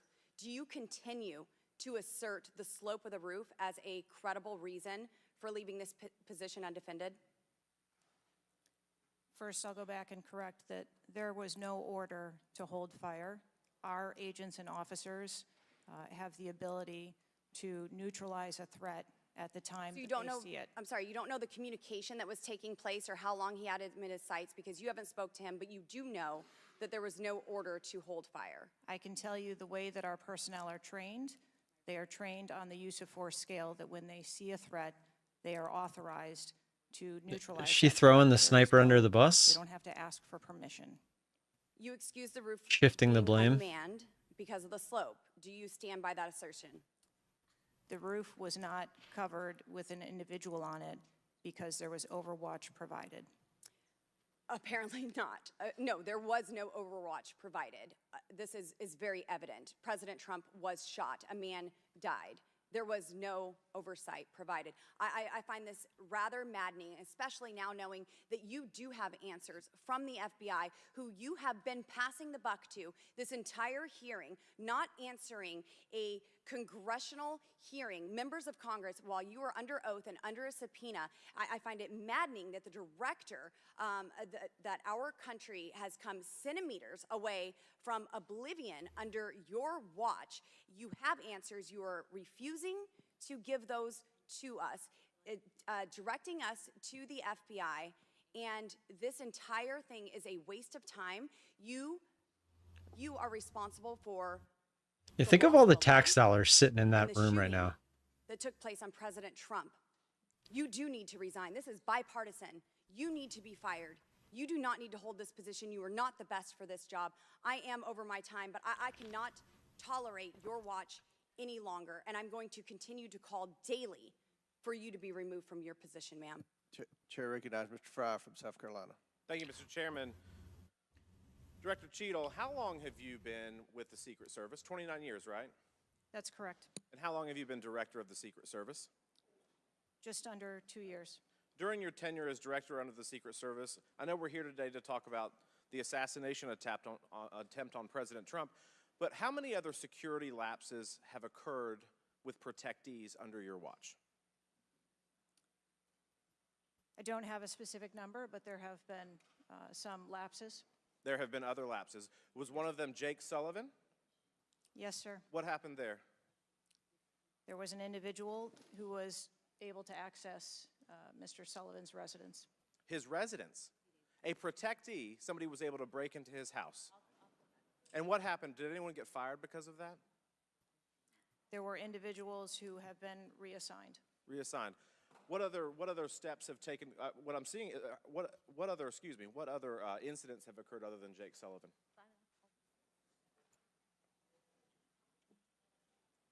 Was there an issue with the Secret Service agent and Vice President Harris? I would not call that a security incident. Well, it seems to me, I mean, you have security lapses with President Trump. You have security lapses with Jake Sullivan. You have issues with your personnel related to Vice President Kamala Harris. There seems to be a repeated theme here. Would you not agree with that? I think that we are talking about separate categories of incidents. Well, I would disagree with that. I think there's a repeated theme when you've got protectees and you're not upholding your core mission. Let me ask you something else. Does the Secret Service routinely record communications between and amongst detail? Radio communications? Any communication? Email communications are captured, as well as text messages, and then depending on the detail, radio communications are recorded. Does the Secret Service have recorded communications from the July 13th event? We do not have radio communications from that day. But you have text messages? We do have emails and text messages. Emails, okay, great. Does the head of the Trump detail or someone else embedded in this detail have command decision-making authority, or do they need to seek authorization from someone outside that detail? The head of the detail has the decision-making authority for things that are necessary for that detail. Is that standard for protection details? Yes, it is. Okay. Let me ask you something. 5 minute is just a straight V. During campaign events, is it common for the Secret Service to utilize other agencies? Yes, it is. What other agencies would be providing assistance to the Secret Service? There are a number of other agencies that provide assistance to the Secret Service during campaigns. We utilize personnel from the Department of Homeland Security. We utilize personnel from the Department of Defense, and we utilize local law enforcement partners. Are you on the same radios? Do you provide the radios to all the assets that are taking part in protection of an event? We provide radios to the personnel from the Department of Homeland Security that are assisting us. But not local law enforcement? Local law enforcement is working on their own radios. Are you on the same frequency? We ensure that we have counterparts in the security room, and so the local law enforcement will place one of their personnel in the security room with our personnel so that we have interoperability communications. Let me ask you something just about the timeline, because I think this is really interesting that we can't nail that down. I mean, I think there are lay people out there with more knowledge about the timeline than you seem to come before a subpoena in front of Congress. Was Mr. Crooks observed at the AGR building prior to the shooting? He was observed on the grounds outside of our perimeter prior to the shooting. At approximately what time was that? You don't have to give me the specific minute, but at approximately what time was that? I believe it was about 45 minutes or so prior to. Did the sniper team take a photo of Mr. Crooks? The local team did, yes. So it was a local team and not a Secret Service sniper? That took the photo. Okay. And did he relay that photo to Central Command? Again, it's an active ongoing investigation, so I want to make sure that I'm factual with the route that photo took and who that was disseminated to and when. What time did when did Mr. Crooks' status go from a suspicion, a person that was under suspicion, to a threat? When did that happen? And maybe not even a specific time, Director Cheadle, maybe a certain event that happened that transformed him from a person of suspicion to a threat. When did that happen? To the best of my knowledge, based on what I have been told thus far, it's approximately 5 minutes to where individuals relayed that there was an incident an issue, being worked at the 3 o'clock of the president. So that was, but it was before the shots were fired? That is correct, but again, it was not phrased as a threat. It was just that something was being worked. Yeah, but my question is, when did he become, when did he transform from suspicion to threat? Because they're treated very differently. People can be suspicious, but they're not a threat until a certain point in time. So when did that happen? I believe that it was seconds before the gunfire started. Seconds. My gosh, we actually have a few questions that we got answered today. Listen, I'm going to wrap up here, Mr. Chairman, but here's the frustration that people have. The buck stops with you. You've said that yourself. But the problem in Washington, D.C., it is the only town in America that you can be so bad at your job that you actually get a promotion or don't get fired. You have not been able to answer the number of agents, whether or not requests were denied on additional security, law enforcement USD max and macro standpoint, I have no idea what you just said. How the rifle got on the roof, you can't tell us how many shots he fired, whether the no more marbles. Covered. You can't tell us anything about his cell phone. You can't tell us whether the rally was supposed to be postponed, given the intelligence that you were receiving. You can't tell us whether the car had a bomb. You can't even tell us his motive. And the American people are incredibly distrustful because it has taken 9 days to even get a scintilla. You came very close twice. Maybe if I was CNN you did not win. or NBC, You're on the podium a couple times. Thorough and accurate information, but we have not received that in a subpoenaed hearing. in front of this Congress. That is why the American people are frustrated, and I echo the bipartisan calls on this committee and all across this country that you should resign, or maybe when the president wakes up from his nap, he can fire you. USD peso. Chair now recognizes Yeah, I don't do Mr. Florida. Forex, so I wouldn't be able to tell you. Please give me the names of the individuals who are in charge of your con-op for the rally. I'm not going to release names. Can you give me the today. titles? And how many individuals? No. Nothing? We had a full advance team that was responsible Who for are the, advancing how many the people site. are the final approval authority? There are a number of people Can you that give me a are number? engaged in approving Can you the give plan. me a number? No, I do not have Okay. a firm number. Can you just confirm whether or not, I understand this is an open investigation, but in order to dispel conspiracy theories, have you guys been able to subpoena the shooter's Discord records, or has the FBI, to your knowledge? I believe that the FBI is working on those. Okay. Is it factual to say that you have not ruled out that the shooter was working with other people or persons? Again, the FBI is conducting the criminal investigation into Can the you, shooter. at least in an effort to dispel conspiracy theories, can you confirm or deny that? At this time, we do not have that there were any other people engaged. So you believe he was acting alone? I do. Okay. Have you been made aware of multiple eyewitness reporting that there was a second shooter on a water tower? I do not have any information related to any second shooter. Okay. It's the first I'm hearing about this water tower thing. According to testimony from multiple witnesses, they did. Steve, I report told you that, 11 and o'clock. to my understanding, there were over 40 sniper teams that were briefed by the Butler ESU. And I want to make sure that people are aware, if you're saying that there's not another shooter, that we are able to clear that information, because from this whole entire briefing, it doesn't seem like much information has been able to get out to the American people. So I'm trying to dispel rumors, as I'm sure you understand. Was it true That was my Secret Service personal present at the invitation. Butler ESU briefing? There was a briefing between the counter sniper teams Was that were working Secret on the Service ground. present? Yes, to my knowledge. Okay, I want to read you a report from people that seem to be throwing you under the bus and stated that they were in attendance and that Secret Service was not in attendance at the security briefing, according to individuals with knowledge, to also include that the AGR building where the shooter Thomas Matthew Crooks was located was actually not a part of their security perimeter for that. So there was not Secret Service present. It seems as though that when you were asked earlier from Rep. Kristamorthy about whether or not Secret Service was aware of a threat, you had said no, they were unaware of a threat. And yet, according to communications, again, from You know how many law people send me those, enforcement that Steve? were in some of Come on these now. group chats, they actually had reported that Secret Service was made aware of a threat at around 5:59 p.m. as a part of the command, including Secret Service, aware of messages and requests about information. All right, Timothy, is this the top? On the Can you fifth touch? please tell me if you have knowledge of that at all? Again, I think we're conflating the difference between the term threat and suspicious. But you guys did have knowledge at 5:59 p.m. She still never answered the other guy's question when he became a threat. Oh, he did, said seconds.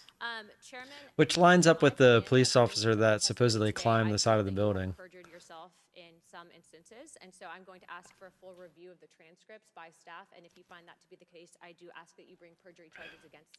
It's true, Steve. I've never seen something so small before. It is very frustrating, and I've talked to my colleagues, and we've said it to your face, that you have been up here basically stonewalling our ability The confidence you have, American people.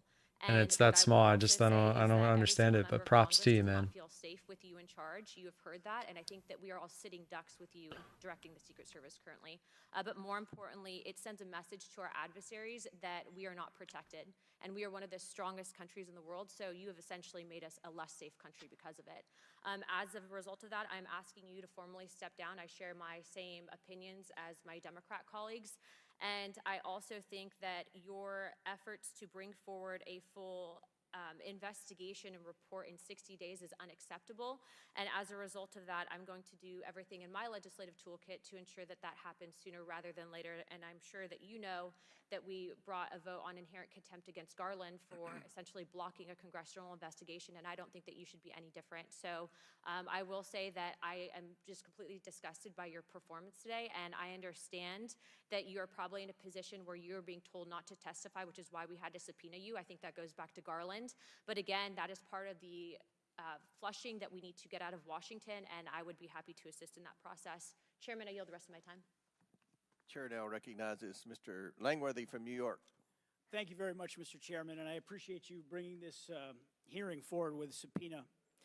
Director, yesterday I made the decision to get in my car and drive to Butler, Pennsylvania in preparation for this moment and asking you questions about the events of the assassination attempt on President Trump's life. I've done several presidential events prior in my career, and I wanted to see this site with my own two eyes because I don't believe the video footage tells the whole story or looking at things on a diagram. And I was absolutely appalled when I went to the site, when I saw the fact that I could have stood on the roof of that building, the AGR building, and hit that podium with a 9-iron, and I'm a lousy golfer. And the fact that that was not included in the perimeter is a complete dereliction of the duty of the U.S. Secret Service. I mean, there are very few rooftops that needed to be secured, and the fact that the Secret Service, as they were putting a site plan in place, Alpine. did not think it was necessary to man those rooftops. You have completely How was your day? walked away from your duties. You had one job, and that's to protect the future President of the United States or to protect all of the other protectees. And President Trump is only here today by God's grace because he had just something in him that made him turn his head just slightly, or we would be in a national period of mourning right now. And you have done nothing here today. I've rewritten these questions like 4 times during your hearing, and you haven't answered a damn one of them. You haven't given any information. You have hidden behind this FBI investigation, and I think you should be ashamed of yourself. There's the new high. Because you have brought more shame to your agency than I think that the assassination attempt has. If we get an extra push, Literally the worst I would possibly think about getting in, but I'm sticking to my guns about not messing with you have the offered break of no the reason original for this high. committee, this body, or the American people to trust you or the Secret Service today. And you should resign. You have said that you've put new security measures in place after the assassination. What do you mean you Can tell us closed what it those are? during Because the COVID? American people want to know that you're taking real corrective measures. But today you've pointed to an investigation. Investigation or not. Oh, Steve talking about driving by. Okay, I see. I'm caught up now. Accountability, and you've admitted that here today.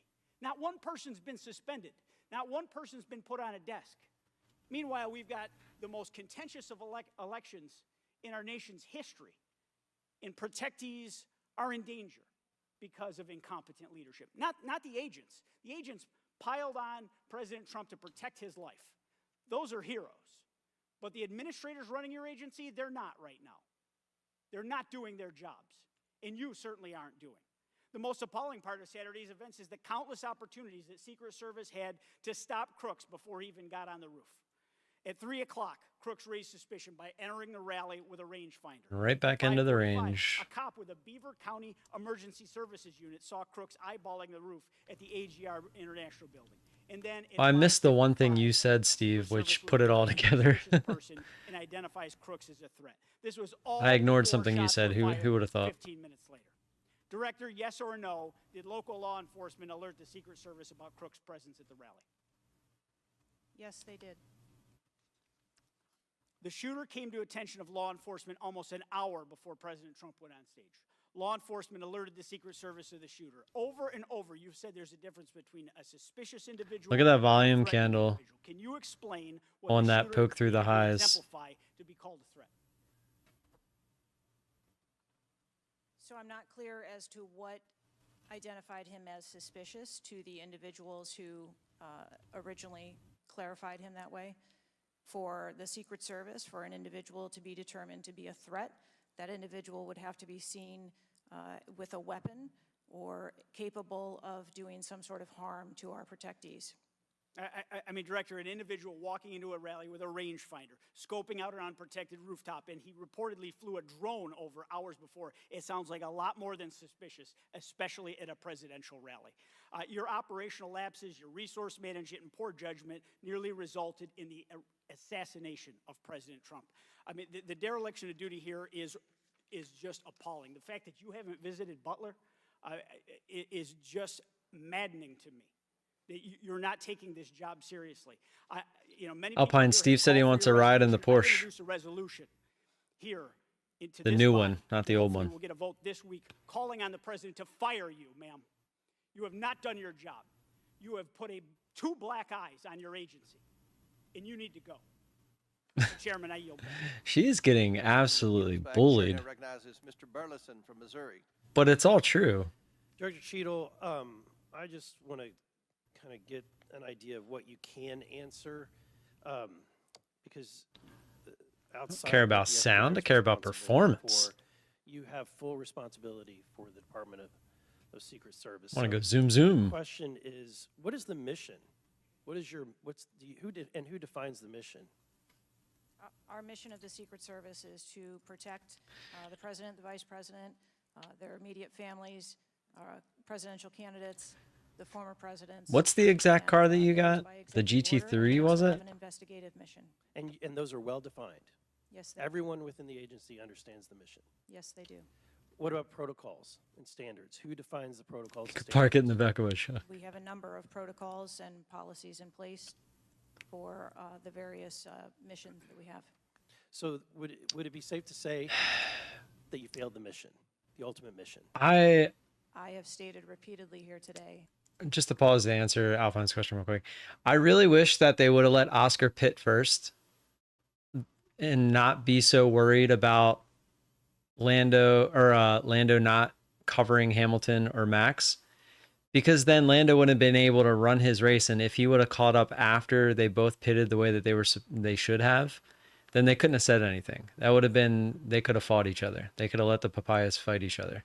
But because they pit him first to guarantee the 1-2, I do think the way that it played out, that he should have swapped the position back, because the only reason that he was in the position he was in to begin with, I'm not saying that he couldn't have won if they did it the other way around, because he clearly had the pace.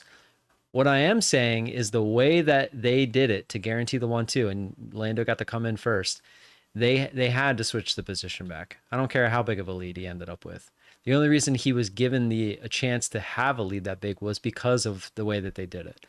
So I do agree from a team perspective, but this also brings me back to why I don't like teams in F1. I feel like there should just be 20 different teams, but I digress. That there was a failure. What about specific failures within protocols and guidelines within the agency? Again, I am 992. certain that the investigation that is being conducted internally, as well as the external investigation. You said earlier in the hearing that there was either a communication, there was errors in communication or in operations.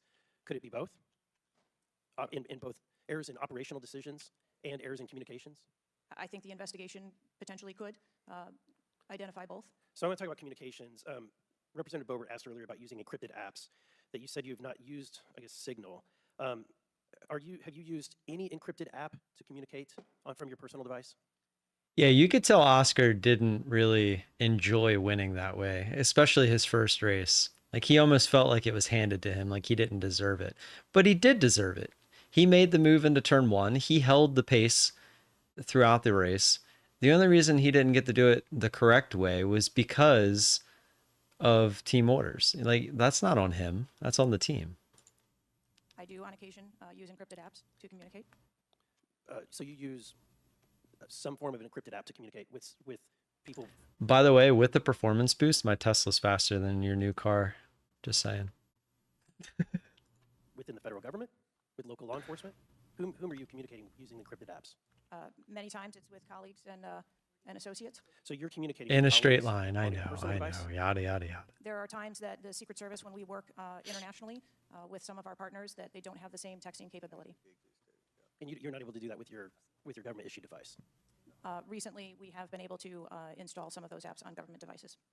Okay. Let's talk about some of the things. I'm not talking about like the Plaid. I'm talking about my Model Y. And encrypted communication tools. I think that might be the most shocking thing that I've heard today. I didn't expect for you to say that. We have requested, this committee has requested multiple documents. A base Carrera, This is not, gotcha. Under the purview of the FBI, this is under your purview. We requested a complete list of all law enforcement personnel, including Secret Service, Department of Homeland Security, local law enforcement with the roles in protecting the president, and we requested that to be for us to Well, yeah, receive the Model in 3 is July. even Can you faster. provide that? I believe that our agency is in the process of collecting all documents. So you did not, you have not provided it. How long does it take to determine who? Yeah, the plat is fucking stupid. We are collecting a comprehensive list of all the documents that have been requested. We also requested all the audio and video recordings that your agency, not the FBI, but your agency has in possession related to the event. Did we receive those? Have you provided those at all? We are in the process of The collecting all the documents S requested. You're in the process. the S is crazy. Look up the Any plaid. memorandums Look up the Tesla or plaid. any internal communications related to It's the it's event? dumb. We requested that you provide that. Have you provided any of that? We are in the process of collecting the information that has been Yes, requested. that's why the 3 is So, faster than the Y. When can we expect to receive these documents? How long does it take to determine who was on site, who was being employed to be there to protect the former president?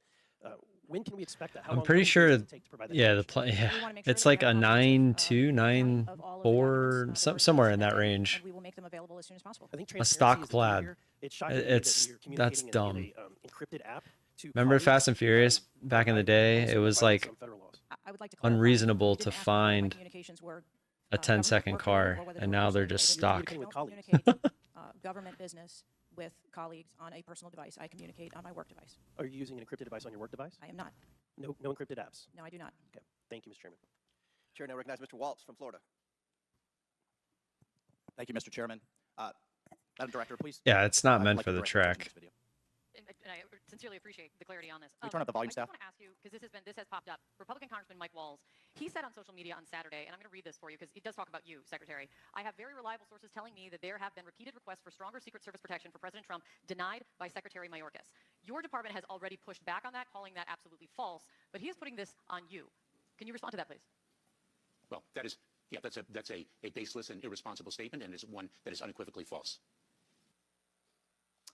Director Cheadle, did you speak with your boss, Secretary Mayorkas? Caught You up. fall under DHS. Did you speak with him on the 14th, the day after? Yes, I did. So you spoke with him before he made that statement. I spoke with him immediately following the incident. Did you inform him that all requests for additional resources for President Trump had been fulfilled?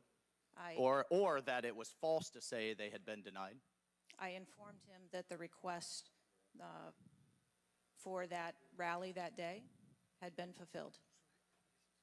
Okay, you continue to answer that very carefully, because I made a broader statement. The agents that came to me made a broader statement that his permanent protective detail for years now have been asking for more. Is that correct? I do not have specific incidents of those requests. Is it correct that they've been asking? Later, man. Yeah, I mean, I'll trade I have if heard the the opportunity same presents itself, reports but it that you doesn't look have. like it's going to. We'll see what happens in happy hour. Those requests are made in writing. I mean, the agents are telling me they make them in writing. This isn't a verbal agency. Have a good rest of your day. I understand what you're saying. I don't have those requests in front of me here to. I'm not asking if you have them in front of you. Are you aware that they were made?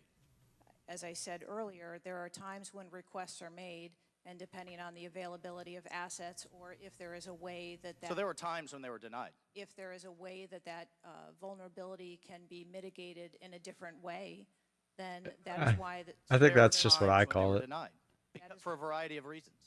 That is why the Secret Service has a multi-layered and multifaceted security plan, so that we can pivot if we need to. It's happy hour because you get a chance to trade again. I feel like from like 12 to 3, you basically just sit around being bored as anything, and then you get happy hour. Your boss says that's irresponsible and false to say things are denied, and you had talked to him. So did he just make that on his own, make that up on his own, or did you tell him that?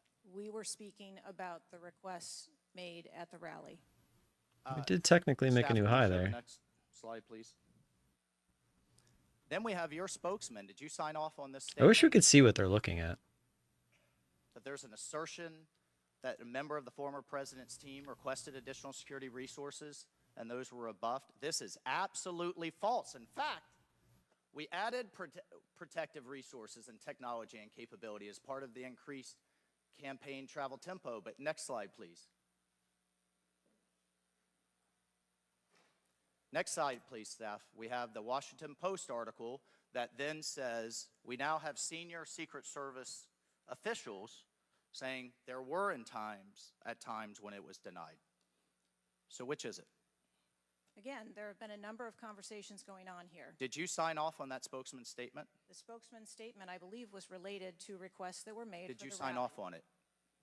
For the requests that were made at the rally. Did yes. you sign off on the statement before it went out? I sign off on my press spokesman's statement before they go out. I would hope you would in the wake of an assassination attempt. Yes. You did. Categorically false that any requests were made. You signed off on it. Thank you for that. Thank you for that clarity. Madam Director, how many press conferences have you held since the assassination attempt? We have put out press releases. How many press conferences have you held? Gone to the mic, taken questions from the public, from the media? How many? I have not held any. How many has Secretary Mayorkas held?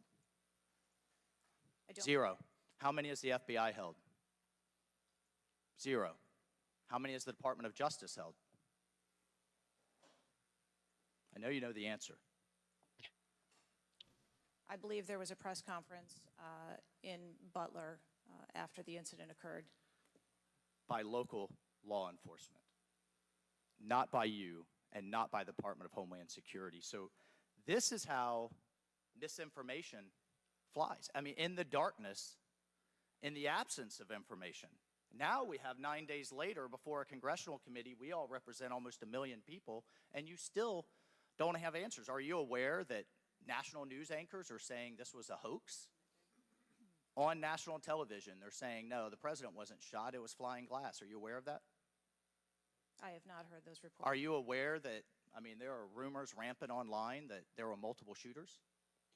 Yes. Are you aware that because the shooter had overseas encrypted platforms in Belgium and New Zealand and in Germany, that a lot of people are speculating there could have been foreign involvement, logically? Are you aware of that? Yes. And have you done anything to disabuse any of these notions today? No. You haven't. Madam Director, I would fire you. Regardless of the failure, I would fire you just how you've handled it since. You should have been the first to the mics. That's so true. To say, America, world, I want to assure you, we're going to get to the bottom of this. I want to assure you full transparency. Our agency clearly had major gaps here, and I want to personally take responsibility and accountability. You should have been the first, standing alongside Secretary Mayorkas, and I would even go so far as to say have daily press conferences, updating everyone on what we know. But you haven't had any of that. What are you hiding behind? I am not hiding. Because you're making the situation worse. I think you've heard that on a bipartisan basis here. You are making this situation far worse in the absence of information. Let's move on. This is truly, It's true. Sometimes not knowing is worse than knowing. the issue. Has President Trump's permanent protective detail requested additional assets over the last? The mind years? wanders He's when you don't clearly know. Not your average former president. He's not Jimmy Carter in an old folks' home. He's not President Bush painting out in his barn. He has multiple residences, a lot of rallies. He's very publicly engaged, and he has a foreign threat in addition to domestic threats. Have they requested additional resources? That's the last question, but please feel free to answer. Thank you, Director. We have continued, as I stated earlier, to increase over the past year the assets that are at the former president's residence and supplied to his detail. Mr. Chairman, if I could just ask for one more indulgence. It is clear you have not been to Butler, Pennsylvania. Leaders lead and should be on the ground. You have not been there. Instead, you went to the RNC, but you weren't originally even going to go there. Where were you originally scheduled to go besides the RNC, a national special security event? I was always scheduled to go to the RNC. Mr. Chairman, I would like to enter into the record that the director was scheduled to go to Aspen, hobnobbing around with, I don't know what liberal elites go to Aspen. That was where you were originally scheduled to go to speak at a forum. I was scheduled to go to the RNC. I was going to leave the RNC for 24 hours and return back to the RNC. I hope, as your predecessor, Julie Pearson, with a security incident on the White House and under the Obama administration and Reagan's Secret Service detail lead, I would hope you would have the dignity for the sake of the agents in the service to resign. Gentleman's time's expired. Thank you. I'd like to enter a few things into the record. First of all, the remaining articles that Mr. Biggs was wanting to enter into the record without objection to order. That list Next, from a earlier. written statement from Representative Mike Kelly of Pennsylvania. His district includes Butler and Right now, we are bouncing off that original high from earlier. objections ordered. A bipartisan 114th congressional report titled United Or, States well, Secret trying Service to. and Agency in Crisis. This was prepared by former Oversight Committee Chairman Jason Chaffetz and former Ranking Member Elijah Cummins. And lastly, the issue subpoenaed compelling Director Cheadle's appearance at today's hearing without objection, so ordered.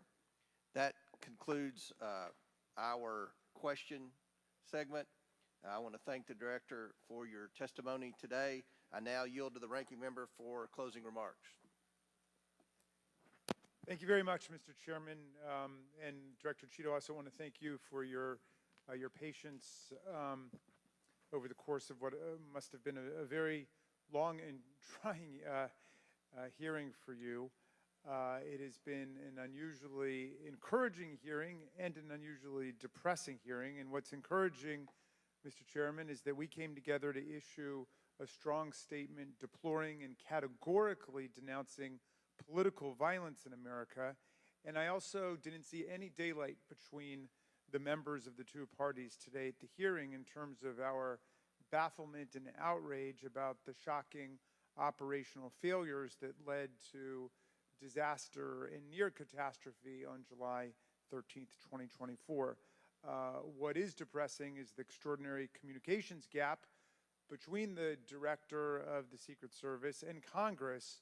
And I don't want to add to the Director's terrible, horrible, no good, very bad day, but I will be joining the Chairman in calling for the resignation of the Director, just because I think that this relationship is irretrievable at this point. Yeah. And I think that the Director has lost the confidence of Congress at a very urgent and tender moment in the history of the country, and we need to very quickly move beyond this. But what I will say, Imagine this being your legacy. is that I took this hearing What a to be shame. about two major policy failures, and one policy failure is the one that got the vast majority of the attention, which was the failure of the Secret Service to effectively respond to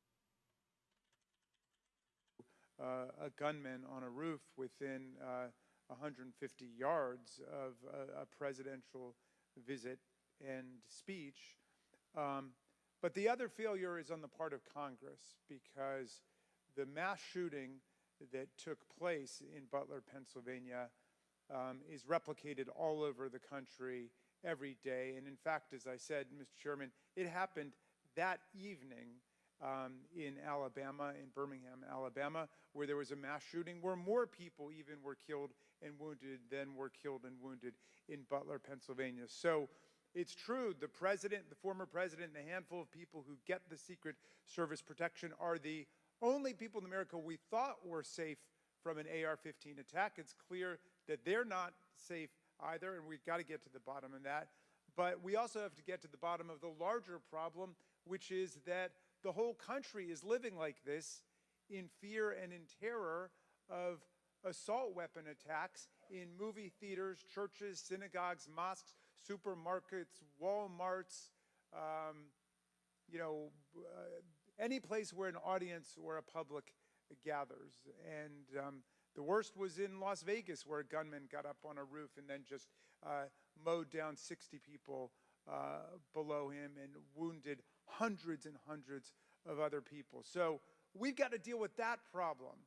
Yes, we've got to move as swiftly as we can to deal with the problems of the Secret Service, but the broader problem is still there. And I just wish to the heavens that our colleagues that could get together on the question of presidential security against an AR-15 attack could get together on the question of public security against an AR-15 attack, because all of us are vulnerable. All of our families are in danger by this, and the rest of the world doesn't live this way.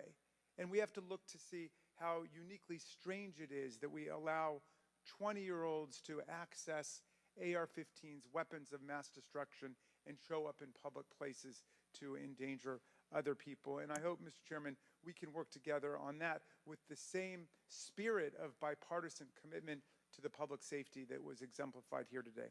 And I yield back to you. Ranking member yields back. I'll deliver my closing remarks. Director Cheadle, I subpoenaed you to appear today to get answers for the American people about the failures that led to the assassination attempt of President Donald J. Trump. Unfortunately, you refuse to answer today. And this committee is not known for its model of bipartisanship, but I think today we came It was together okay. It wasn't that bad. in our disappointment for your lack of answers. You've stated that the FBI will investigate and give a report, and you estimate 60 days. We've been waiting for months and months for lots of different bits of information from the FBI. We have no confidence in the FBI. The majority of this committee has no confidence in the FBI. I sincerely hoped that the hearing today would give not just Congress confidence in the Secret Service, but the American people would have confidence in the Secret Service.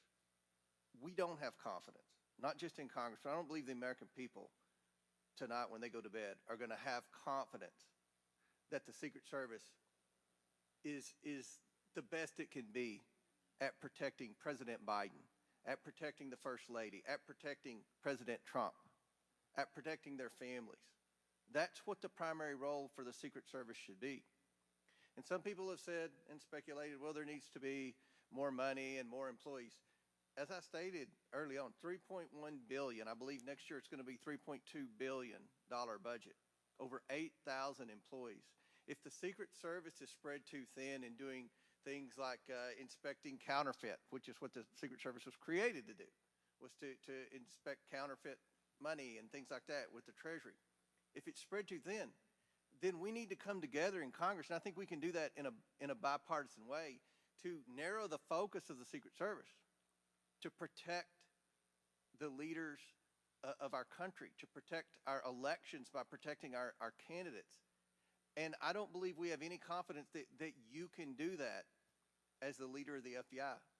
I sincerely hope that we would adjourn this committee hearing and have confidence not just in the Secret Service, but in you as director of the Secret Service.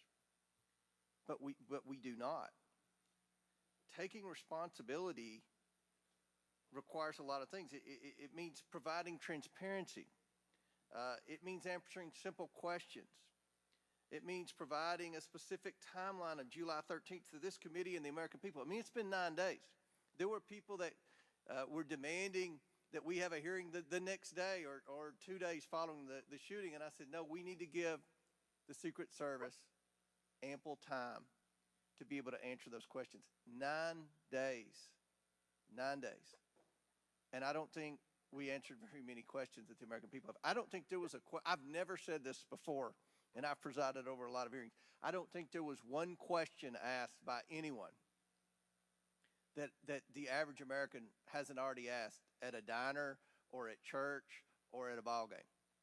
The American people have questions. They deserve answers. Congress deserves answers. You were subpoenaed today to provide answers, and ma'am, you did not do that.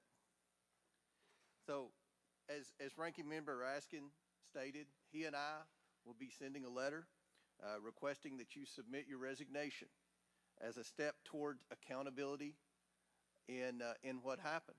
And one of the biggest frustrations that many of us have, especially on this side of the aisle, is that there's never accountability in this administration. And when you look at I've just been sitting here watching this. Prior to July 13th, I mean, it would be hard to beat the withdrawal in Afghanistan, the debacle there, and no one was held accountable. To this day, no one has been held accountable for that. But here we have clearly video showing people notifying the police, and the police are blaming the Secret Service. The Secret Service are blaming the police. Homeland Security is blaming everybody. But at the end of the day, after this hearing, and after our request for information, we don't have any answers for the American people, and we don't have that confidence that you can lead the Secret Service to restore the confidence. And again, I commend the ranking member for joining with me in the letter asking your resignation, and we certainly hope that you will take that to heart. With that and without objection, all members have 5 legislative days within which to submit materials and additional written questions for the witness, which will be forwarded to the witness. If there's no further business, without objection, the committee stands adjourned.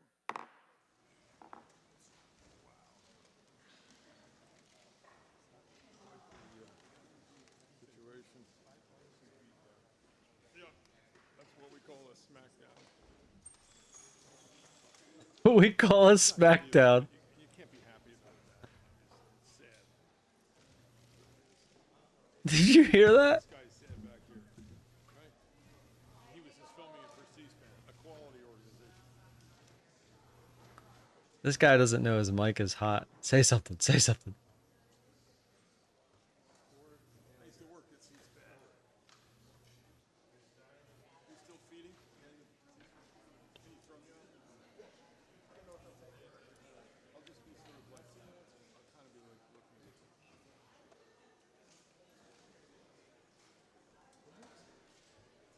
That looked pretty obvious, but it's okay. Yeah, I did. Back in the day, I just worked for Brian Lamb, Harry Lamb. That's crazy, man. That's crazy. Great group. I love C-SPAN. Yeah. I'm John, by the way. Brandon? Yeah, nice to see you. Yeah, keep on keeping. Was I on? Oh, so it'll be on the tape? Cool. All right, thanks very much. Have a great day. That was a long one. Oh, it was this guy right here. He didn't give 2 shits. I mean, that's how everyone should be.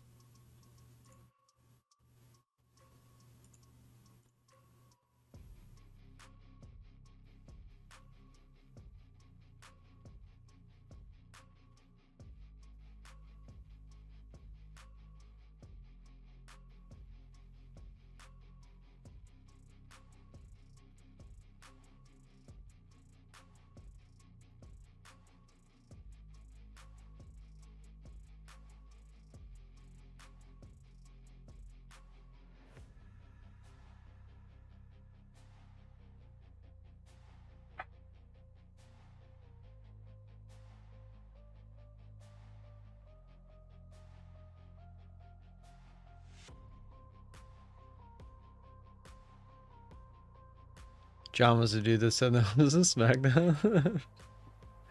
Dude, how would you not cry? But yeah, she deserved every part of that.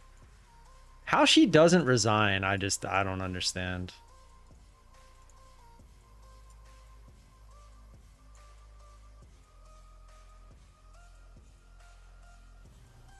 I don't understand that at all.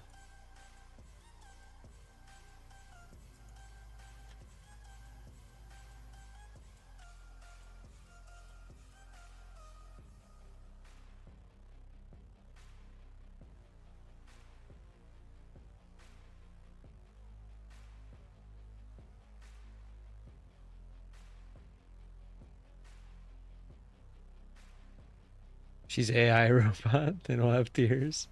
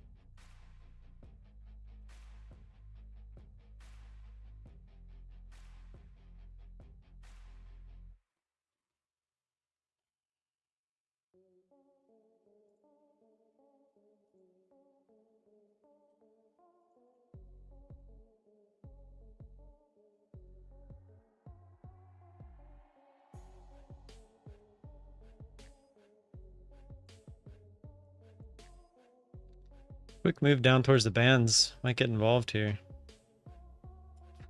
This very well could be just a big sell-off, though. Just gotta be careful.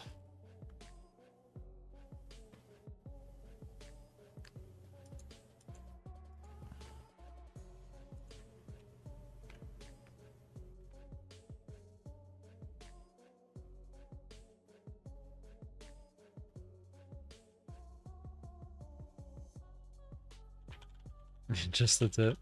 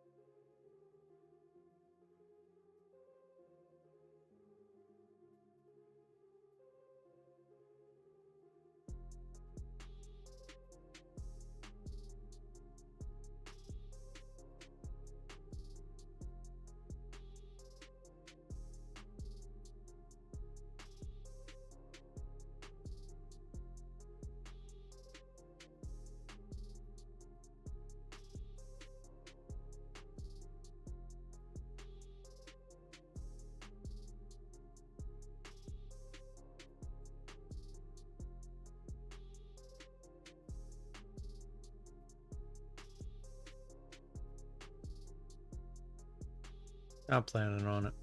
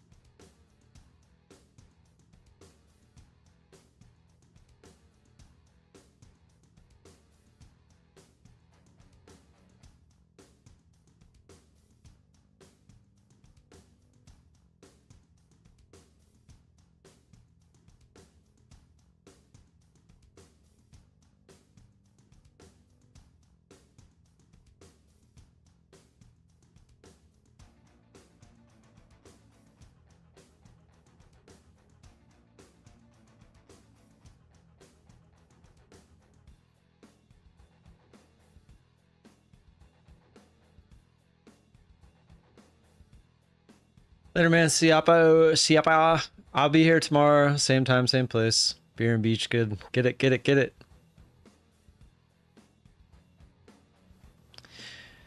Enjoy it, man.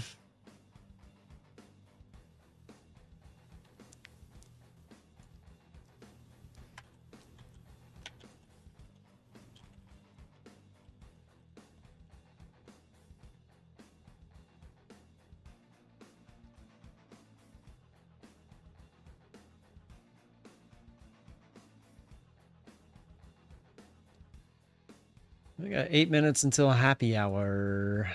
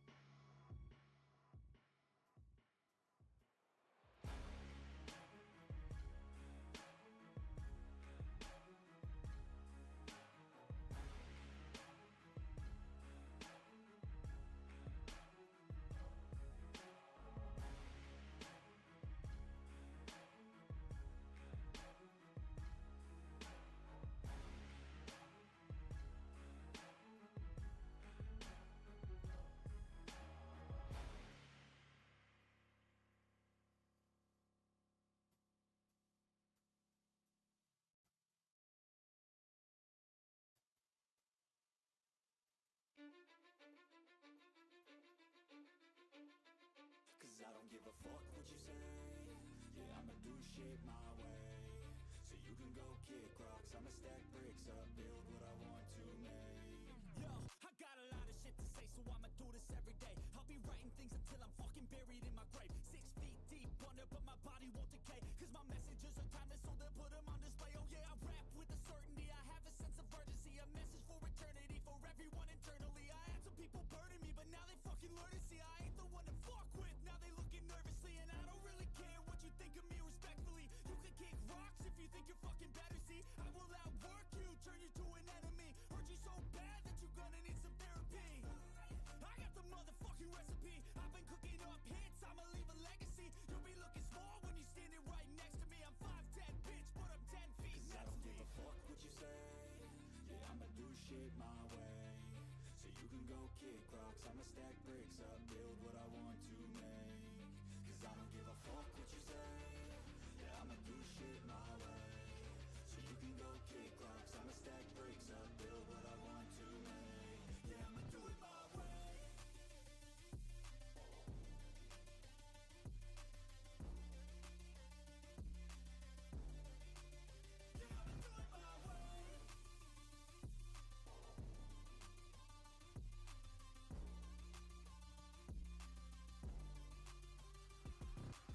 I can't contain it, I'm coming out with a statement. You really changed, man, all your music and arrangement.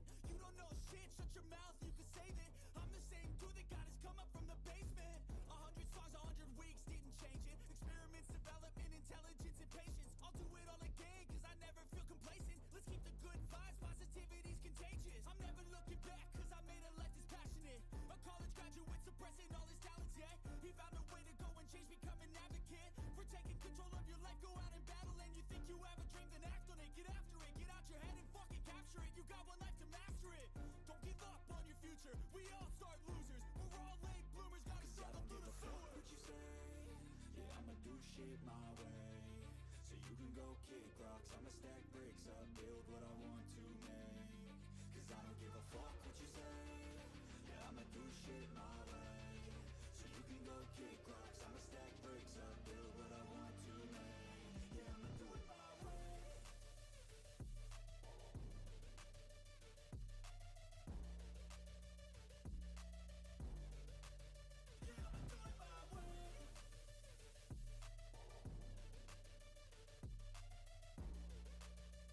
Right at 3 o'clock. See that?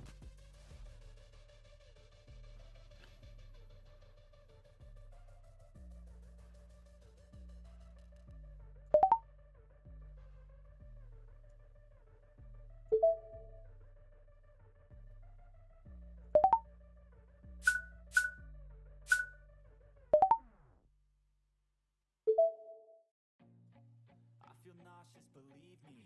Never had a lot of shit come easy. Had to work hard, struggle just to be me. Had to rise up just so they could see me. Did what I had to do just to feed me. And what was left over I put towards my dreaming.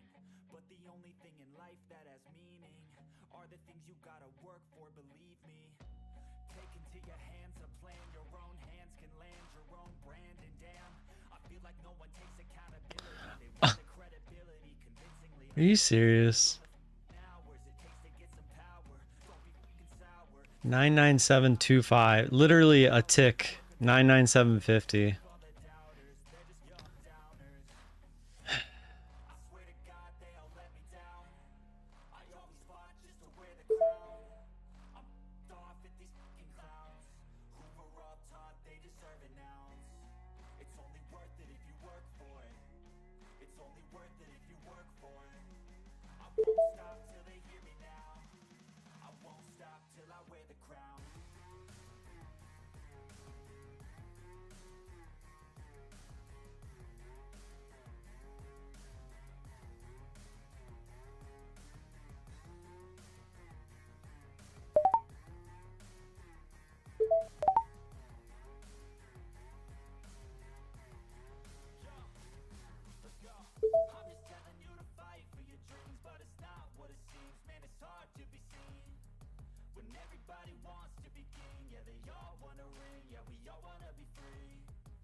Show me what you got, what you bring, how you fight in the got heart? Are you mean? Got some scars, got some needs. Are you willing to go bleed? I swear to God they all let me down. I always fought just to wear the crown. I'm off at these fucking clowns who were all taught they deserve an ounce. It's only worth it if you work for it. It's only worth it if you work for it. I won't stop till they hear me now. I won't stop till I wear the crown. I swear to God they all let me down. I always fought just to wear the crown. I'm off at these fucking clowns who were all taught they deserve an ounce. It's only worth it if you work for it. It's only worth it if Happy hour, baby.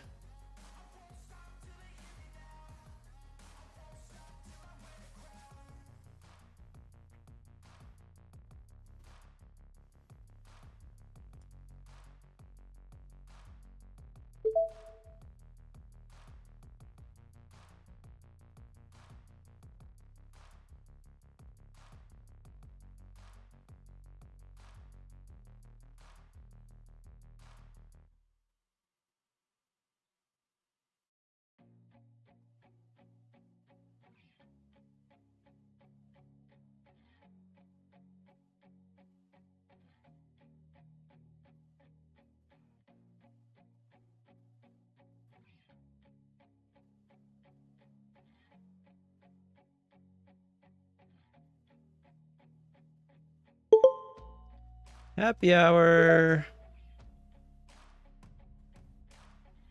No, I think it was just 3 o'clock.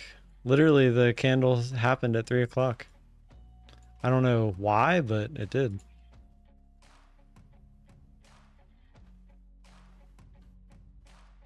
I was going to switch it to only one and try to hold one to see if we go all the way back up, but I'm okay with that. I was a little annoyed that it missed us by a tick there, so I ended up taking most of it off before I wanted to, but I think we ended up actually making more because of it. Yeah, we made an extra 30 bucks because of that.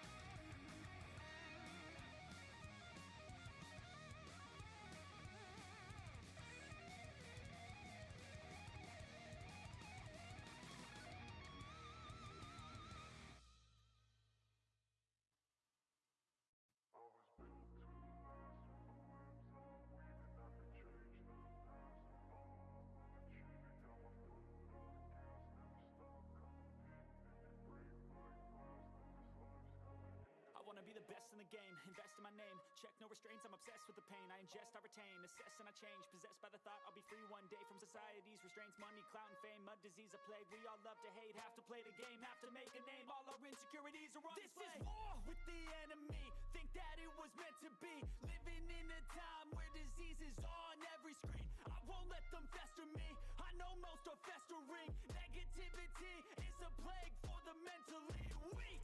No mercy, all I got is working. Never stop searching, never quench the thirsty. I'm toxic and psychotic with this logic, you can't stop it. It's been chronic since I was a boy, so neurotic and chaotic. Built to last with the webs I'm weaving. I could change the past with all I'm achieving. Got my foot on gas, never stop competing. If you break like glass, then this life's gonna eat 'em. Make mistakes real fast, then you learn how to beat 'em. If you take off the cast, you can see all the healing. If the pain's in the past, move on from the grave and put your foot on the gas. No, never stop competing, yeah. I've been doing this, I'm on it. I just wanna be iconic. Sipping on a gin and tonic, got me going off when I'm on this topic, yeah. If I ever play, I want it. You know that I'm always honest. Stay away from those who are toxic. Keep 'em out your face, no way, you don't want 'em, yeah. Don't try to drain my energy. The enemy is everything. It's mentally, unhealthily, spreading like a rare disease. But I won't let it get to me. I don't need your therapy. I can leave a legacy of leading by intensity. Come on, we can fight this. Freedom is priceless. Spread just like a virus. Living in a crisis. Do you feel courageous? Do you seek greatness? Trust me, you can take it. Go on and take your aim. Yeah. Built to last with the webs I'm weaving. I could change the past with all I'm achieving. Got my foot on gas, never stop competing. If you break like glass, then this life's gonna eat 'em. Make mistakes real fast, then you learn how to beat 'em. If you take off the gas, you can see. Damn, there was another feed from Fox where they had the side by side of the people that were talking. I wish I would have known that.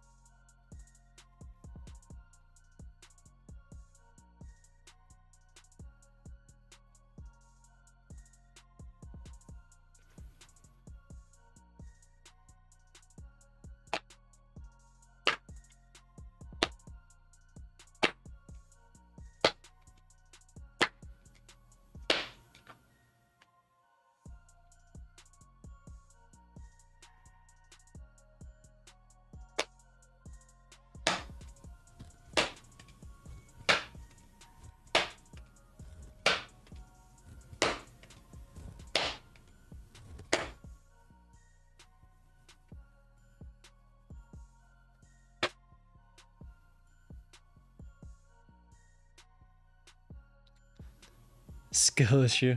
My kids and the wife are in Outer Banks right now. I've been home all alone since Saturday.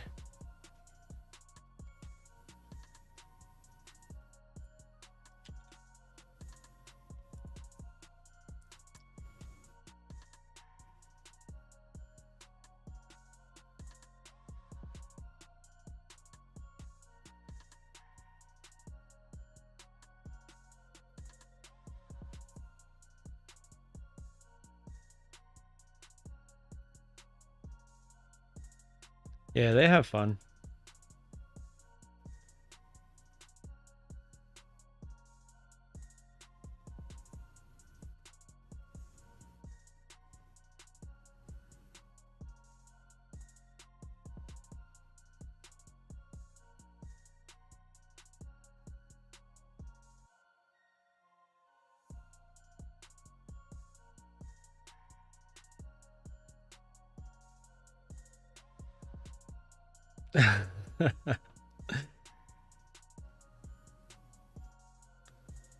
Yeah, I'm not complaining.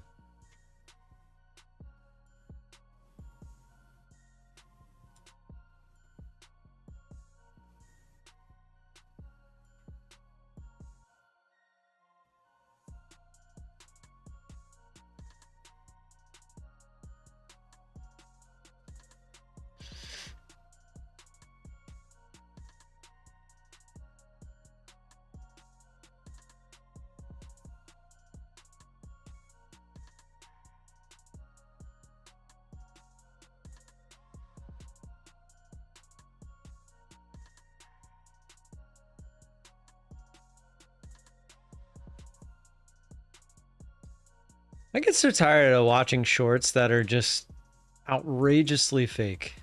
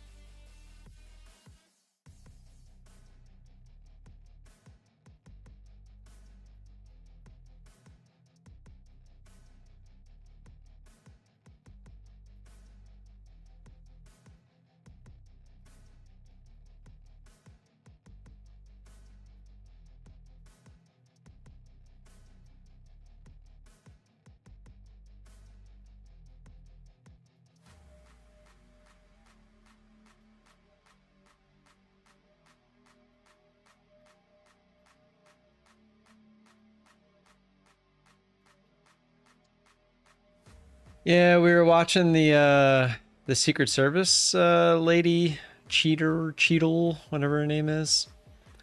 And it just ran, and I was like, you know what? We're this close. We ended up getting another trade because of it, so.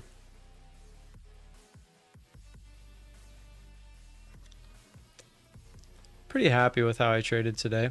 Trading the MNQ is a lot easier. Some wiggle room.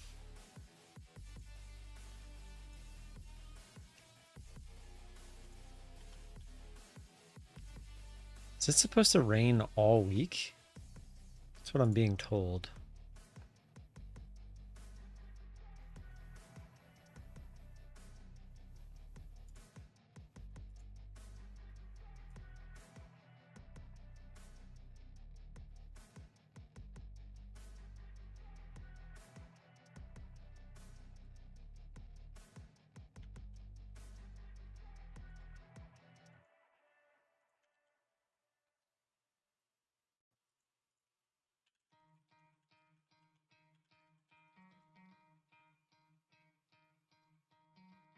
Try to play, but you're never gonna beat me.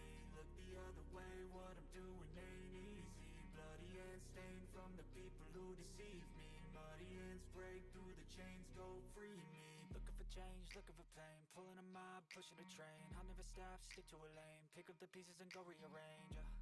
I'll be the best above all the rest, put me to the test and expect nothing less, your check as I'm chess, what's happening next, yeah. He got the venom, a tangible weapon, no coming in second, this life is a lesson. He got a new engine from pain, it's a blessing. New focus, no guessing, just bold an obsession. All in his possession, you got their attention. I'll leave an impression and take your redemption. Just kill no discretion, your mind is a weapon. It's feeling like it wants to roll over a little bit going into the close.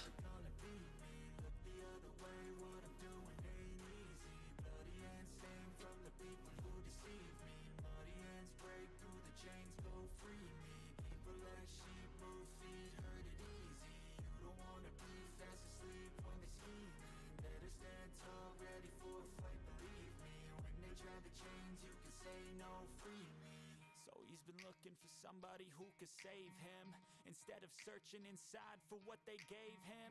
A strong will, strong mind causes mayhem. We could change the world, change times, rearrange them. Staying on pace, running the race. Life is a chase, I don't want a place. I want to be first, work till it hurts. Dehydrated thirst till I'm in a hearse.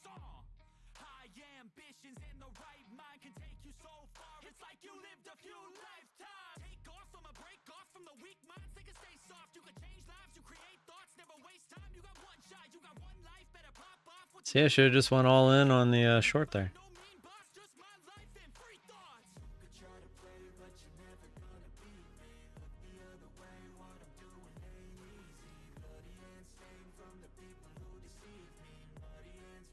This is a pretty big level, so I'm not going to assume that we're going to bounce here. I'm just going to let it bounce without me, or we're going to get the bigger push down.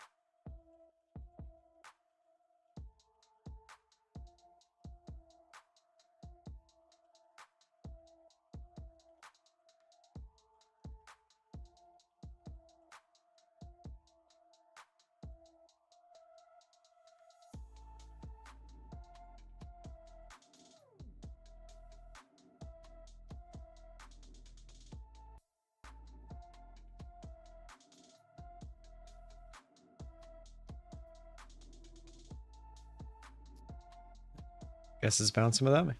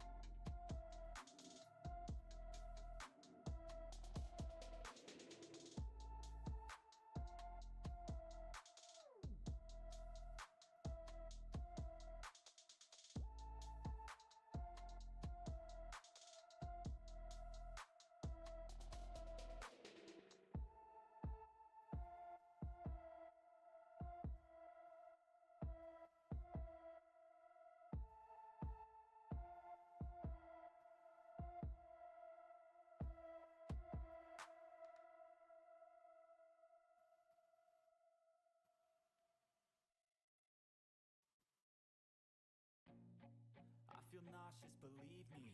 Never had a lot of shit come easy. Had to work hard, struggle just to be me. Had to rise up just so they could see me. Did what I had to do just to feed me. And what was left over I put towards my dreaming. But the only thing in life that has meaning are the things you gotta work for, believe me.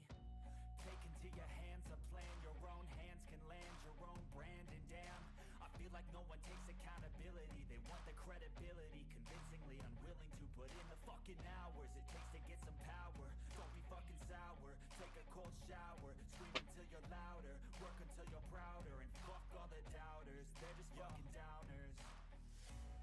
I swear to God they all let me down. I always fought just to wear the crown. I'm pissed off at these fucking clowns who were all taught they deserve an ounce. It's only worth it if you work for it. It's only worth it if you work for it. I won't stop till they hear me now.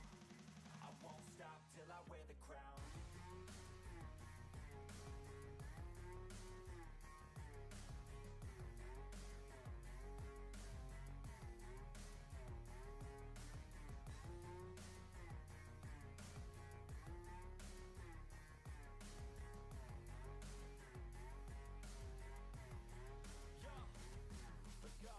I'm just telling you to fight for your dreams, but it's not what it seems. Man, it's hard to be seen when everybody wants to be king. Yeah, they all wanna ring. Yeah, we all wanna be free.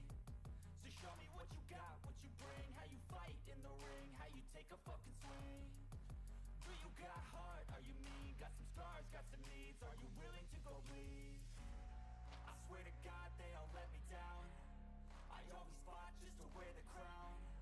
I'm pissed off at these fucking clowns who were all taught they deserve an ounce. It's only worth it if you work for it. It's only worth it if you work for it. I won't stop till they hear me now.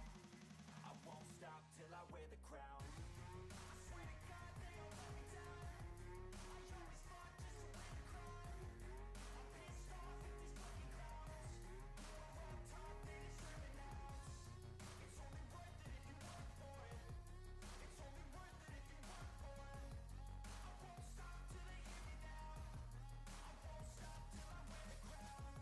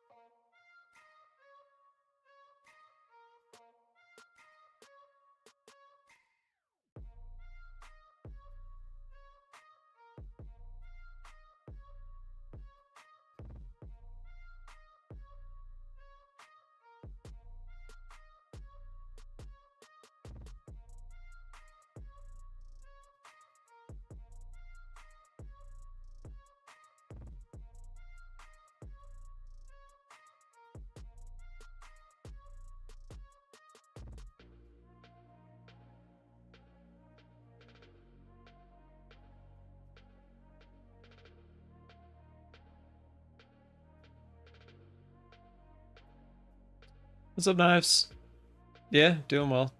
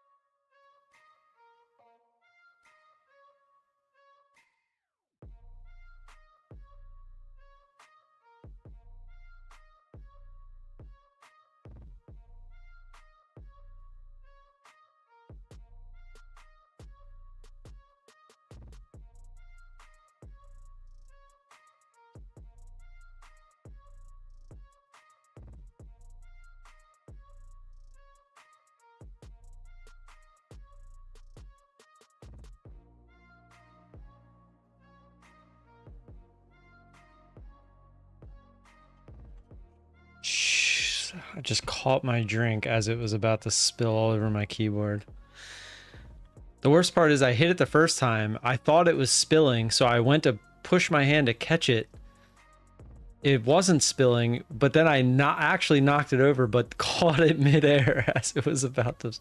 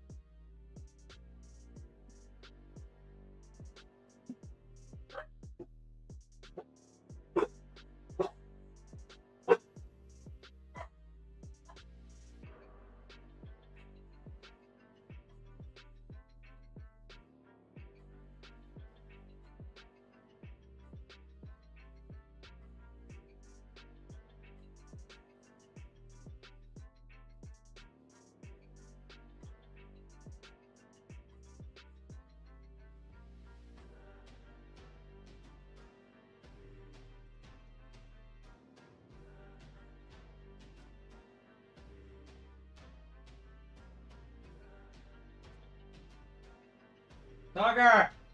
Stop!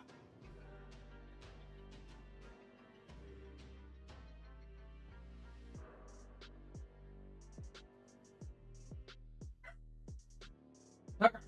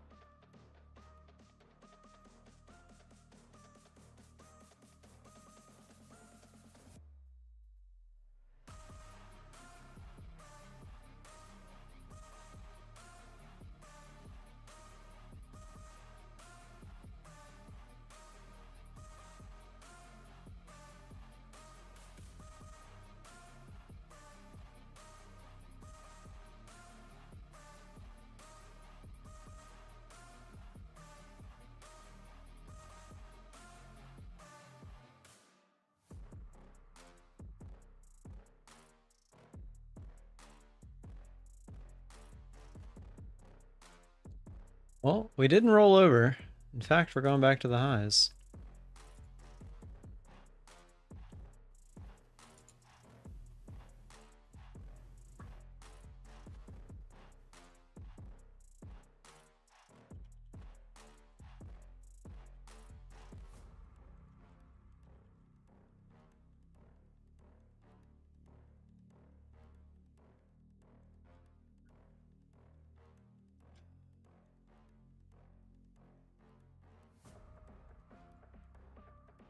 All right, guys, I'm gonna get out of here. See you tomorrow.